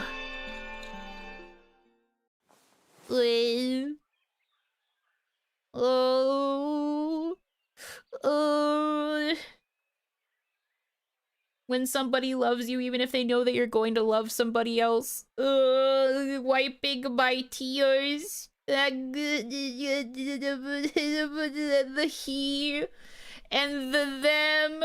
When the... No, dude. No! Kazuki! You weren't in my ranking at all! Oh no. You'll cheat on me, but for you, I'll allow it. It's more like you have people in your life that love you, and you're gonna start realizing that you love them too, even if that makes me jealous. And I think that's kind of awesome of him to say, honestly. I think it's so good to know that there's like a love interest who can acknowledge their jealousy, but also knows that they want their loved one to like move on and be happy. Because I feel like it's normally so like demonized in a lot of these stories where it's like, how dare you move on from your first love? Or like, how dare you want to even pursue love after losing someone that you said was your one and only forever? Like, bro, people grow and change and move on and should be allowed to like move past mourning in their own time. Obviously, a lot of the like point of this is that our main character has felt pressured to move on in ways that she hasn't felt ready for, but like as she starts to fall in love with like whatever other love interest, or if she chooses to stay loyal to Kazuki depending on your choices, I feel like that should still be respected as like her choice. And it's nice to know that Kazuki's real soul, the one that remembers her in all of the past lives and also the her of this life, it's nice that he understands that like she can move on and that it's her choice to do so and that it'll make her happy to do it and stuff like that. I don't know, that's just me. I don't know, man. That's just me. Okay. Him. You wake up, the dream already fading like smoke in the morning light. You reach for it, desperate to hold on, but it slips through your fingers. You are sure it was something kind, something warm. Yet all that's left is an empty ache where the memory should be. For a moment you just lie there, stuck between sleep and waking, trying to hold on to the quiet before everything comes rushing back. And then you remember. The worry settles in again, heavy and familiar. You grab your phone from the nightstand, hoping stupidly, maybe, that there's something waiting for you. Nothing. No messages. No calls. Still nothing from her. You stare at the screen for a while, your chest getting tighter. Maybe something did happen. Maybe something's wrong. You want to text her. You almost do. But your fingers freeze. What if she says something you don't want to hear? What if she says nothing at all? She's your mom. You care about her. Despite everything that has happened, you still do, right? You pull the blanket tighter around yourself, trying to block out the awful feeling in your chest. I'm a good daughter, you tell yourself. I am. Deal with it, text her. Yeah, I think I'm gonna call her. I think I'll go give her a little ringy ring. You pick up the phone gingerly and ring your mom. It rings once. It rings twice. But again, nothing happens. Why do I even bother? She's not worth it. Suddenly your phone buzzes, and despite the mental turmoil a few seconds ago, you snatch your phone, frantically unlocking the new message from your mom. Please stop calling this number. As I said before, I will be gone for a while. Keep your heart open and seek out our wisdom. There it is again. That sense of unease. With everything that's happened last night, and this weird thing going on with Mom, maybe I should call in sick today. Hey, I'm really sorry, but I'm not feeling great today. I don't think I'll be able to come in. I understand. Is everything all right?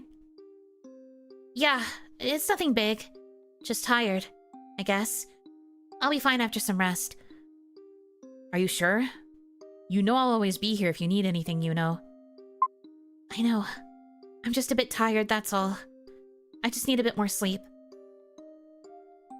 Alright. Take it easy, okay? If you need anything, even just someone to talk to, I'm around.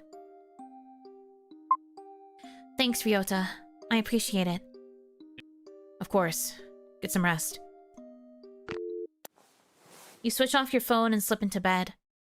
The sun hasn't fully risen yet, but the morning sun feels cold and sterile, reminiscent of the night before. You close your eyes, but your thoughts claw their way back to your mother. What are these noises? You try not to think about her. You try not to care. The fear creeps in anyway. Quiet, like the never-ending noise in your head. Your skin feels damp with sweat.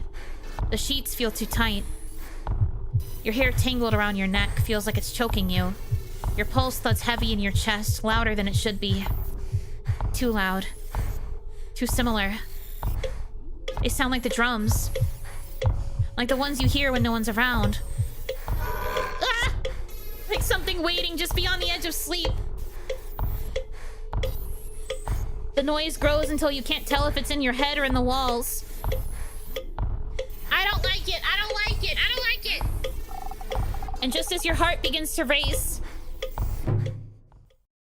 sleep finally and unwillingly drags you under. Oh, God. Kill me!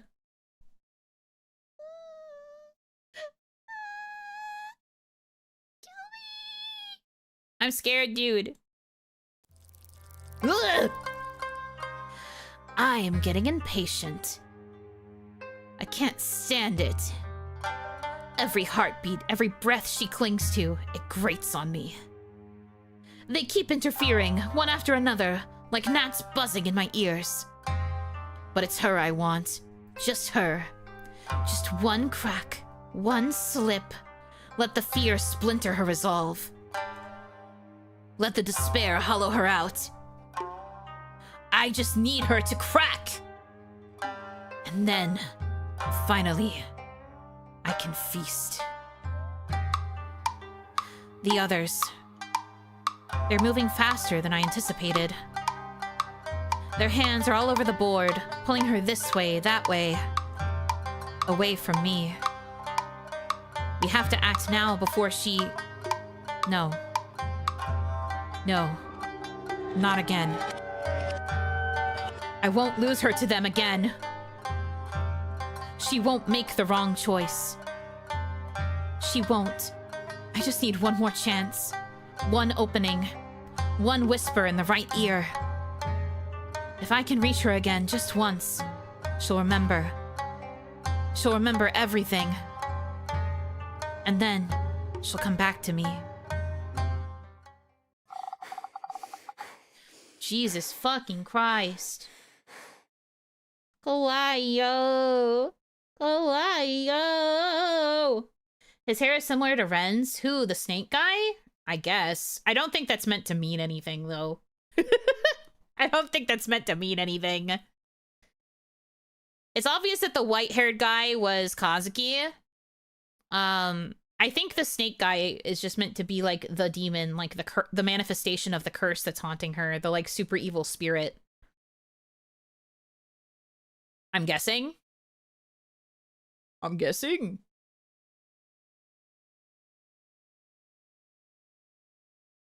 Ay, ay, ay, ay, ay, ay. Ooh. Tamadachi Plush, you are, like, really going through it with me right now. I've been squeezing this thing like crazy and holding it up to protect me from the demons. I'm just like, please, protect, defend me. Really putting this little guy through it.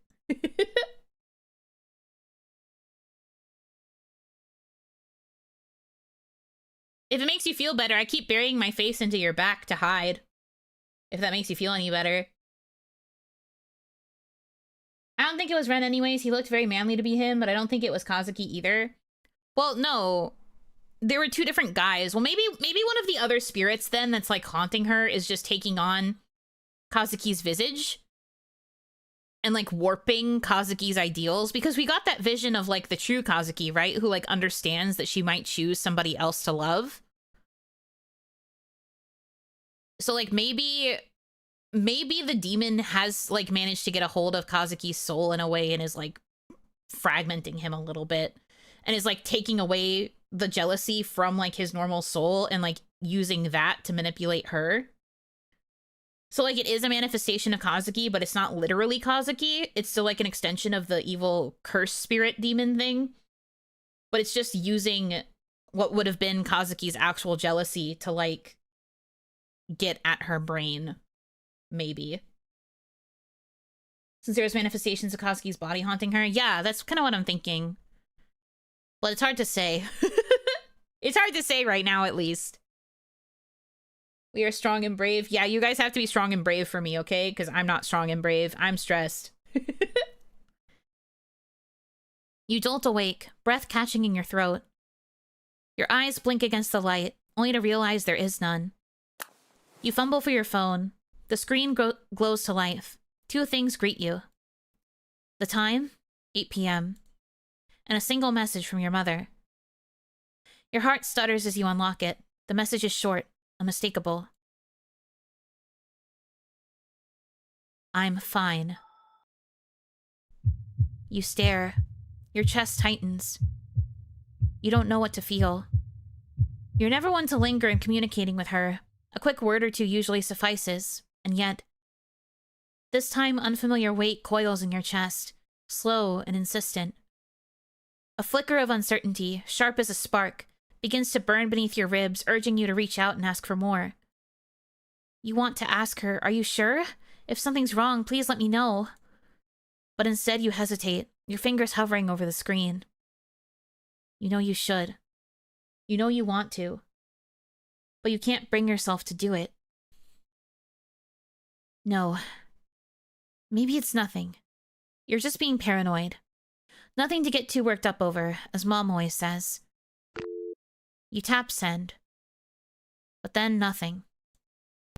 The screen pulses with silence, followed by the system error. Message failed to send. Recipient unavailable. You feel the burning rise again, bubbling up behind your eyes, hot and relentless. She probably turned off her phone. I'm just being overly anxious again. Maybe I should just get out for a bit. Run some errands, even if it's late. You clean yourself up and head out, trying hard not to think about anything else. But no matter how hard you try, her words cling to you, because you know far too well how it is to lie so easily.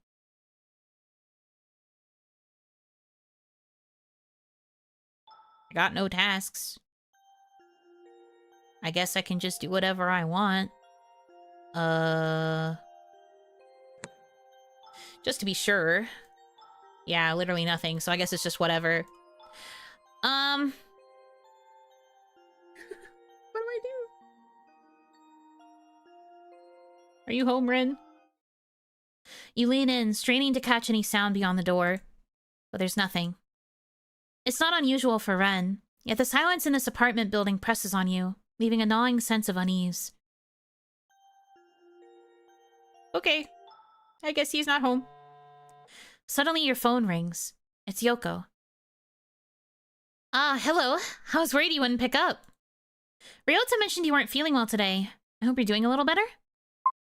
Well, maybe just a bit better than I was this morning. Ah, that's a relief. Sorry for the sudden call. The thing is, Ryota dropped by the cafe earlier, and surprise, surprise, he left his phone behind again. I was wondering, could you pick it up and hand it to him tomorrow morning at work? Sure, no problem. I was already out anyway. I'll swing by the cafe to grab it. Thank you, Ame-chan. You're always so sweet to us. I'll be waiting. Ah, Ame-chan. Thanks for coming. I'd go find Ryota myself, but my boss is in a mood today. He gave me the stink eye just now. Can you believe it? The nerve. Anyway, here's Ryota's phone. Maybe you'll run into him somewhere around town, then you can hand it to him. No rush. Not that he'll miss it much anyways. Aside from work stuff, I don't think anyone really texts him. Except us. Oh no, that sounded mean, didn't it? I didn't mean it like that. Oops. Anyway, I hope you're feeling better. I'm doing... alright. Yeah, it's alright. You've got that look to you again. The look that says you're trying to figure out something for someone. This is about your mom? How did... You've always got that distinct frown whenever you think about your mom. She's keeping things from me again. I mean, she's always like this, but I don't know why this time it feels particularly stressful. And I'm afraid of pushing and asking her because that's not like me either, to worry so much about her. I'm just confused and scared. Scared of what she might say. It's terrifying, isn't it? The idea of not knowing? It's even more terrifying to ask. Not just because of the lies, but because once the truth comes out, it changes everything. Maybe you're not sure if you even want to know everything. Because what if knowing makes it worse? But you can't live your whole life walking on eggshells, you know. You can't keep shrinking yourself to fit into other people's secrets. I'm in this quote and I don't like it. I don't like it. Not in the mood for this call out, Miss Yoko.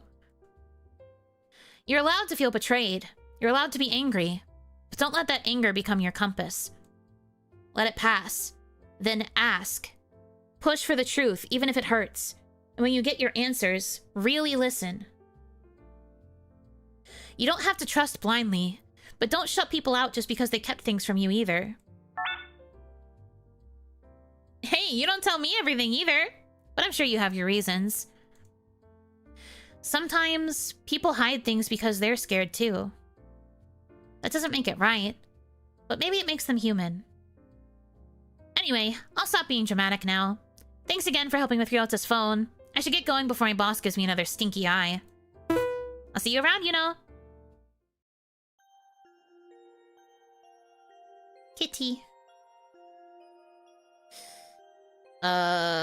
Okay. So I guess the task would be to maybe find Ryota and give him the phone? Yeah.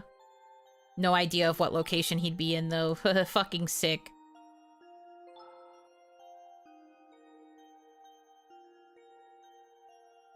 If I were Ryota, where would I be?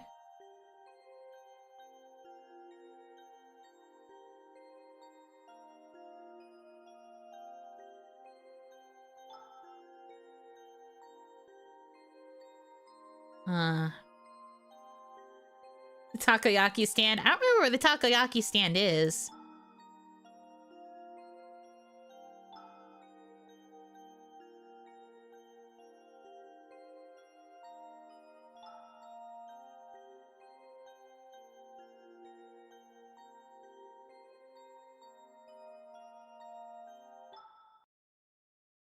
Checking something. Suddenly you feel a tap on your shoulder. Pardon me, ma'am. I hope life's been kind to you lately. Who? It's you again! Ah, so you do remember us. That's a good sign. Perhaps you've taken a moment to reflect on our scriptures? I haven't. And once again, I'm not interested. That's disappointing to hear. You know, many of the troubles you've been facing, they're not uncommon. In fact, they're expected when one strays too far from the path. The spirits, for example. Don't. I've heard this speech before, but I overcame it myself with my own strength. So, no offense, but I think I can handle whatever else comes my way. That's certainly one approach. But imagine how much lighter your burdens could be if only you'd... No! Thank you. I really hope that's the last time I see them. Maybe I should report this to the police.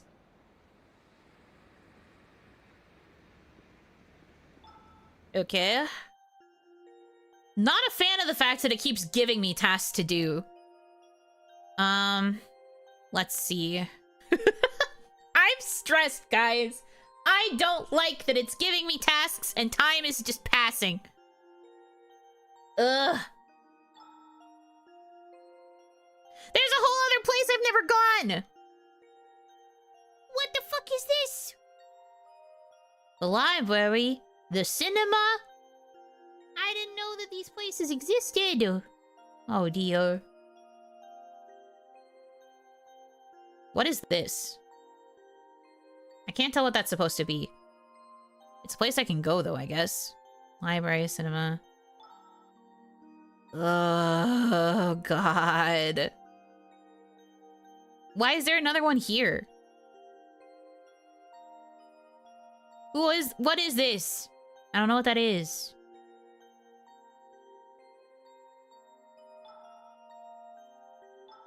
Station? You head to the train station, debating whether you should look for your mom or just get out of this place entirely. The announcement crackles overhead. We apologize for the delay, but we are currently dealing with an incident caused by a person on the tracks.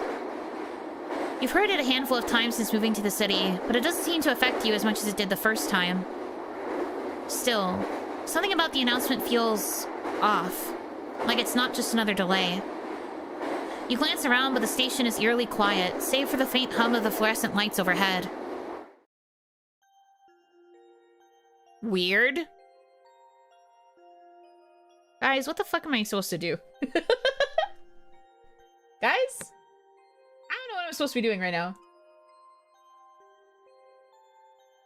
Sleep stuff kicking in. Good night. Good night. I saw that a bit late, but good night.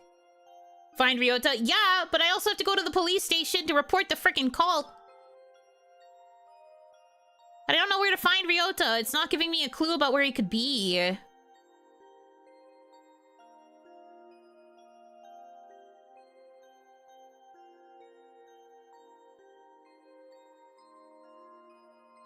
I went to the alley and I didn't see my guy either. I didn't see Haruki. I mean, I guess so I don't feel completely useless, I will do the police quest line. You hear someone call out your name. Yuno, there you are. Footsteps close in fast. Before you can react, you feel the heat of someone's breath against your cheek. Not again. I've been looking everywhere for you. The others keep letting you slip through, but not me. I don't blame them, though. They're not exactly persuasive. But you can't keep running from this. You have to listen. There's not much time left. Come with us. You'll see. You'll understand. I said no! Stay away from me! You try to push him away, but he only steps closer, his eyes dark and unyielding. You don't get it. They don't want us to tell you anything, but I know you want to know. It's tearing you apart, isn't it? That emptiness, that fear. I can take it away, right now. All you have to do is follow me. The stranger reaches out to grab your arm, but stops himself, slightly hovering above your skin. One step is all it takes. No, I'm not going anywhere with you. Oh god, he's getting closer to me. Hiding time! You don't understand what's at stake, so just come with us. He'll guide you to salvation. I told you no! Stay back! This isn't just about you anymore. I have to do this, for all our sakes. His hands shoot out, gripping your wrists. It's cold, firm, and desperate. What the? Let go of me! Someone help! You scan your surroundings, but the people nearby avert their eyes, walking faster, pretending not to see. You twist, fight, your heart pounding as his grip tightens. He'll save us, all of us, through me, through you. What was that growl? It hurts. What's wrong with you? Let go! In his agony, his grip falters. You yank yourself free, stumbling back and running, leaving him behind, writhing, babbling in broken fragments. Jesus Christ.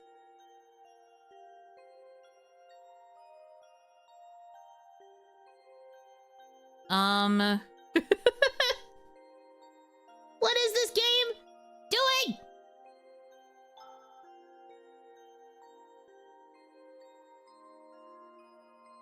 Ren, are you at the konbini? Help. You step into the convenience store, hoping to see Ren behind the counter, but nobody's there. Not even the grumpy cashier woman who's usually hard to miss. Instead, the store is quiet, with only the faint buzz of the fluorescent lights overhead. This is weird. I should get going now. You head toward the exit, trying to shake off the uneasy feeling. But no matter how many times you circle the aisles of cheap snacks, you can't seem to find the exit. Huh? Huh? Oh god. Help me. Ryota.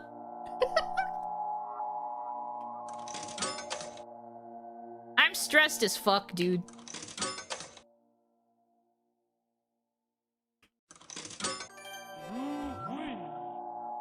Is everyone on vacation? Did everyone get fucking raptured? What's happening? Bro, I'm stressed.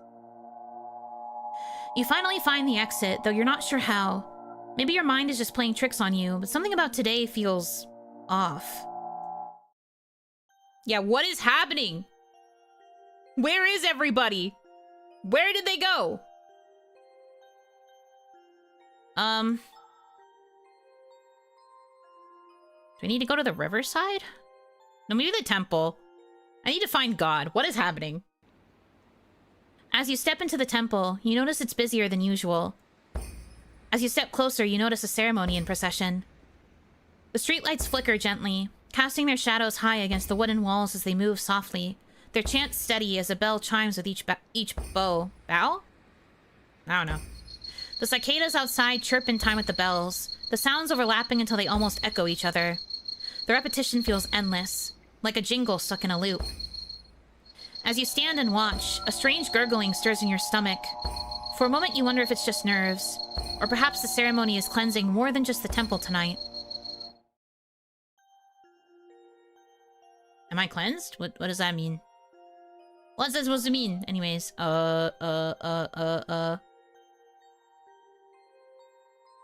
River? I kind of want to... Hold on. Can I save? I can. I want to click one of these weird little dudes. Because it keeps showing up as something I can click on, and I've never seen it before. So I want to see what the heck this is about. If it kills me, I saved. Oh, it's a little shrine. Okay. The shrine is quiet, the air thick with the scent of incense and the soft rustle of leaves in the breeze. You step onto the worn stone path, the coolness of the river breeze brushing against your skin. The shrine stands serene, a small wooden structure adorned with faded paper talismans fluttering in the wind. You take a deep breath, the tranquility of the place settling over you like a comforting blanket. I think I need to pray, dude. You close your eyes and clasp your hands, whispering a short prayer. You hope Kazuki's spirit finds peace. Okay. Well, I'm exploring the river.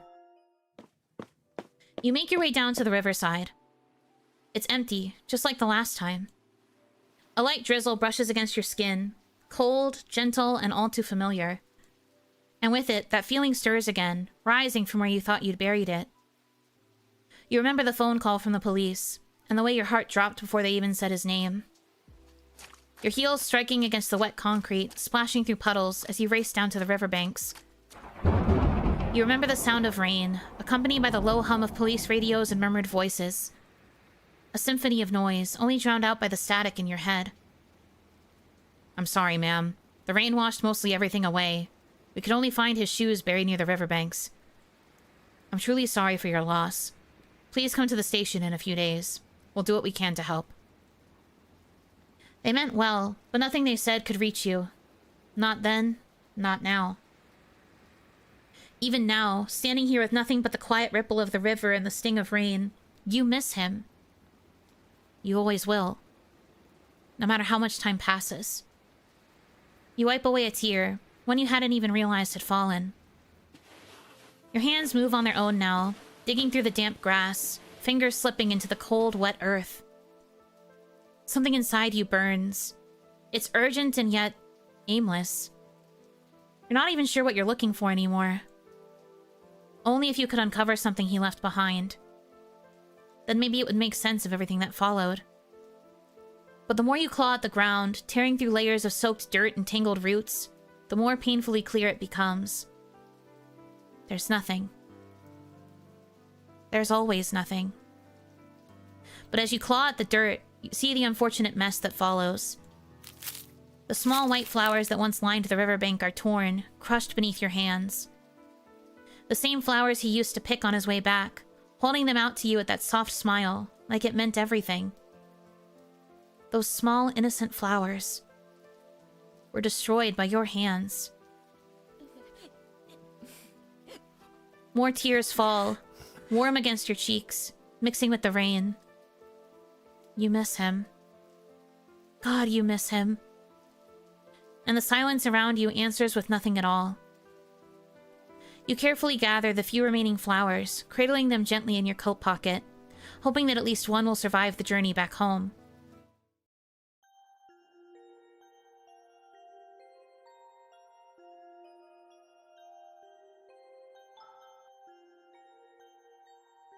Where am I supposed to go? Where am I supposed to go? Where am I supposed to go?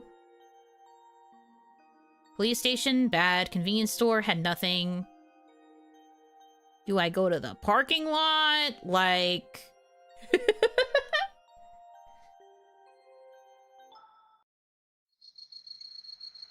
Who the frick is Yamato? Hey, what was that about? That's a pretty rude way to greet someone. What are you even talking about, man? I came by earlier today and saw you guys hanging out without me. And when I called out, you ignored me. Just because I'm spending time with Mika-san now doesn't mean you get to act like I'm not here. Whoa, man. We seriously have no idea what you're talking about. Yeah, we just got here. Takeru was helping his mom with dinner, and I just came from cram school. That doesn't make any sense. It was you guys. You just stood there, staring at me with that weird look on your face. Okay, let's get you home, man. You seem tired. Yeah, maybe I should head back, too.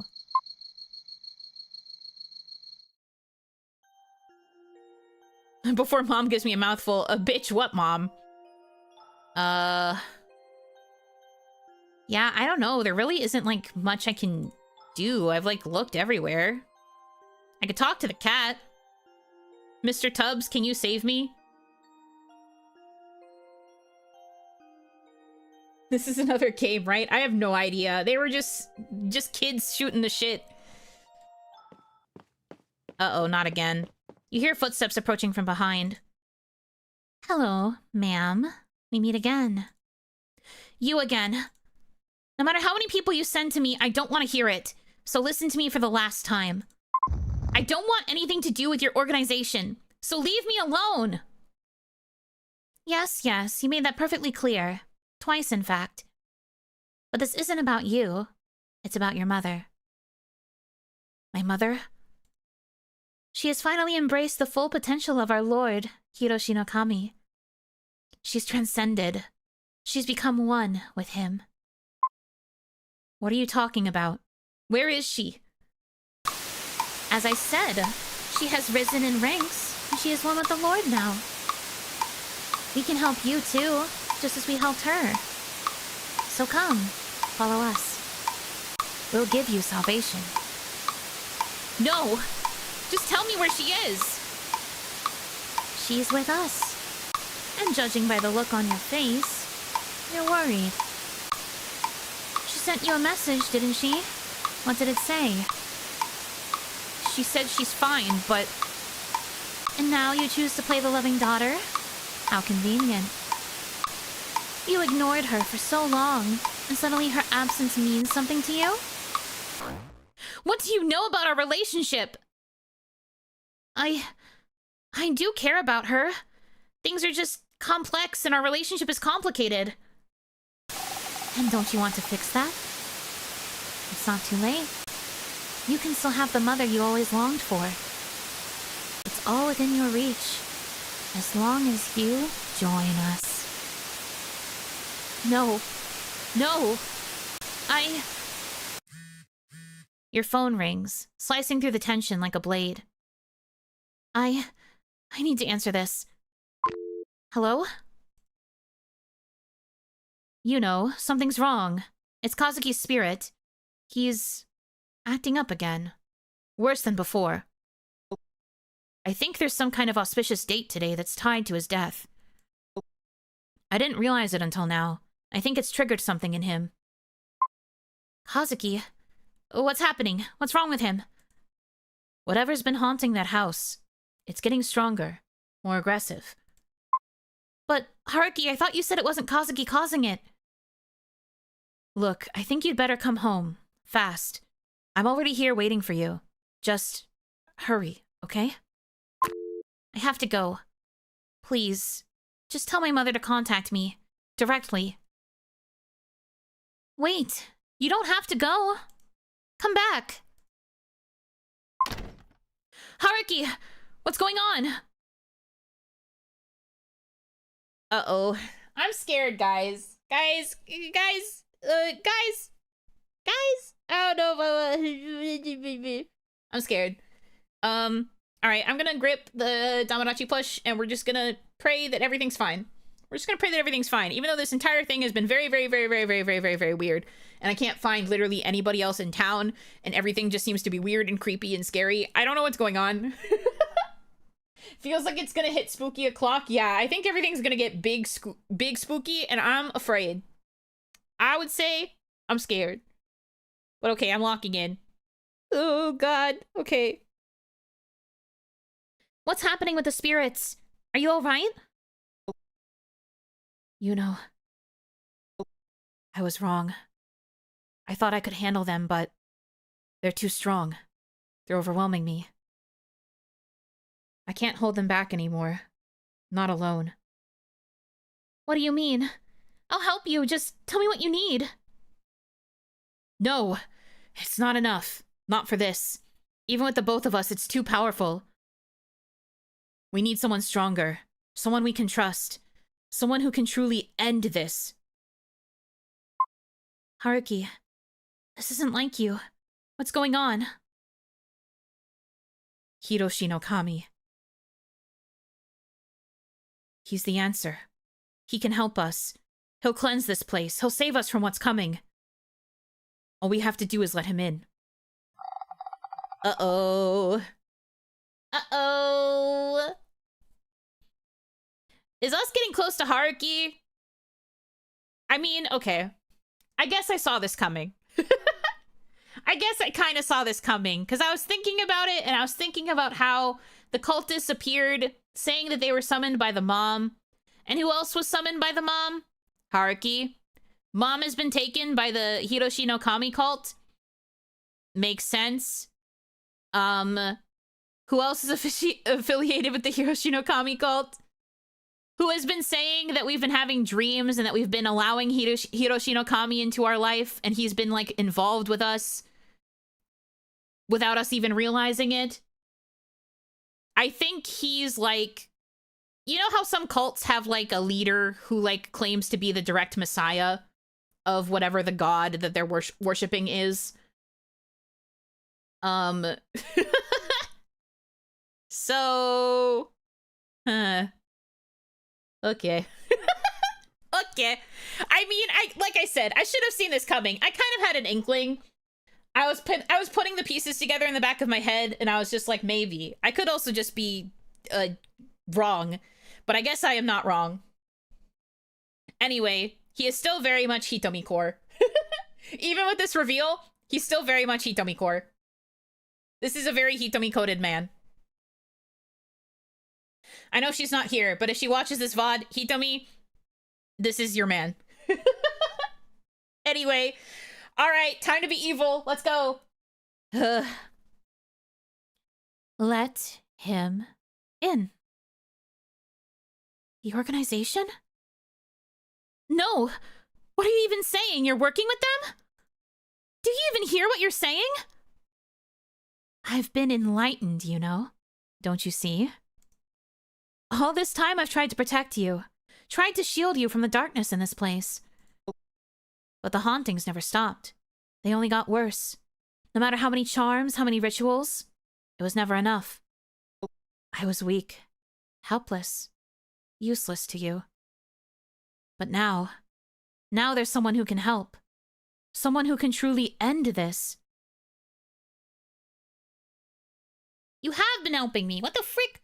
What do you mean you haven't been helping me? You've been helping me. What? Dude, it's been like one day. I'm stressed.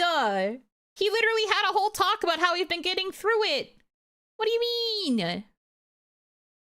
You have been helping me. You're wrong, Haruki. You have been helping me. You always have. No. The spirits are still here. They haven't stopped. They're getting worse. That's not your fault. What's happening isn't because you failed. You've helped me in more ways than you even realize. Without you, I wouldn't have made it this far. We don't need some false god to save us. You're strong, Haruki. And I couldn't have done any of this without you.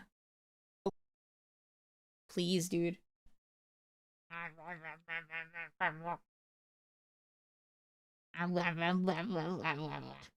I'm stressed out! Okay. And what good has that help done in the end? Everything I tried and none of it worked. The hauntings didn't stop. My plans fell apart. And now, I'm not even sure if I made things worse. You believed in me, even when you shouldn't have. You're so naive, Yuno. Always clinging to this blind faith in people, even after they disappoint you. Again and again. Think about it. How many people have let you down? How many have walked away without a second thought? That's why you're alone. That's why there's no one left. This is why you're suffering. Don't you dare talk to me like that. I don't know what's gotten into you, but this isn't you. Not really. After everything we've been through... This is weird. The Haruki I've known is kind and caring. He's not like this. He wouldn't have said something like that. This isn't Haruki. Who are you? That's the thing, you know. You barely even know me. And yet you stupidly still trust me. This isn't Haruki. For what reason, I wonder, other than your supposed stupidity? This isn't Haruki. His words are vile, venomous, and cut deep. But what's more unsettling is his face. If I get a horror jump scare... This isn't Haruki. I can't trust you. That's not you, Haruki.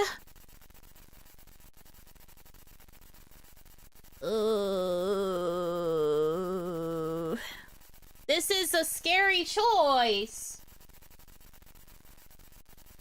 Wouldn't saying that I don't trust him make him lash out? But I guess he'd also lash out if I say I trust you. Did he call you by your name? Yeah, he called me by my name several times in this encounter. He hasn't called me dear client once, which is how we know it's not him. But like... Also, what do I say? Ay. This sucks. I don't like this very much, I feel. Okay. When I'm 100% not him, can't trust him, this is very true. Alright, I'm gonna say I don't trust you anymore, and we'll see what happens. Ugh. Maybe I shouldn't trust you. I'm not just going to stand here and let you insult me.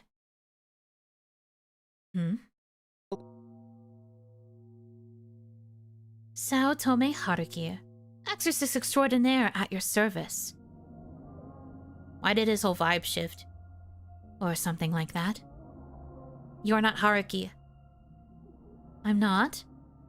There it is again, your delusions creeping back in like they always do. No ghosts left to chase? Running out of things to blame? Maybe it's time for doppelgangers. That'd be more exciting, wouldn't it? You could finally be the center of attention. Poor Yuno. Always the victim. Always in need. You're unraveling. Everyone sees it. Honestly, Maybe your mother was right about you all along.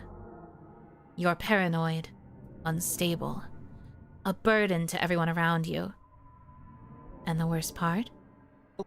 Deep down, you're starting to believe it too.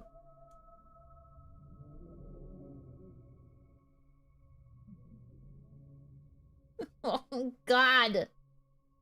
What the fuck are these choices? She might be all those things, but still it's not true. Yes, but also no. You could say it more nicely. Maybe. Okay. No. Well, wait.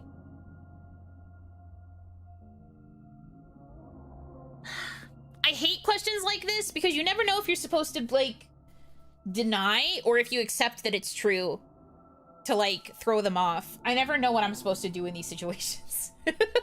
These choices are always so misleading to me.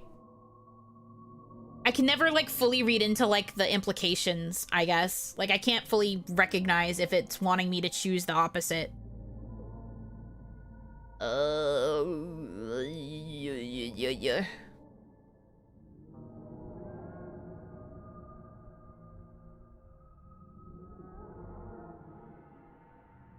Gamers, I'm stressed. This is scary.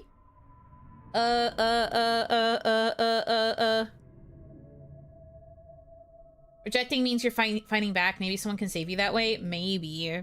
But it seems like nobody else is here. I mean, it's fine. I'm just gonna reject it. Maybe I'll make a second save, actually, just in case.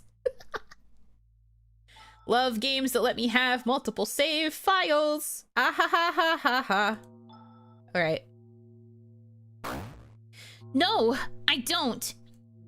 I've come too far to let you twist this. Everything I've been through, I managed to overcome. Be it with my own strength or with help from the people beside me. I know that. And deep down, you know it too. You're not Haruki. I don't know what kind of spirit you are or what you're trying to be, but I'm not falling for it. Not this time.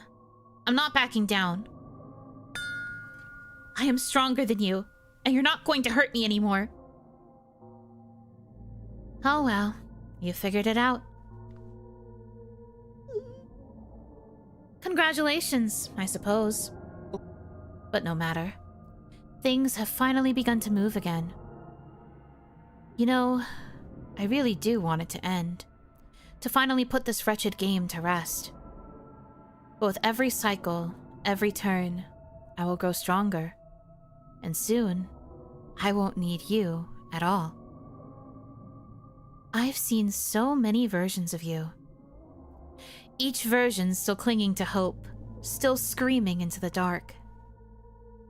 But you always come back. You always try. And I always win. Over and over and over again. Let's see how long you last this time. Yuno, wake up! Please, you have to get up! The fire, it's almost on you! You can survive this, but only if you move! Yuno, listen to me! Get up! Get up, Yuno! Get up! Your skin stings. Your clothes are burning away, melting to ash against your body. But still you move. Somehow you push yourself up. You scan the room in a panic, the smoke thick in the air, heat licking at your skin. Then your eyes land on it. The incense from Kazuki's shrine has toppled over. Somehow the flame grew large enough and now it's spreading fast. The fire crackles and roars, devouring everything you once held dear. You stumble back, overwhelmed. Part of you wants to collapse right then and there. What's the point in fighting? What's left to save? But then, through the rising smoke you see it. Kazuki's photo, shattered on the floor, the glass fractured but his face still visible. Something stirs in you. You have to keep going. You grit your teeth, push yourself up. You stand. Each step is agony. You're so close. Your hand reaches towards the door handle. But then something grabs you. A hand. Cold. Strong. Fingers curl around your neck, yanking you back into the smoke. You're not going anywhere! You thrash, choke, claw at the air. You were so close. The door was right there. But the smoke swarms your vision, curling into your lungs like poison. You almost made it. Almost. Something rips at your skin, dragging you back into the blaze. Is it the fire itself? The creature? You can't tell. Your thoughts are blurring, flickering like dying embers. And just as the darkness threatens to swallow you whole, you see it. A silhouette rushes through the smoke, fast, desperate. Arms wrap around you. Someone lifts you up. You can't see their face, but they're real. Warm. Solid. And then you breathe a sigh of relief and finally let go.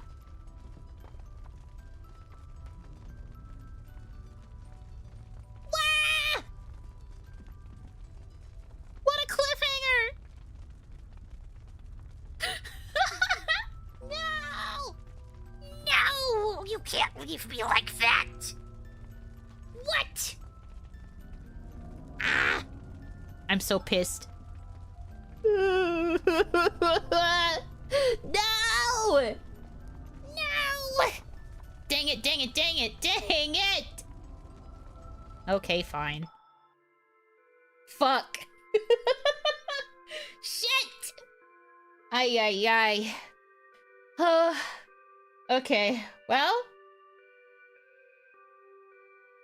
So I really like this game. I really like this game. It may be spooky scary. It may make me want to yell many times, but I'm really locked in on the story. That's cool. Oh my god. Holy moly, dude. Okay. Thoughts. Good. Thoughts are, game good. I know it's too much to ask, but you have to play this on stream when it releases. Oh no, I'm gonna. There was something, I'm gonna, like, plug it again properly, here, now that it's the end, but here we go. Basically, I have pinned in both the YouTube chat and the Twitch chat the link to the Steam page. But also, very important, is this game does have a Kickstarter campaign going right now. And in particular, the reason I don't have the Kickstarter currently linked is because I'm actually going to be affiliating with them in a way where if you guys click a specific affiliate link that I will have, if you choose to give a pledge to the Kickstarter, a portion of whatever you pledge will actually come back to me.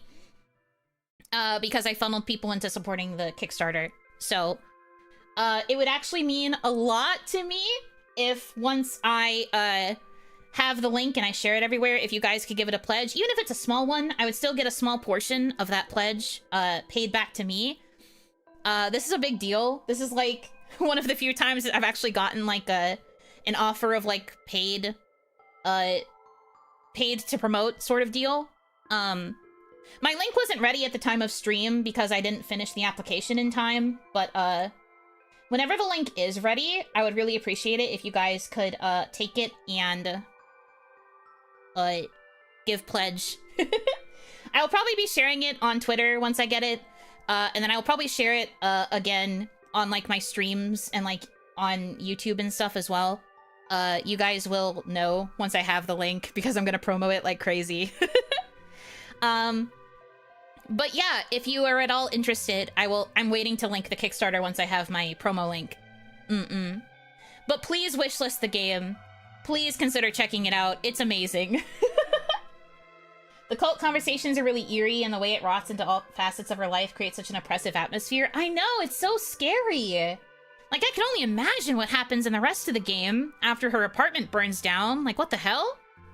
Scary. Ay, ay, ay. But yeah, no, this game's amazing. I'm very grateful that they wanted me to play it. I'm very grateful also to be included in that affiliate program once I get the link live. But it's a super good game. I was so invested, locked in from beginning to end. Honestly, it's been like that with a lot of these games. Like, I can't say that I've liked one more than any of the others so far. They've all been really, really good. But it's because they're all tackling such different niches, I think. Like, even though this is also the same as, like, well, not the same. Like, we've played other, like, darker games so far, right? And then we've also played a couple lighthearted games. I feel like every game that I've chosen to highlight so far has had, like, a different take on the genre. And, like, a different take on, like, these different aspects that they're choosing to include within the game itself, too. Lots of different art styles, lots of different vibes. So many different options for, like, pretty characters. I feel like I did a pretty good job as I picked and chose all of the games that approached me to be covered during this event. I just feel very lucky. Yes, I'm eating good, and I also feel like I am very blessed to be able to have the opportunity to cover so many amazing games. I really hope that I can work with these devs more going forward, like, not just through Fall in Love Festival, but I hope that I'll be able to, like, work with them even more in the future, too. Because, obviously, I've already worked with, like, several, like, smaller indie VN devs. But I want to be able to work with more, and I want to be able to get to do, like, really cool stuff, like the thing I'm doing with Lovers Enigma, where if you guys pledge to the Kickstarter using the link that I share, whenever I share it, I'll get a portion. Like, obviously, I'm doing it also because I really am passionate about the game. It's not just because I get a portion of the earning. I just think it's because it's really cool that I get to support projects like this, and that I get to, like, share them with my audience that normally wouldn't look at these kinds of visual novels. This game's so fucking good. I'm overwhelmed in a good way. It's such a good game. But yeah, anyways. So if you didn't see it on Twitter, I am going to not be streaming, I guess today, now that it's 2 a.m. Help. I'm not streaming today, but you can find me during a concert on Captain Camille's Twitch channel. Let me grab the link for you guys so I can share it in both the YouTube and the Twitch chat. Captain Camille is having a birthday concert at 12 EST. I'm singing a song there. I'm singing in a song. I'm doing a sing. I'm in a concert. So if you haven't yet, please make sure... Oh god, it's an ugly Tico link. Hold on. If you haven't yet, please make sure that you're following Miss Camille. Because that's where the concert will be. I believe it's only going to be on her Twitch. I don't think she's multi-streaming it, so you're going to have to watch on Twitch. I'm sorry. Sorry to do that to you, gamers. But you should definitely follow her if you haven't already. There's the link for Twitch chat. I'll get it for YouTube. Here you go, YouTube. But yeah, I will be over there at noon EST. I don't know how long the concert is. Probably like an hour or two. But yeah, she streams Twitch only. She doesn't multi-stream. Or well, she does multi-stream sometimes, but I don't think she's multi-streaming this. Anyhow. Concert. But I won't be streaming the rest of the day. I'm just gonna take the day to, like, rest. I've been doing a lot of, like, heavy voice acting, obviously, because a lot of these visual novels have been voiceless. And my voice needs the rest. So I'm gonna try to, like, barely talk tomorrow and, like, recharge my energy. But I probably will be back on Sunday with more otome. Or not just otome, but, like, more visual novels. Because there's a lot of other games that have approached me that I want to play still. We'll probably have more, like, lighthearted ones and more, like, wholesome ones for these next few. I think most of the ones that I've said yes to are, more lighthearted and silly than these have been. But I really hope that, you look forward to experiencing even more visual novels, with me. But I'll be starting on Sunday. You'll see my schedule eventually when I'm ready to post it. I gotta set some stuff up still. But yeah. That does it for me. I've been streaming for nearly 5 hours. Your girl's dead. I gotta get some, rest in here. But thank you guys so much for hanging out with me this entire stream. I hope you enjoyed Lovers Enigma as much as I did. Those of you who couldn't catch the whole thing, feel free to watch the VOD. Highly recommend. Really good. But for now, thank you guys. so much for choosing to spend time with me. I hope that you have a good rest of your time zone. And until I see you again, Yunotsu!